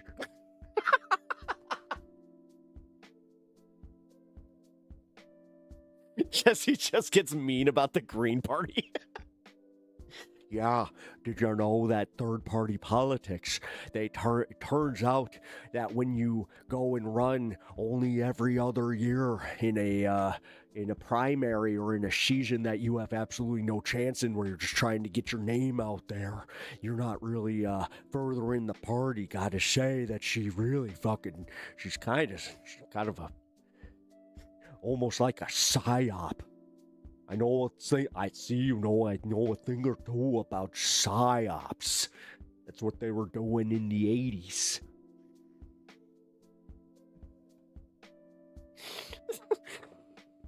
Oh, fuck.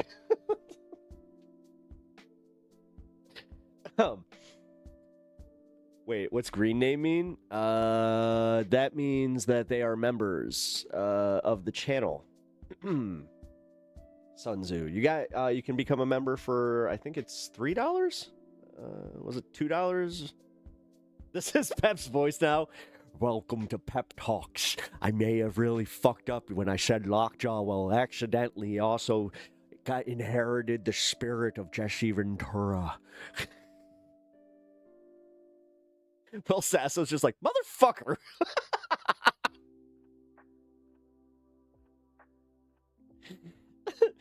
Third party candidacy is a LARP. Yeah, this guy gets it.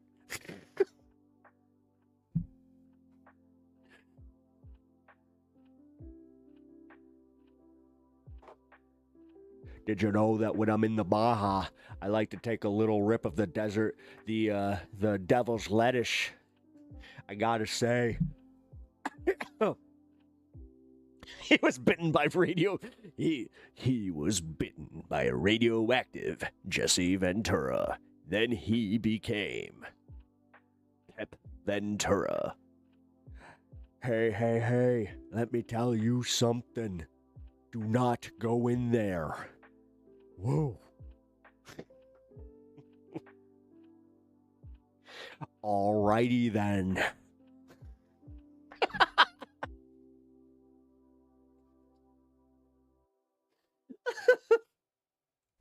I heard you lost a dolphin. How the hell did you How do you lose a fucking dolphin?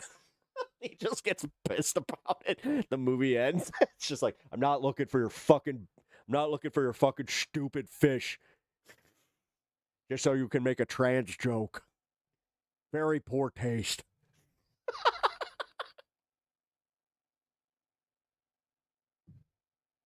Oh, fuck.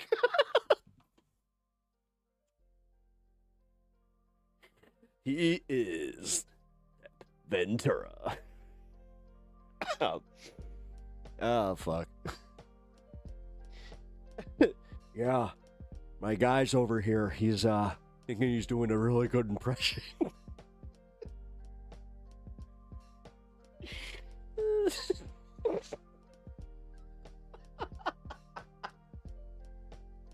I'm not looking for your fucking fish.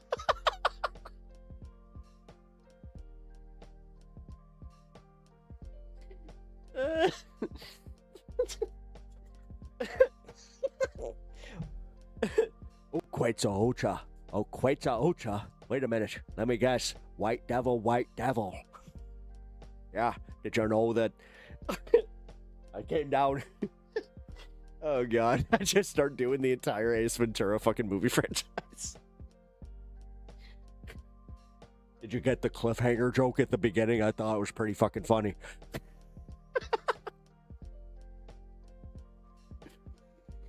Oh, fuck. Oh, man.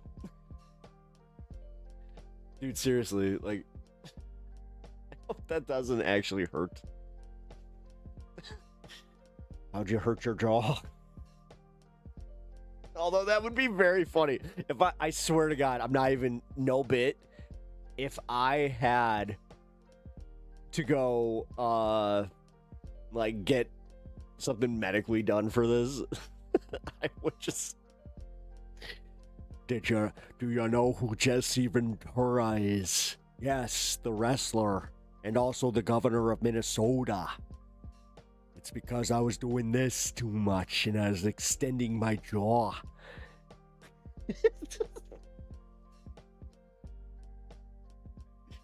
Oh, fuck. Wait, how many is that? A million seconds is... What? Pumpkin. Hi, Pumpkin. I'll just call you Pumpkin. How you doing? We're just kind of like... Yeah, this is Chill Max and...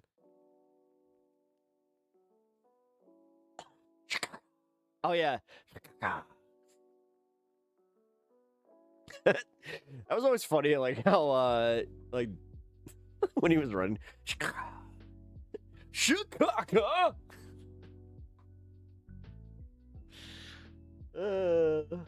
Just keep posting that every stream. Oh, really?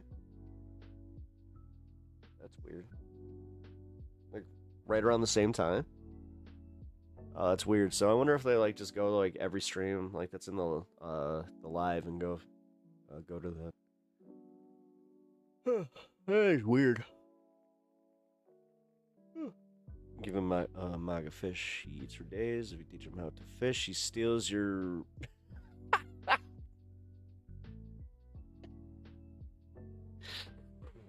Shit.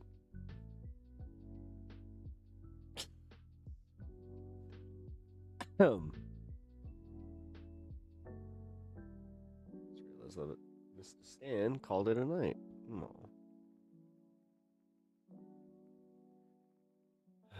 Fuck. That was dude, that was a funny ass bit. See, this is my favorite part about doing this, is when something like that happens, I can go back and, yeah, clip that out.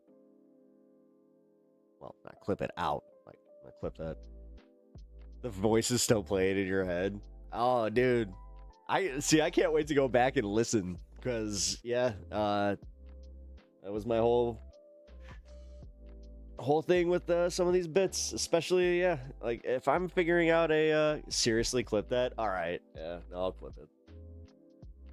Nah, I need to. Yeah, I need to clip those, because, yeah, get the vibe of the channel. Also, they are hilarious.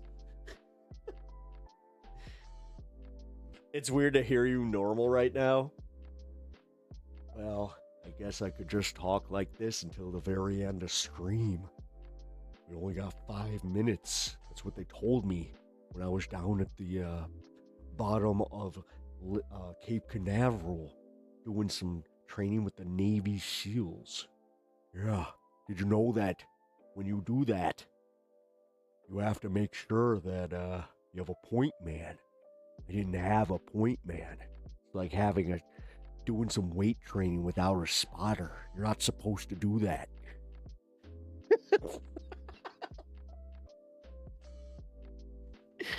Now I'm not literally just doing like factual, like what Jesse would say as Jesse. That's how you know a bit's gone too far, where you're just I mean, I kind of did that where I was talking about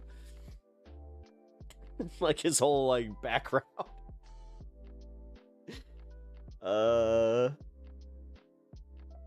Pat, this impression is almost future. Oh wait, I am not a crook. Get out of here, you damn hippie. Did ya? Wait a minute. Well, no, because, hold on, like, Nixon had a little bit of this, where it was the shaky cheeks that did it. It was almost like a little bit of Walter Cronkite, but not as great. I am not a crook.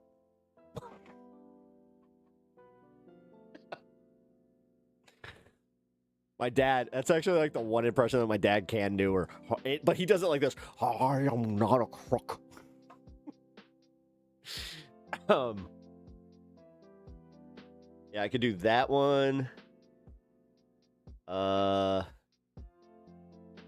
Yeah, I can also do an okay Ronald Reagan. now he's just gonna be one of those hack comedians where he starts going through all of his impressions. And, well, I never really appreciated those guys. They were quite nasty to me coming up. These impressionists all think they know me and Nancy. Great. No, I can't, actually. Great Scott! That's my fucking... Wait, maybe I can. Hold on. Marty! Yeah, Marty! We have to go back to the future! It's not as bad, but it's bad. Marty! It's just me walking around where I'm like, I'm gasping for breath. Marty!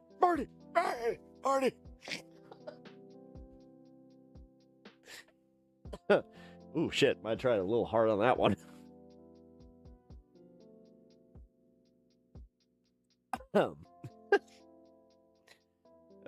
Shit. A joke for the impersonator. Trump is building a bunker on medical advice from Dr. No and Dr. Strangelove. Oh, that actually... Jesus Christ. That kind of makes sense. Oh, I can totally see it. He's got the big dome and everything. Like, you know, he's got the big globe at the table. I saw it. Has anybody ever seen Dr. Strangelove? I love that movie. Totally what I wanted. I mean, beat for beat. Want it to happen. Wonderful. Let's get it done. I even want the guy that kind of talks a little bit weird.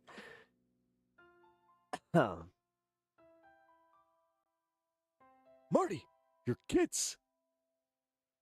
They're entirely too dumb, Marty. I mean, let's be real. That was like the plot of Back to the Future 2. No, Marty, your kids. There's something that has to be done about your kids. Like, what? What do they turn out? I remember, wait, that's a line from Marty where he's just like, what, do they turn out like assholes or something? Oh no, he's like, what, did we turn out like assholes? He's like, no, you guys are fine. It's your kids, Marty. Something has to be done about your kids. All right. Well, that was a fun little chill. You can recite the entire trilogy. I used to be able to do that.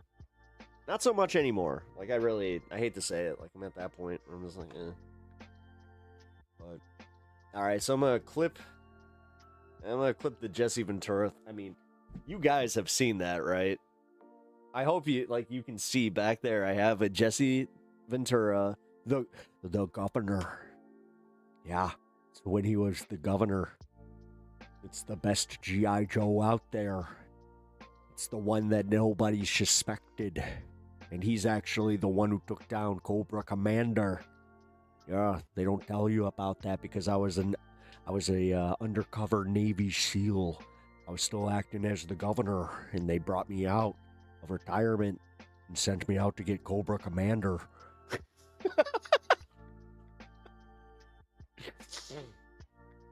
It almost became an international incident when I ran up against this guy, Destro. He had a very Scottish accent.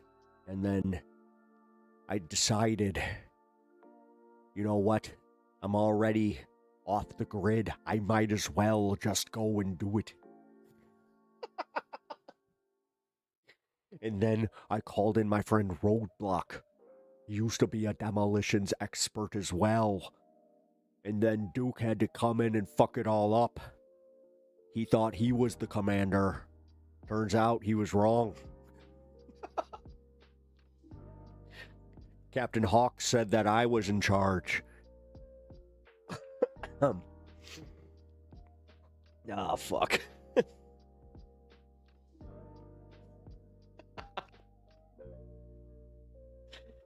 Do you do Captain Kirk? Oh, God. I would have to spend time with that.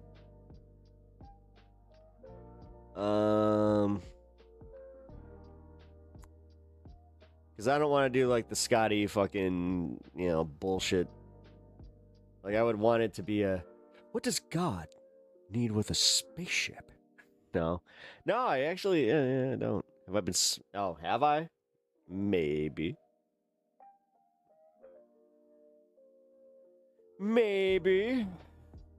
Ooh, Jesse, even from Predator?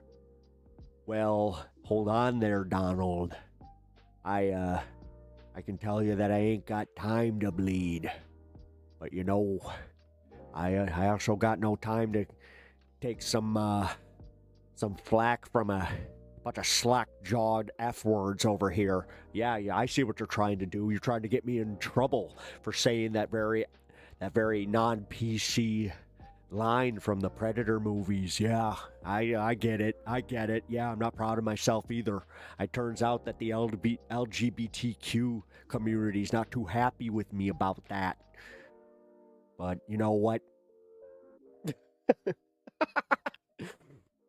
I just decided to do exactly what I would have done anyway, and I apologized because I'm a very nice Minnesotan.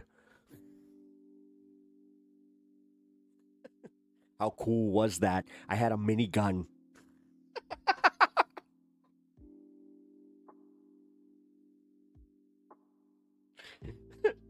Did you know that I was the only one that could actually lift a minigun? Because at that time, Arnold Schwarzenegger was only a bodybuilder. Did you know that bodybuilding isn't actually building up the muscle the same way that in wrestling that it does? So he looked at me and he said, Jesse, you're a very tough son of a bitch. And I was like, yeah, I am. Then I asked him one question and one question only, because I was very curious.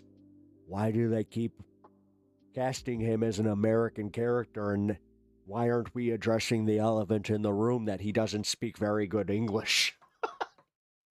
Yeah, Jesse, I have to say, it's very not nice of you. I was also a governor, and you are sitting here insulting me when we are in the same movie. Come on, buddy.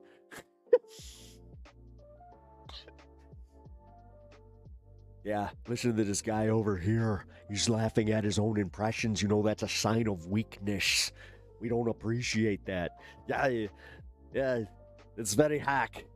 Why would you do that? Why would you keep doing that? Why do you keep doing the chopper bits? This is not how I sound. I don't always sound like I'm trying to poop. Why do you always do that? I'm not constipated, you idiot.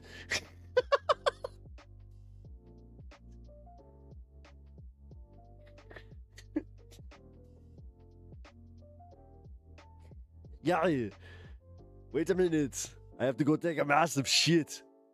Give me my poop knife.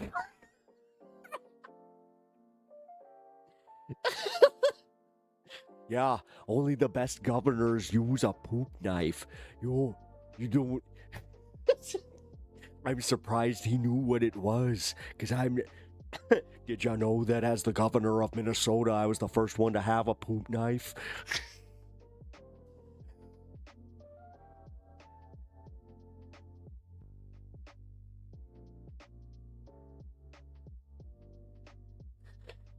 You know what I like about a poop knife is if you have an intruder come out, you pull out the poop knife and then they're confused why you have a knife, and then they see the shit on it and they're just like, oh no, then it's a fucking biological weapon.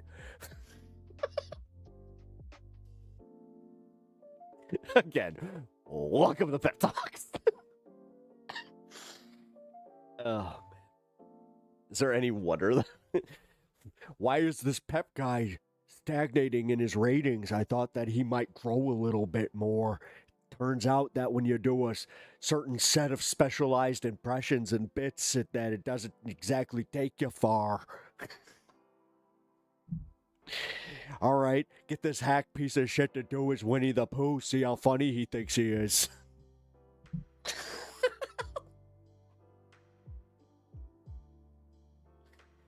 Oh, fuck. And with that, I really do think that I should start rapping here. Oh, but this guy's coming out talking mad shit. I was about to break out the big guns, and then I was gonna let Tigger at him. We all know how that goes.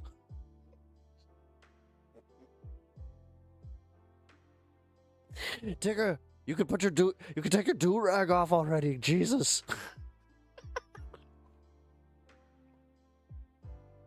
Gonna get a shot walking through the wrong part of the 100-acre wood. Oh, fuck. The wrong part of the 100-acre wood.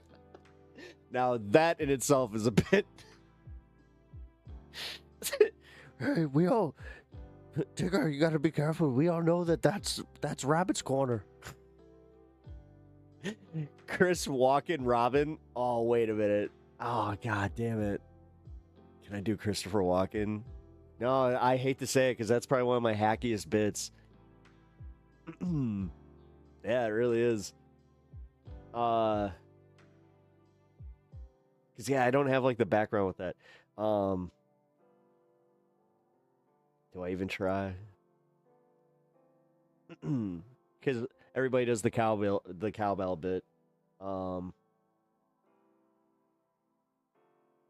Nobody also gets his growl.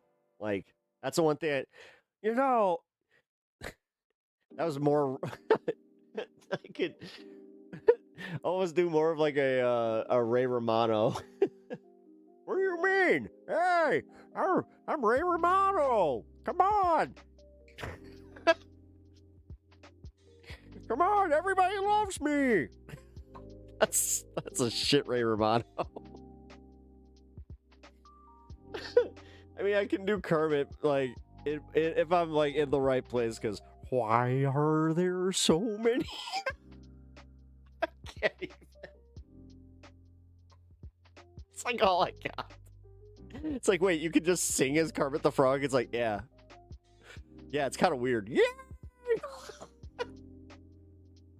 Oh, I can do a little... I can do Mickey Mouse. Whoa! It's more like the South Park Mickey Mouse. Whoa!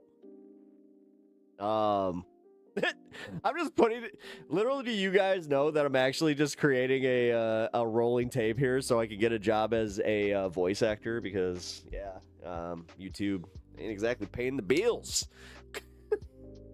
Oh, God, I wish there was a joke in that. Kermit's finger always smells like bacon. Hey, animal, come smell my finger. Oh, God. Oh, fuck. Wow. Oh, God. Good one. Dear God. I could end it with Scooby-Doo. There we go. Raggy. Whoa. Raggy. There's a mystery. Raggy. Can I have a ruby shack? God, I feel like this is hack at this point, but whatever.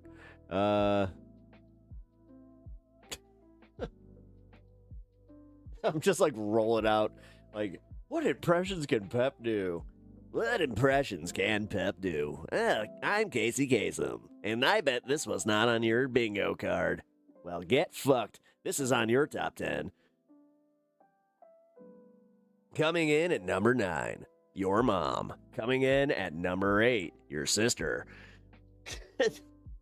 Coming in at number 7, your girlfriend on my knob.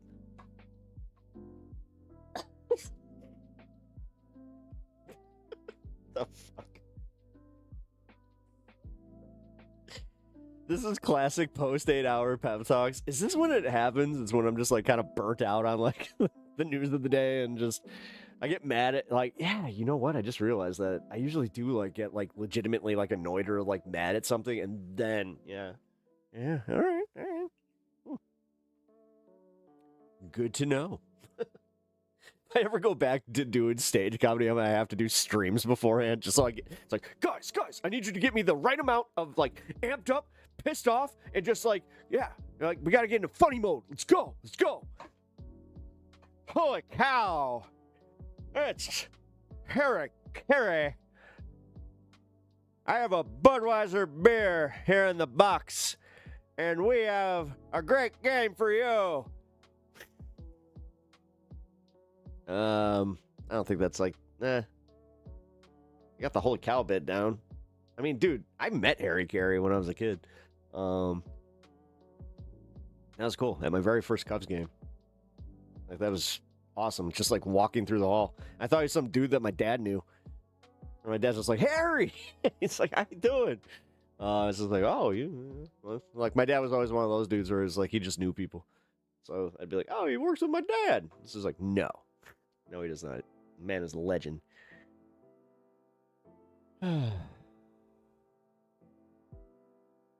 Good to have balance. Hey, I mean, like I was saying, that's what I feel like I kind of bring to this game is like, at least, you know, we can get pissed off. Like, this is where, like, the only time that I kind of feel bad about this is when, like, I'm in the mix with, like, you know, Valley Labor Report. Like, I feel like going from my show to Valley Labor Report is, you know, like, if you like that, like, hard into just more serious content, cool. But yeah, I do kind of feel like it's just like jarring. Yeah, there's like a whiplash. Yeah. That's why, like, for the primetime propaganda, I try to do like more of that stuff, and I try to keep, you know, normal propaganda and you know, you guys know the story. I go through my lore way too much, but also Pumpkin, no. Have you already subbed to the channel? Because, I mean, you're having fun, right? So. Former DIA agent. Sup? What up, man? How you doing? How you been? Seems like you've, you're a previous follower, sub, the watcher, fan, person. No, I appreciate it, guys. Oh,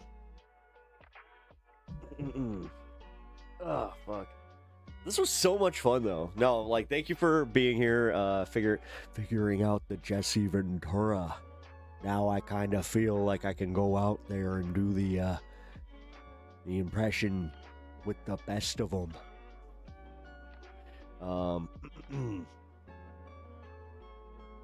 Watcher. Oh, nice. Nice. I always appreciate when, like, somebody, like, you know, pops in occasionally and just be like, hey, how's it going? Nice to see you. I was a lurker for a long time on streams where, like, I would never chat because I always felt like it was just like, I'm just here to, like, get the content. Thank you, Pep. Pumpkin chunkin'. Ooh, pumpkin chunkin'. We actually have pumpkin chunk that's, like, not too far away from us. Now imagine you doing macho. Oh, yeah. All right. One last one. We'll go out on a bang. Oh. Aha. Doing a little bit of macho madness. Ah, yeah. Break from Jesse the Body Ventura. Gotta do it, yeah. Only gotta talk about few things. Gotta get in the lower register, yeah. Gotta talk about creamer. Cream in the coffee, yeah. Don't like a little bit too much, but you gotta have it in the cup of coffee, yeah. Then you gotta bring it down, bring it over here, yeah. Use the hands a little bit more, yeah. Animated. Then you gotta bring it down, yeah. Always talk about bringing it down. Really get them built up. Yeah. And you gotta always kind of talk like you're about to get annoyed about something. Yeah. Otherwise, you're not doing macho madness as well as you could be. Yeah.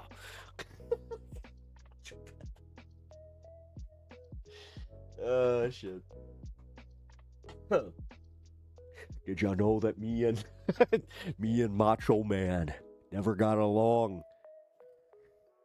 until the Hulkster fucked us over, and then all of a sudden I found out that he was a proponent of doing unionization. Yeah.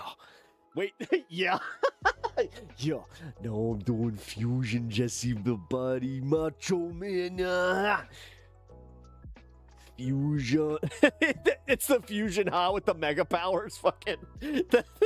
Yeah. Coming in for the fusion, huh? Alright, I suppose. Why not? Fusion, huh? Yeah.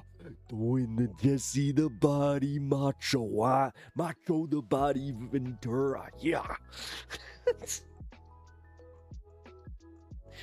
Okay.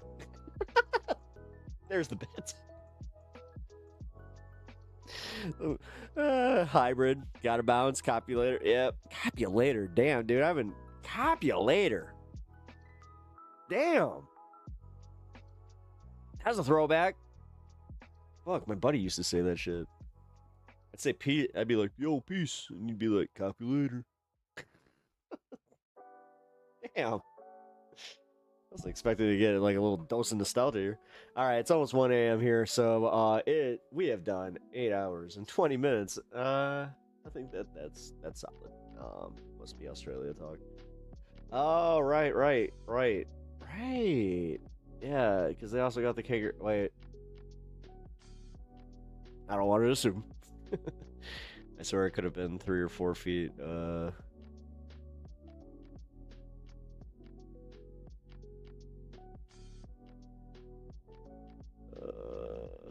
Yeah. All right, guys. I appreciate y'all hanging out tonight. If you guys haven't already hit the like button on your way out, please do so. Double tap that screen and sub to the channel if you haven't already done that. Follow over on Twitch because it is becoming more and more of a, yeah, you might want to do that just in case. I know I keep saying that, but realistically, you never know. You really do never know with this content game stuff. But with that being said, folks, I will be on This Space tomorrow. You guys should also follow This Space if you do not already do that. I do a live 2-hour show called Pepaganda that is not simulcast on this channel. It is a This Space exclusive, although we will likely be changing that in the near future. I think that's it. Thanks for the laughs. Hey, thank you guys. Thank you for being a good audience. You guys are solid. Just remember, whenever I'm doing really good material, that means that the audience is just as awesome. For real. Hashtag Pep Impressions. All right, folks. I will catch you guys later. Twitch costs money. I don't think it costs money. I think it's free. You don't have to pay for Twitch. I believe that is not a thing, but look into it. Whatever. Sorry, guys. I do have to go. Appreciate y'all. I will catch you tomorrow. Good night.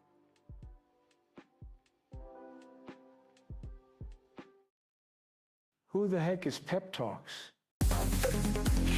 I'm not gay, but I fantasize about Marco Rubio. PepTalks. PepTalks. PepTalks. Let's eradicate the Kung Flu. I'm literally coming. PepTalks. PepTalks. Who the heck is PepTalk? They want our women. They want our children. Pep Talk. Sometimes no means yes. Grab them by the pep talk. Grab them by the Marco Rubio. Obama is a racist. Pep Talk. I'm literally coming. I'm literally coming. Pep Talks. We found weapons of mass destruction. My fellow Americans, it has been confirmed today from Pep Talks that we are indeed all high on politics.